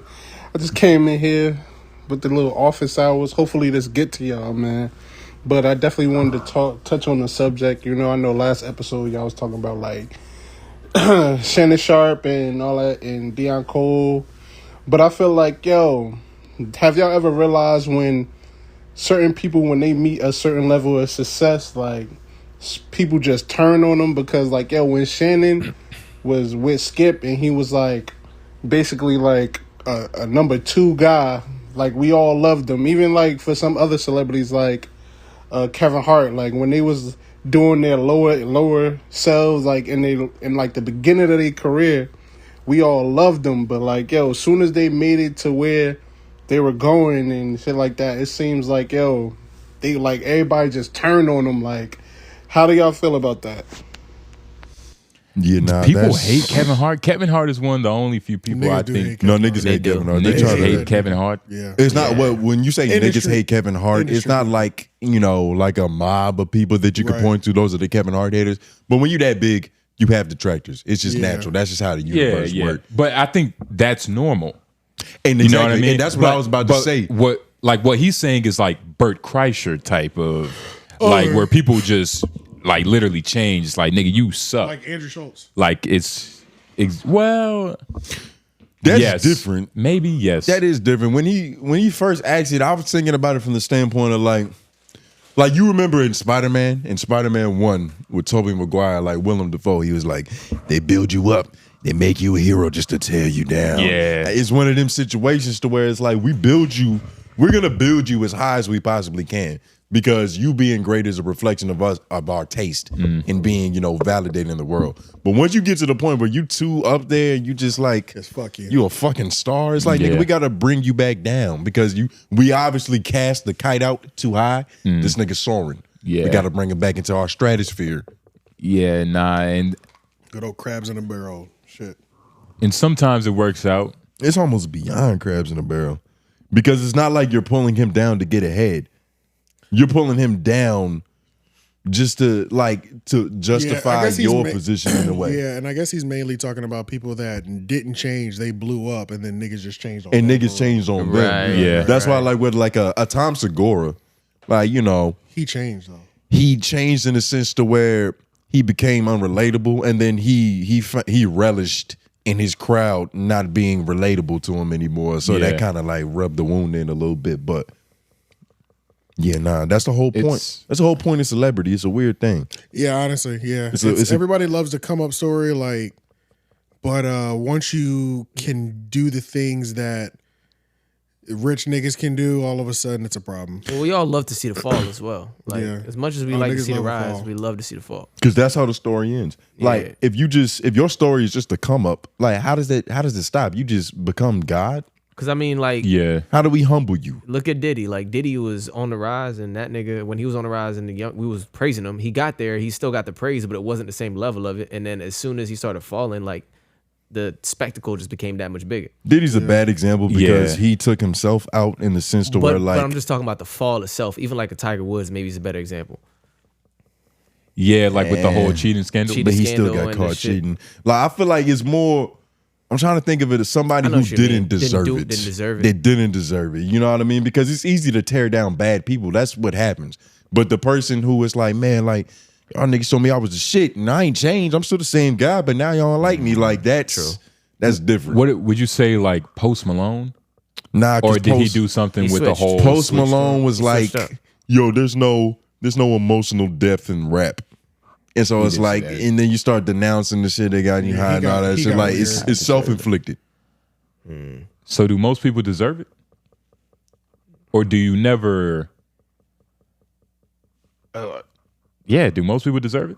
I don't know if most people deserve it, but I think Lauren is good at coming up with evil guys. So what? Those are all his options. He was like, Diddy. Yeah.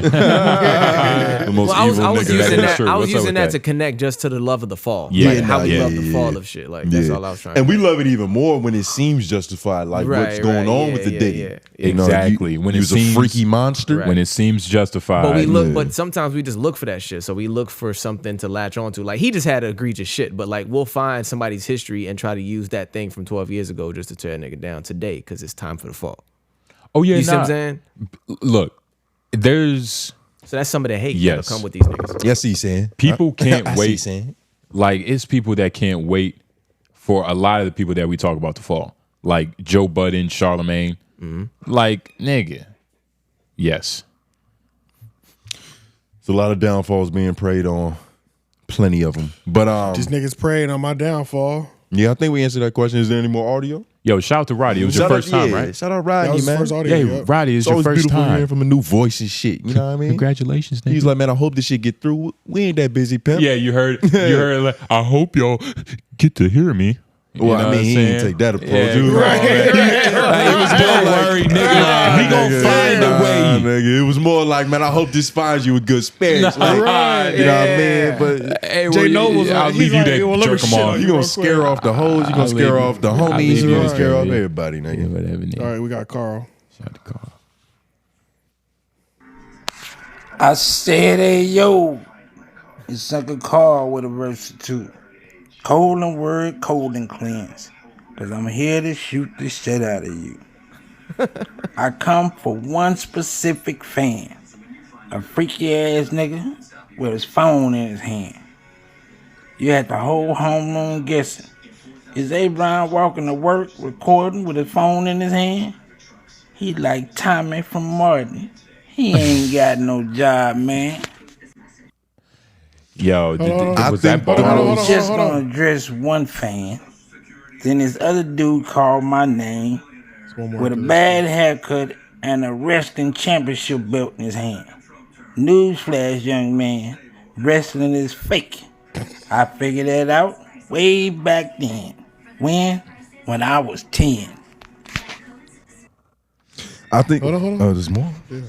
Until that one dude that don't like to show his face and say you the top caller. AJ, Tone Groove, Jay Noblez, and the white man behind the board. Say you been down since day one. I salute you, I do. But you take it there, and I'm taking it further. And it's something you don't want to do. We don't want to hear you say nigga no more.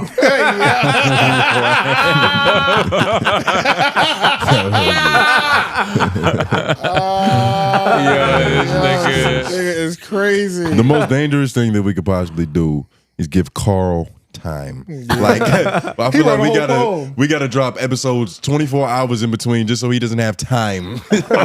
Yo, I really want to hear Carl read like an excerpt of an Uncle Ruckus script. You know what I mean? I feel like he could really play the part. He would have to lose the coolness in his personality, though. Yeah, like he but would have to play it up. He's a little halfway bit. there though. That nigga halfway there.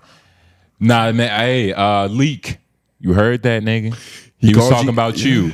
He called you ashy. And he called you a child. He said you live in fantasy land, nigga. He said his haircut fucked up too. And how does he know that? We don't show you.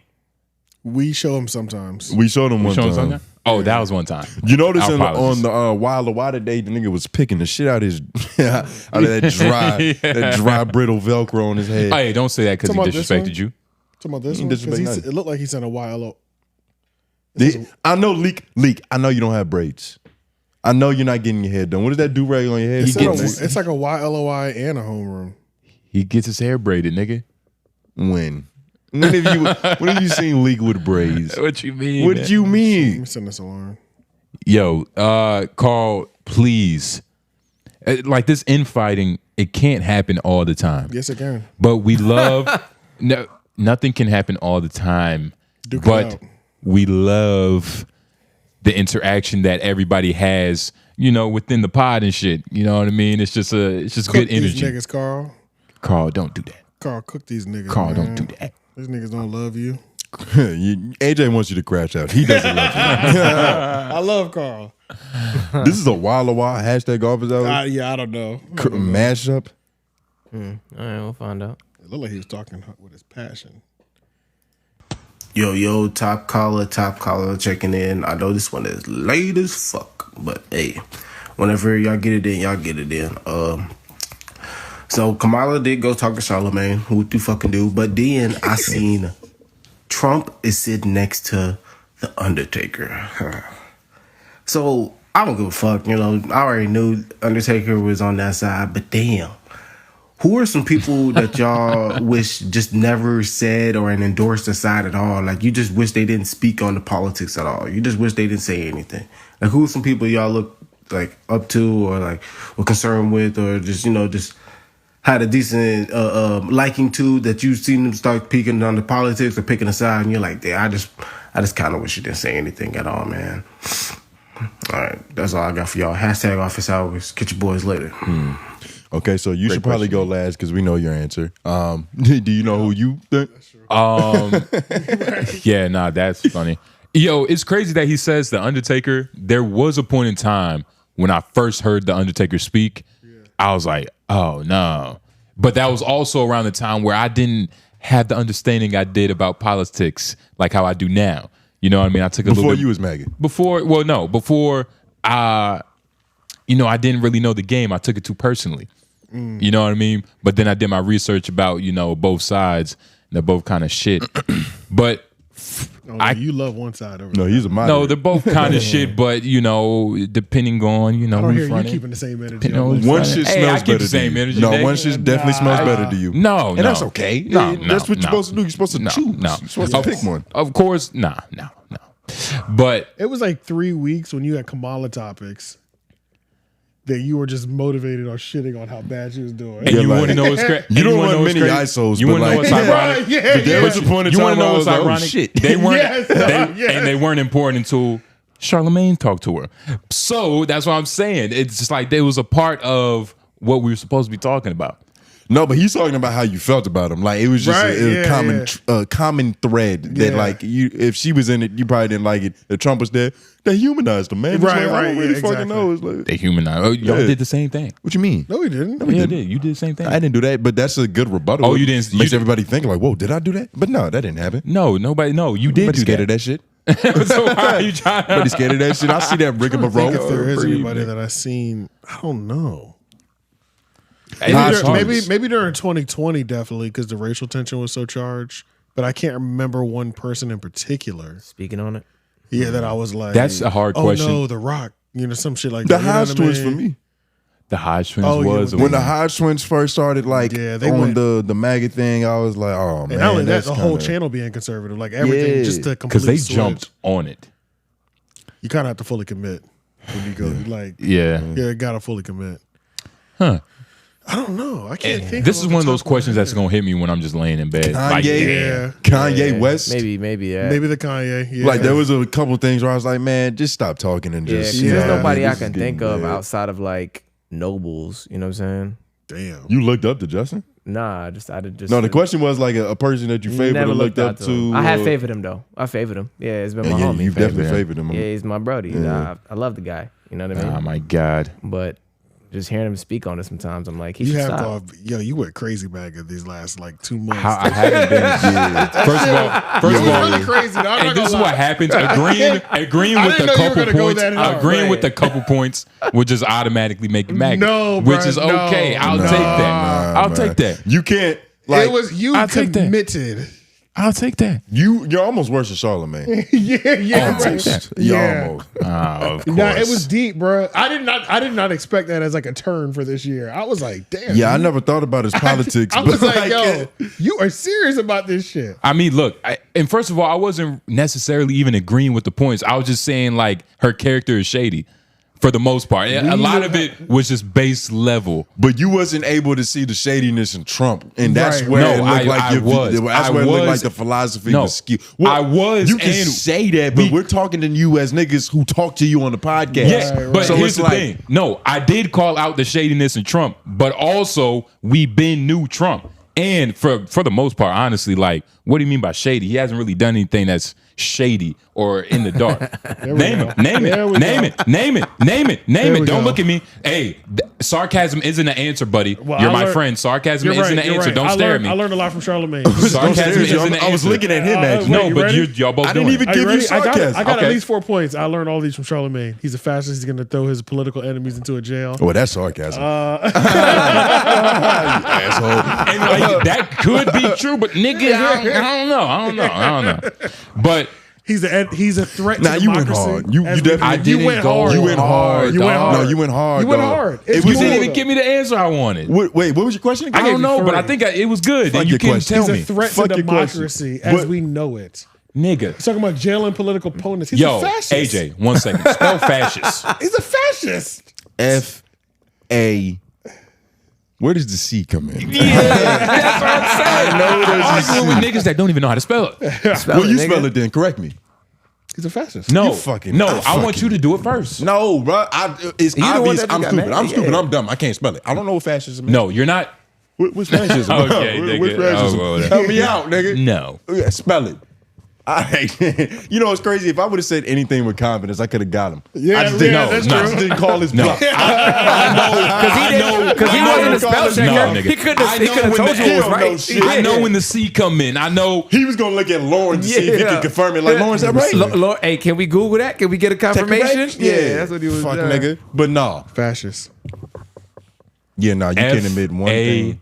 Fascist. C-I-S-T, I think, right? No, I thought I got it. There's no S in it? Fuck. There is an S. I thought it was S-I-C. Fast. S-S-S-C. Kit. S-C. F-A-S-C. I is. Yeah. It's the SC that fucks people up. And fascism. Wait, that makes a shit? Well, the English language doesn't make much sense. So. Nigga, what is going on? Fascist. But yeah. But hey, man, look. You're unable to be objective, and you know it's okay. You have you're unable to spell a word. And you are unable to correct the spell word. To what? You can't even correct the Invest in a $57,000 vending machine business. What? Huh? What can I do? Nobody in this room could do that. Nobody. Oh my God. Oh, Lauren, I'm gonna have a laugh until I die. Thank you. Yep. We can laugh about it later. Yeah, nah. What the fuck happened on the pre-show? We can laugh about it. On the pre-show? No, this is 5 days worth of we'll laugh 5 about days worth of like just studio lore. Like, okay. It just built up. This was also sent in the same day. Who do y'all wish stayed out of politics? Don't cop out and say everybody. Who do I wish stayed out of politics? That's also in the DM. Should we all just grow up and like get a better understanding of politics? Like, why does politics have a Voldemort essence to it? Your nose itch that much, nigga? It's not a much, but I just don't want to. You do that from time to time? Every so often. That's your microphone, nigga. Come on, man. I mean, it was so close. Then you just whoa, I didn't even know that's what See, that's what I'm saying. That. Like, that's his microphone now, right? We all in agreement. It's not like I sneeze on the mic. You just gave the mic an Eskimo kiss. Yeah, that's crazy. Stop doing that. At least make the noise when you do it. Have you done that on here before? I don't know if I've done that before. Yes. It was just convenient. My nose itch tickled a little bit. I did this. Okay. Look natural. I don't know, man. I pray Rey Mysterio never says anything about politics. That would fuck me up. That would be kind of crazy. Even though I feel, working for WWE, you should lean Republican. Doesn't that just feel right? That does feel right. It just feels right. It's part of the WWE way. Middle America. That's what they cater to. That's yeah. That's like their biggest fan base. I got What was the more- I question? got some Did we more have a audio. question? Oh, okay. It's who would you wish not stayed want out to talk of it? about politics? Not want to talk about politics. Jay Nobles. No, That's a good one. Olay. Ha. Yeah, all right, you Had keep to. lining these shots up. Yeah, nah, She's not here to say nothing. That's the only time you confident. She go right. Yeah. She She gonna cook Chop that you shit up, nigga. When she go home. Hey, right. What did he say? What did he say last time? She might say facts. He did say that. She's not funny. So Right. That's not what I said. He's still hurt over that. Yo, he don't let that shit. If somebody gets the best of him, he don't let it go. He does not let it go. Mac and Olay have an apartment. They in do, his bro. crib somewhere, and they just doing push-ups. Yeah, they're like those. Olay's reading. Those like roasted debates are living rent free. That you just feel like you got to get your lick back. No, I don't. First of all, there's nothing against Olay because first of all, there was nothing to win or lose during that conversation. And if there was something to you win or don't sound lose, like that I right didn't now. lose anything, nigga. But if there was not something saying I to- won something, but I also didn't lose. Because if there was something to win, she'd probably have it. Yeah, more likely. I mean, based on that one. I guess you could say that, but judging by your behavior you, says that. judging by he doesn't even know how to spell fascist, let alone You didn't either. let Nobody in the alone room doesn't- did. Nobody knew it. He Nobody doesn't. in the room did. Tony, you're not voting. Who's not What? voting? What is happening? You realize Did- I'm registered?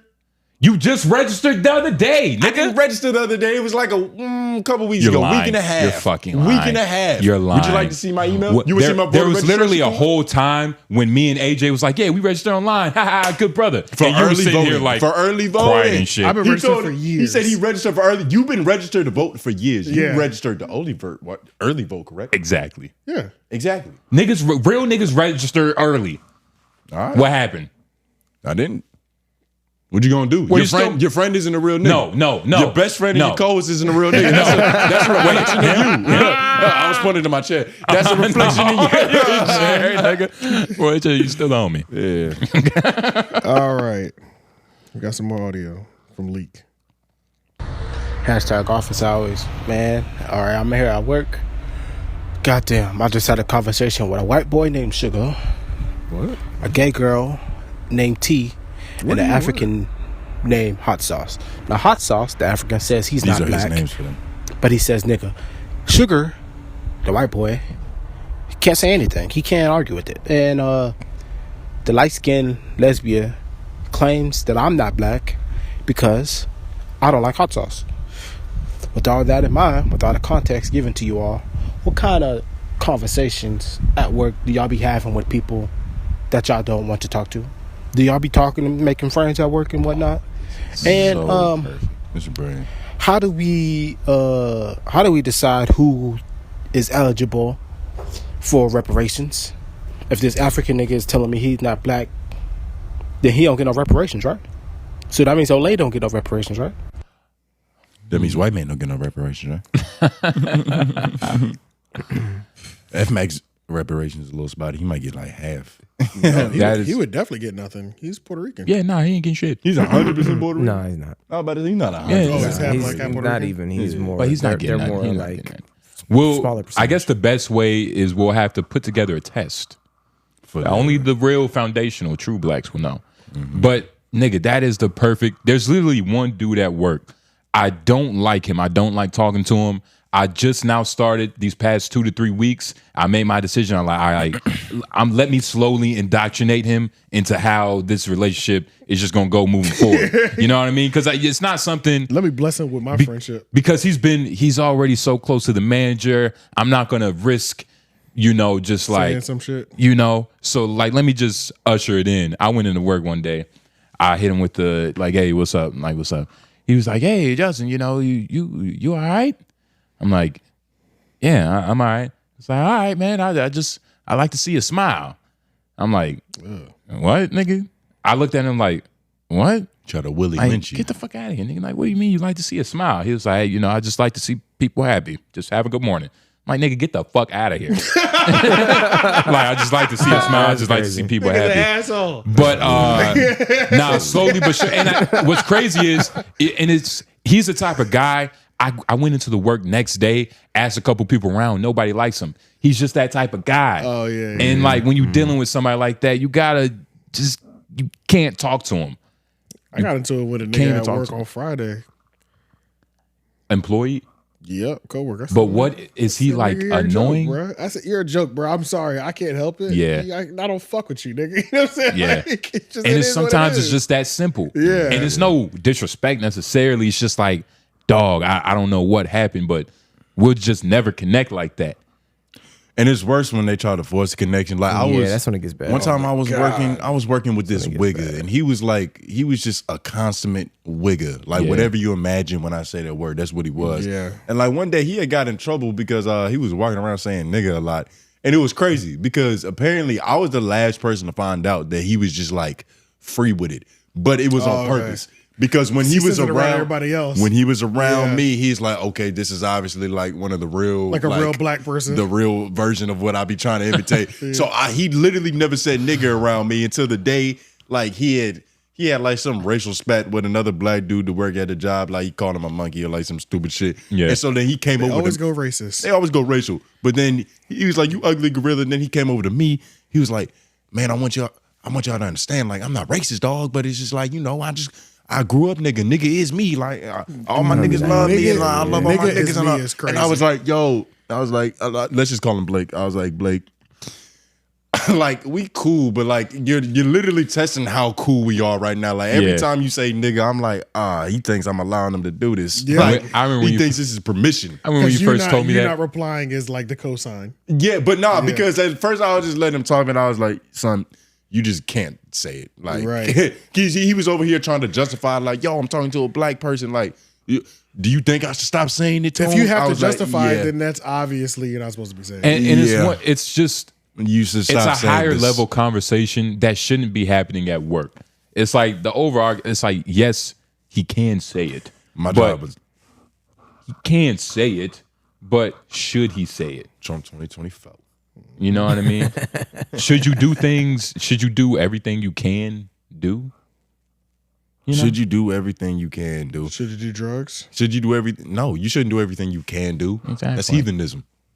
Is that or hedonism? Excuse me. Yeah, I think it is. Mm-hmm. It's doing everything that feels good just because. Yeah, like your philosophy is if it causes me pleasure, straight pleasure. Yeah, it's for me. Yeah, yeah. Nah, that mindset will only lead you to be in Diddy's situation. 1,000 bottles. Literally. Yeah, that's a wild mindset. Let's see. You got to be fortunate enough to even live in that mindset. You got to be a pagan. All right, so another one. These are all audio? Just a little deeper conversation for what y'all talk about at work. When you at work and you work with a fellow African American, a black person, whatever, a nigga, all right? Do y'all be making nigga jokes? Do y'all be making black jokes in front of the rest of the fucking group, the rest of the work site? Because my old shift, I was working with this black dude, and I say he is definitely a nigga from the Midwest, a nigga from this state that I'm living in right now that is dominantly white, the border state. Yeah, he is definitely a nigga from here. He's a nigga that you probably would see dipping. Tennessee, Alabama, right? Midwest. So the question really is, do y'all be making racist black jokes at work around a bunch of white people? Do y'all be saying nigga at work? Or do y'all try to refrain and do y'all do a little code switching? I like this question, Leak. I can give that's a my personal... question. #, office hours. #, top caller, nigga. Stop playing with me. Nah, shut up, nigga. I can think of a perfect example. I'm at work. I'm working at my old job, the business job, the call center job. Okay. So I walk in, right? I'm talking to the homie. We all know him. I'll tell you later. But we all know him. He's a guy we all know. Oh, I know what you're talking about. Yeah. Dread-headed nigga. Yeah. Okay. Yeah. So I walk in. I don't know. I forgot the context. But it ended in nigga, you the best. I walk away, right? That's what I said in public. Like, nigga, you the best. Then we walk away. He comes back to me. He comes back to my desk. He was like,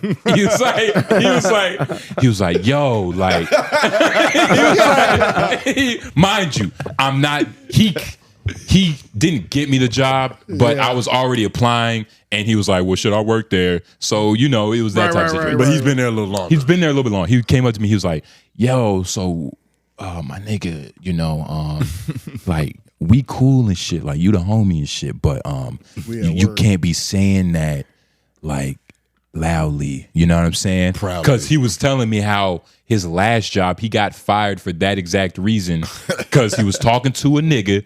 He said the word. He got fired from that job. So ever since, he just been on PTSD mode. Right. Yo, Justin, you can't, please, sir, don't like say that around me. I'm not that.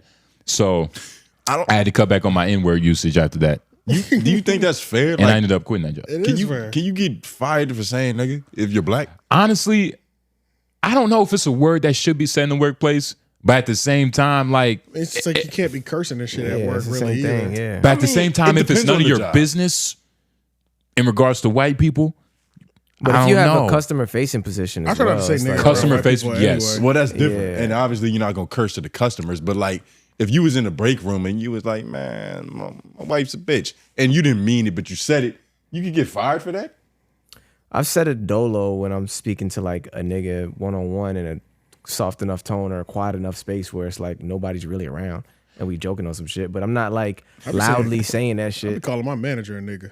Yeah, I'm about to say, but is there I don't have important jobs. It's just who I'm talking to. Like, is there a level of standard like when you're depends on how important your job is, honestly. And who I'm talking to at the time. How important your job is, like if you're dealing with customers. Have y'all ever dropped a little shit in front of customers? Yeah, I've done that. I curse to my customers. Yeah, I've done you know, like it really depends on the person, but and it depends on the industry. Like in this industry, you can. Yeah. The one that I'm in now, like I heard one of my coworkers, he was on the phone with a customer and he was like, "Look, man, I don't want to bullshit you. Yeah. It's just regular shit. Like it's like, especially when you come from that angle. Right. Yeah, exactly. Yeah, it's not like, bro, what the fuck? You know, it's like, I'm trying to keep it 100 with you. You know what I mean? Yeah. So, I'm trying to level with you. That's why I curse. Yeah. And the owner or like whoever you report to, they set the tone. Because I've had a few like managers and supervisors where it was like, oh, this bitch. So I was like, yeah, fuck that bitch. Yeah. No, literally, they do set the tone for sure. They do set the tone. So I was like, you know, if we cool, we cool. But nah, Leak, that was a crazy question. He also had, have you ever made racist jokes in front of white people? No. Yes. Not at work. For work? Wait, no. His caveat, he said about black people. Racist jokes about black people to white people, which is like, no. Really? Yeah, I think that's what he said. I don't know. I play it back. The answer's no. I'm pretty sure that's what he said. I mean, I've lived for 24 years, so it's probably a one-liner in there somewhere. But it's not something that I can even remember. It happens often. I've only been working for like 6 of them years, nigga. What? What you say? I don't know what he said. What the fuck did you say? He said I've been lived for 24 years. I said you only been working for like 6 of them years. That is true. It's been way longer. I mean, that's still a lot of time to make a joke like that. And niggas work way longer. Yeah, but I was just trying to say like, wait, really? Niggas have been out of high school for 6 years, dog. Yeah, nah. You know what I mean? Yeah. Come on. Yo, actually, put some respect on us, nigga. Yeah, at least 9 years. We young niggas, but when you start working, 15? 16. Yeah. 15, 16. Yeah. I had a rough life. Nah. That ain't rough. That's regular. Nah, literally. I'm kidding. 14. As soon as I was legally able to get a job, my mom signed me up. She took me to Walmart. Sure. I went on the little computer in the back and I got my first job. Me and my mother became roommates at 15. That's when I first started. We started splitting bills. Don't come in my room. I won't come in yours. Yeah, we'll keep it fair. I was doing the Wendy's nigga hair products. The Wendy's. That's what I told her, nigga. But did Leak want to waste any more of our time? And Leak, yo, appreciate you. Yo, Leak, you be doing a phenomenal job, man. Like, we know we be spitting these jokes back, but we really appreciate you for real. Leak really be holding it down. Really be holding it down. What did he say? Top call. Oh, yeah, he cooked. He cooked Tone earlier. You should have heard that shit. For real? It wasn't cooked. He made noise with his mouth and he was impressed by it. That shit was hilarious. He was impressed with it. Congratulations, Leak. It's in order. I know the Blue Sky one is first. Oh, okay. Blue Sky first, and then and then the other two, the 50-second one is second. All right. Hey, Brown. Let me just get him. This is his Carl response too. So all you niggas battling. All right, the 50-second one is second, you said, right? Yeah. All right. Shit. Yo, in light of... Whoa. Yo, what up? Yeah, hey, Brown Music. Wait, go back. Loan from the top, please. Did he edit that shit? From the top, please. He did. Yo, in light of Yo, what up? A Brown Music. He trying to cook in light of Improper Improv Season 2 with Queenzflip being announced. What are y'all thoughts on that? The show? Because I ain't really like Season 1. I did. I'm happy for Flip, but I ain't really like Season 1. And what would y'all do? Would y'all do something like that? Like on YouTube, like a live show? All right? 1. But he's making them lightsabers sound delicious. Like whatever the fuck he was. Must be the next videos. Damn, they were different. I too, wonder so. how did you not like Improper Improv? I thought it was pretty good. Season 1. I mean, it was new. It was so many bits that I feel like I would have to go back and. How many episodes were there? Did anybody? It was like 10, right? I didn't watch it. You just was fucked good. with it. Every time I tuned in, it was good. I didn't even say that. I just know about it, but. It is kind of funny that he was disappointed in Season 1. And the way he said it made it seem like he has high hopes for Season 2. Like, no, I didn't like Season 1. I tried it, but... It's only been 2 weeks since we've done a response, since we've missed office hours, right? Yeah. Okay, because this was 3 weeks ago, so this can't be it. Maybe this one is the Uncle Carl response. But, shit. Can you do question? improv wrong? Oh, I like it. I like improv. Like, you know what I mean? Like, can you do it wrong? It could be bad, but could you do it wrong? Not really, but there's definitely qualities of what's good and what's bad. But yeah. And I wonder what's his base of like, because if you don't like Improper Improv, do you not like Flip? You know? No, not necessarily. Don't he look like E.T. in this hoodie? Do y'all remember what E.T. looked like? I know what you're saying. Like, because it's a blurred picture right now? Because it's blurred, but it's like, I feel like we really got like, if they flash a light on his face, it wouldn't be E.T. It'd be like my old basketball coach. Basketball coach would wear a Beyond Blessed hoodie too. But he actually is like identical to my old basketball coach. That's why sometimes A Brown, I see your face and I'm like, man, put me in the game, nigga. A Brown, fuck nigga. Hey, I wonder if I got coach or he tutors underprivileged kids for sure. All right, go ahead. Nigga does something for the community. We need to figure out what some of y'all do for work. I said, hey, yo! There we go. I want to shout out Carl for stepping up to the plate. You know what I mean? That's some real nigga stuff he did, man. He educated you. Competition aside, because I'm a competitive dude. And, you know, I obviously think that not only I won the exchange, but I feel like that it's nothing personal. I feel like that with anybody. I'm going to go in. I'm going to do what I got to do. He gonna kill Carl. Even though that was just playing. It wasn't even nothing serious. It was just like super light.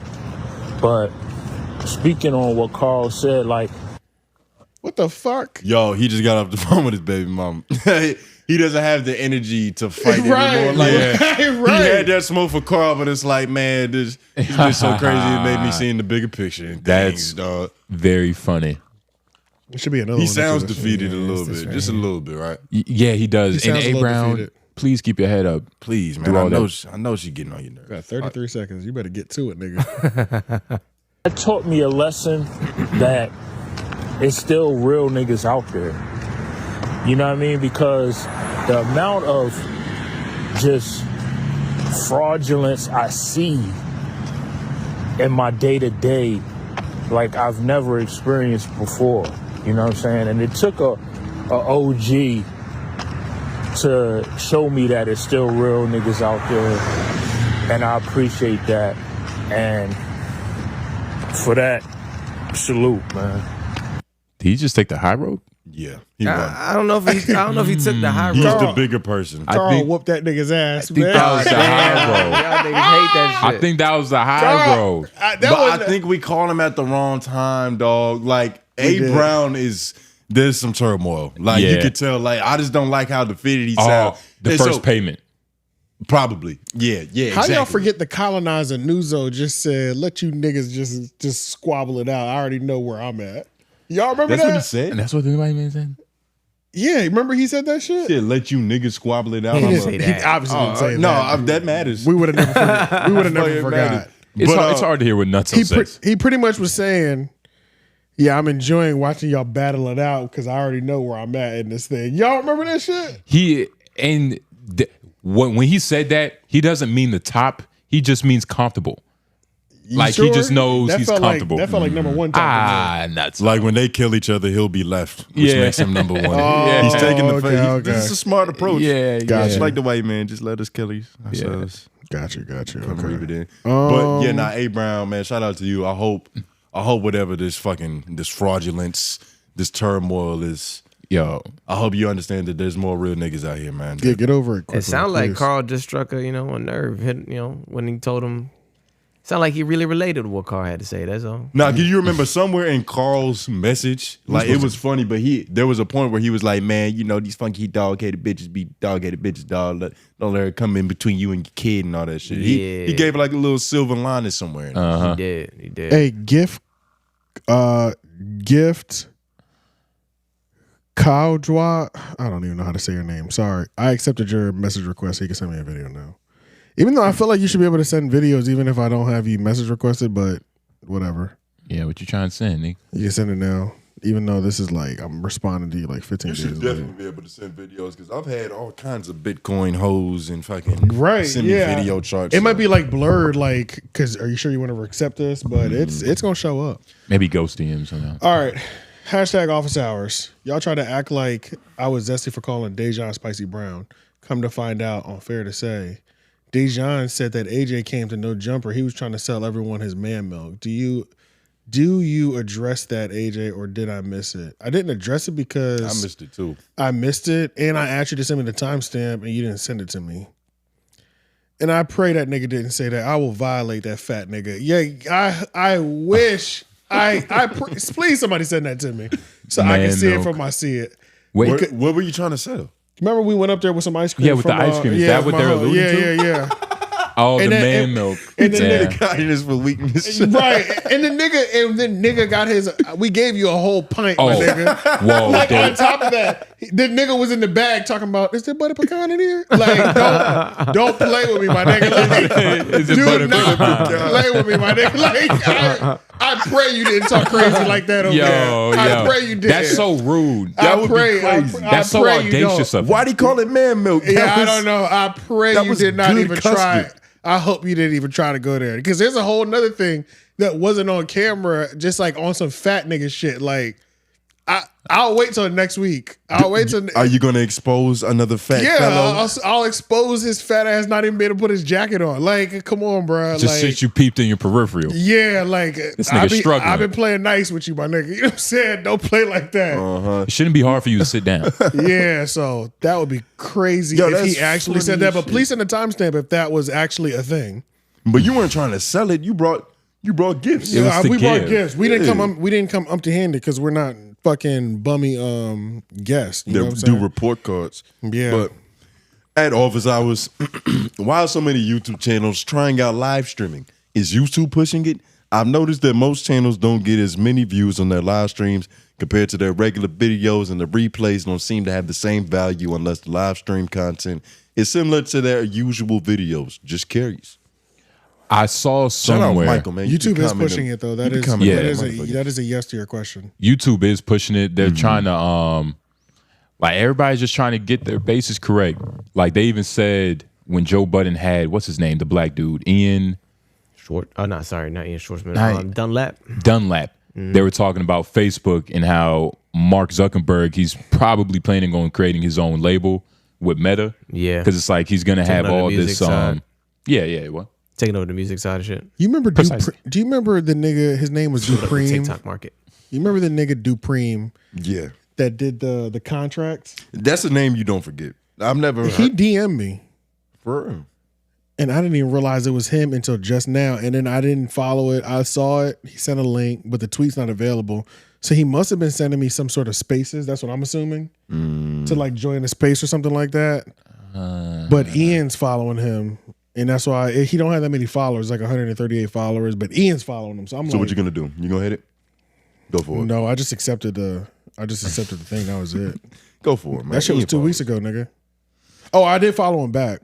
Oh yeah. I followed him back, but that nigga ain't not about to sell me no goddamn dream. Hey, what? I heard his work. What? I want him on my team though. That's a smooth nigga right there.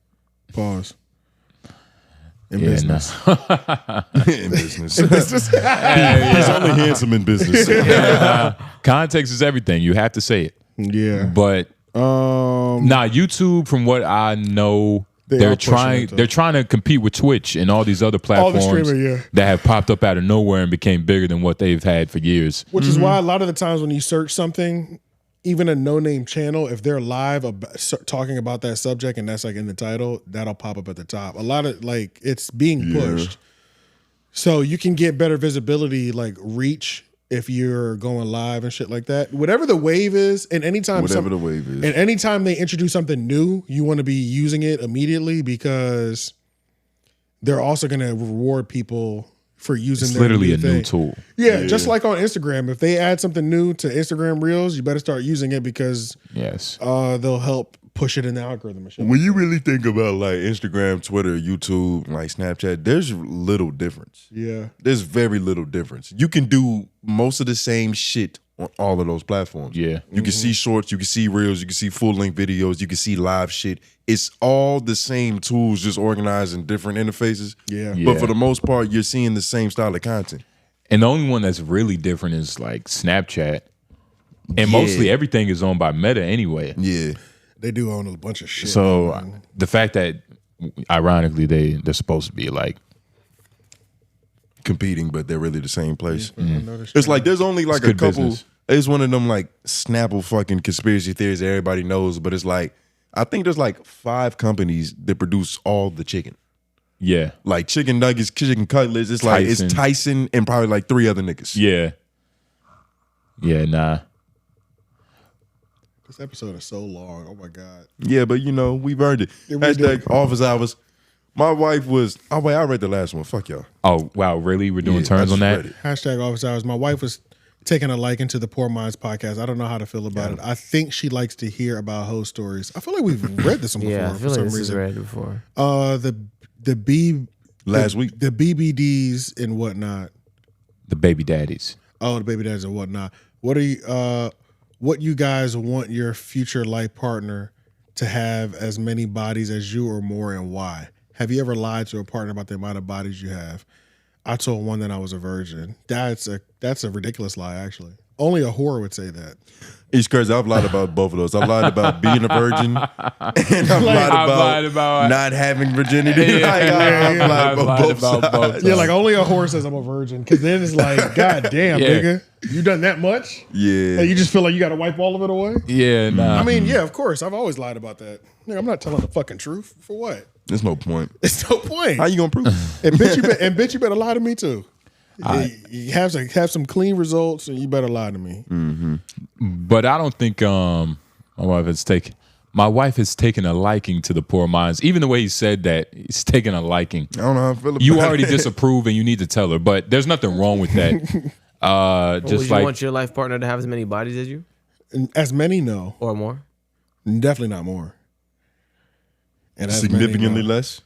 Yes. Like, what's an acceptable number? Like,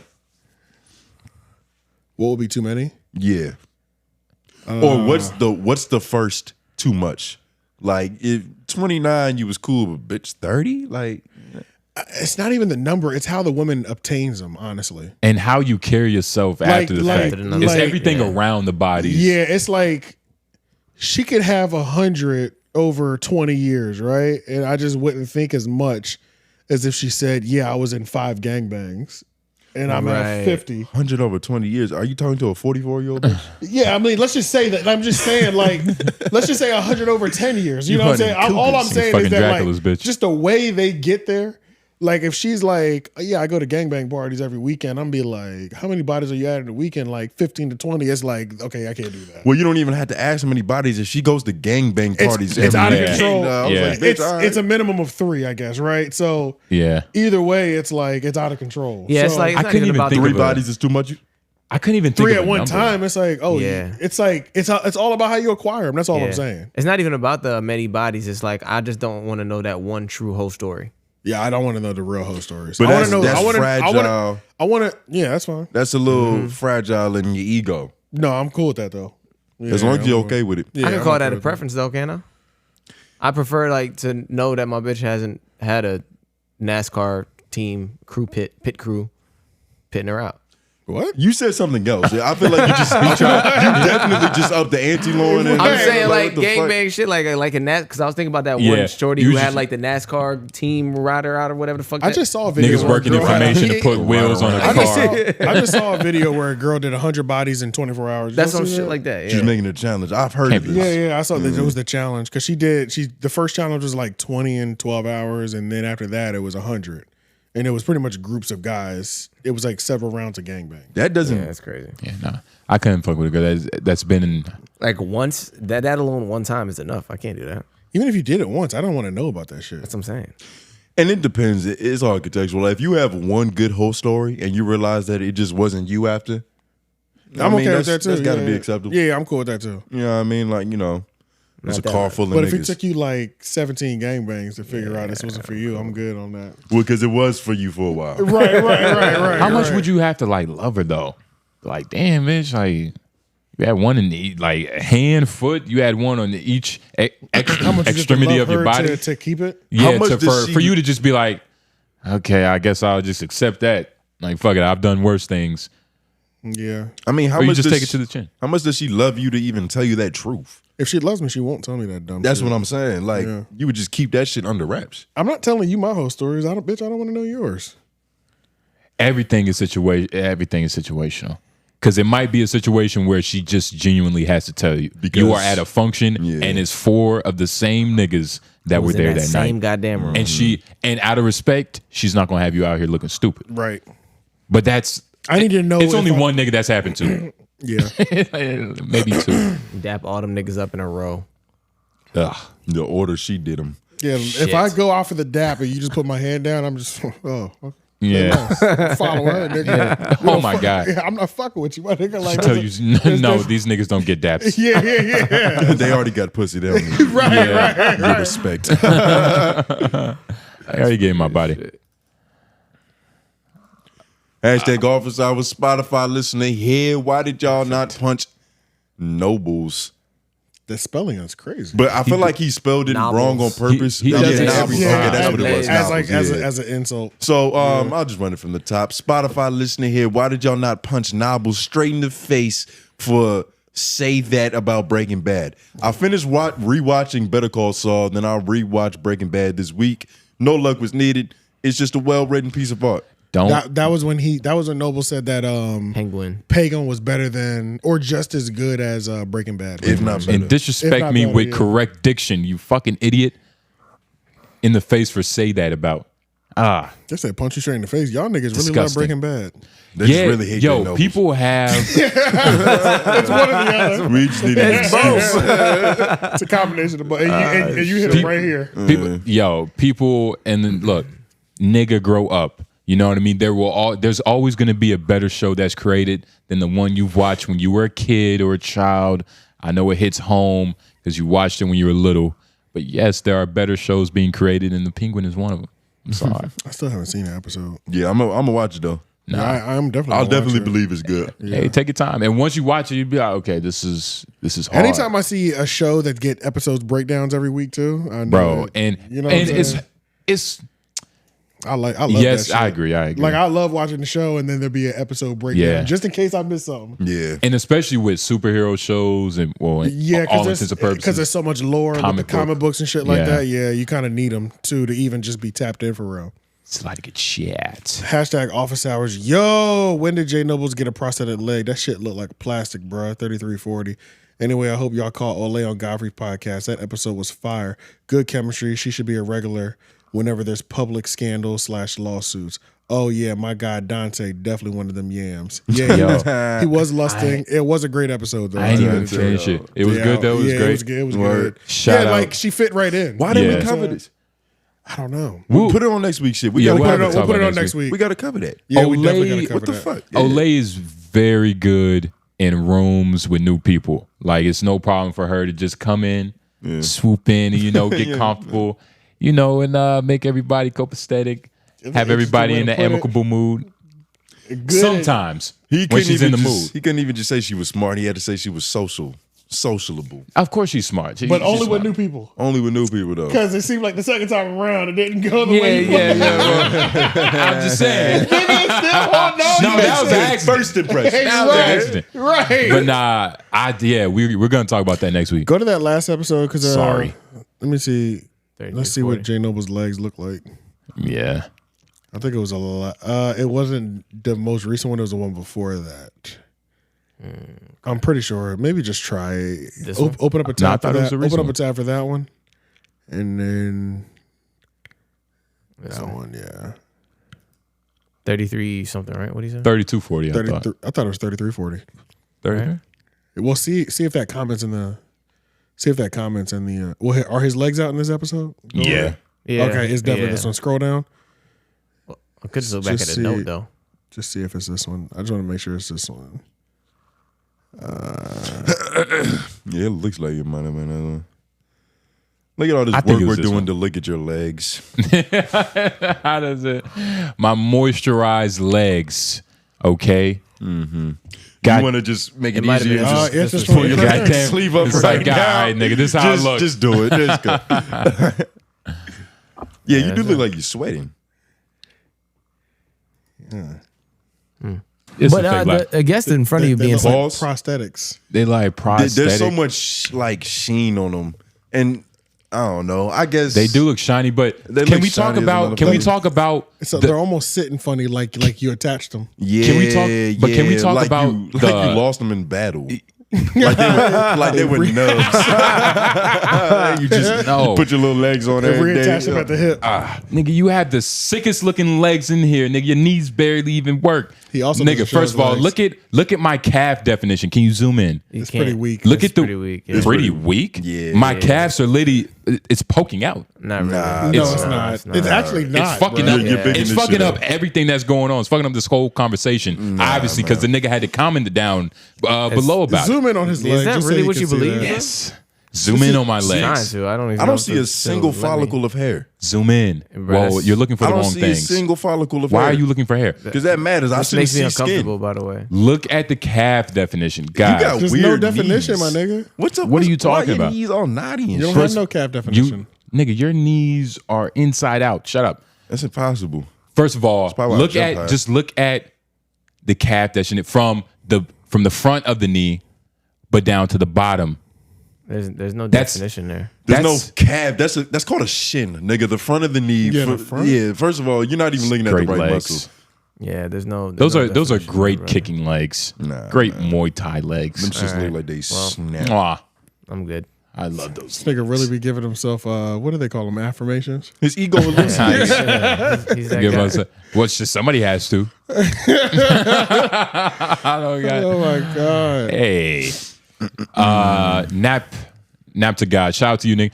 Hashtag office hours. Shout out to Groove and Blanco for talking some sense into y'all. Patrice O'Neal has a classic clip on YouTube called White Tricks, and that is exactly what Adam does. I know y'all fuck with him when it comes to podcasting, but folks got too many examples of being the worst person in the room. Mm-hmm. Yeah, Blanco, I don't know what we did, but it sounds like it was good work. So, Yeah. my nigga, bow. Yes, sir. Shut Right? up. Yeah, literally. Yeah. You just take it. Yeah. I'm about to say. It's better than getting my legs made fun of. But Yeah, was there any question in this? Poorly was it? defined legs. That's fine. Yeah, those nah, but legs I do want to find that clip because that is. I mean, not right now, but like that does sound interesting. White Tricks. Oh yeah. Well, it was that episode, so it was Quad Insanity. That was when I think you were shitting on Adam for the it was the Ruger thing. Yeah. Oh yeah, because y'all niggas was being white man apologist. Nah, it wasn't. It was we, gross. You was like, It was you know, really this, him. that's what Adam do. No, it was both of y'all. Yeah, it was Nah, both of y'all. But once I started going, you was like, okay, I see it now. And then you went off the hinge. But y'all was apologizing for 22. He was fighting for it for real though. No, it wasn't white. It was accountability. That you're going on another nigga's platform that you do not own, and you have to have accountability for everything that you do, including your emotions and the way you conduct yourself. That's just my opinion. Now, Adam is going to do what Adam does, which is bad and can't be spoken of. But that was the thing. It was just that Adam's gonna do what Adam does compared to us saying like that slimy shit that he does. You have to acknowledge that it's slimy. Yeah, but how many times do you have to acknowledge how bad the devil is before you just Every time. Okay, I mean, I We do guess that. We do it with everybody else. But not everybody. We else. don't ever just be like Charlamagne being angry to Republicans. That's Charlotte being Charlotte. We address every single small issue. Yeah. But we haven't shitted on Adam. It's just the way We haven't talked about Joe in a minute either, but he does everything correctly, you know. So. Yeah. Yeah. He doesn't make mistakes. He hasn't started any drama. That's what it really is. Did you just call another man perfect? Fucking freak. Joe Budden is perfect, nigga. Yeah. Well, that's getting clipped up. Joe Budden is perfect. You heard it here first. Shit. Nah, but what was we talking about? I wanted to say something rude to this nigga. To who? What was the office hours again? He said your legs look Adam prosthetic. shit. That was about it, honestly. Nah, the last guy. Oh, Talking this about was the talking sense into us. yeah, talking sense. He Yeah. was complimenting them. Just let them have the compliment. I'll It's okay. I'll You just can let him out. It's okay. You don't have to always clap back. You know what I'm saying? Wait, was that the one that we said we was gonna let we was gonna see if the comments agree with? There was something that we was talking up. think There was so. that one. But There was nah, that one. I don't think it was. I felt like it was. We was arguing that episode. It was. Oh, it was last week then. Last week is when we were saying that. Yeah, it was that. Okay, But I don't know. Blanco. Wow. Congratulations, white man. You get nicknames based off of nicknames. That's good. Lock up with the boards. That's how A. Brown's music said it that first time. Remember? Yeah. Yo, and A. Brown. Who are we crowning as number one caller? In? Nobody. No, you want to know You got to fight till the summer. if A. Brown actually sends us his music Till the summer. or his beats, then Because I don't think he had anything on his YouTube channel. yeah, nah. But A. Brown, send us a beat. I'll rap on We'll it. freestyle over it. I'll rap on it. We'll freestyle over, and we might use it for an intro. But yeah, nah. This been a long one. Hopefully, y'all got what y'all needed from it. Hopefully, when we rewatch it with y'all live Tuesdays, make sure you like the video, subscribe. Send me that clip if that nigga's out there playing too. That man Dejon milk shit, situation, yeah. right? Yeah. And Recess, the segment will be back. We'll be sure to do some research, get some old clips of Flip, or just anybody of who we talk to. You ain't gonna bring my segment back, nigga. Well, I guess. Fuck me. I guess that's I'm his job. fucking But You said you already got a folder. You just got to add Flip to it. Yeah. nah, and I was looking up some Flip shit too, but gotta tell me you joking. Shut up. I mean, you're a sensitive guy. But please like the video, subscribe, do what y'all do best. Look, guys, tomorrow, LOI the show drop. Make sure you're there too. But subscribe to the Patreon. It's only $5 for now. Y'all know the deal. Yeah, we got a good Patreon. Too. But please be safe, stay hydrated. J Nobles.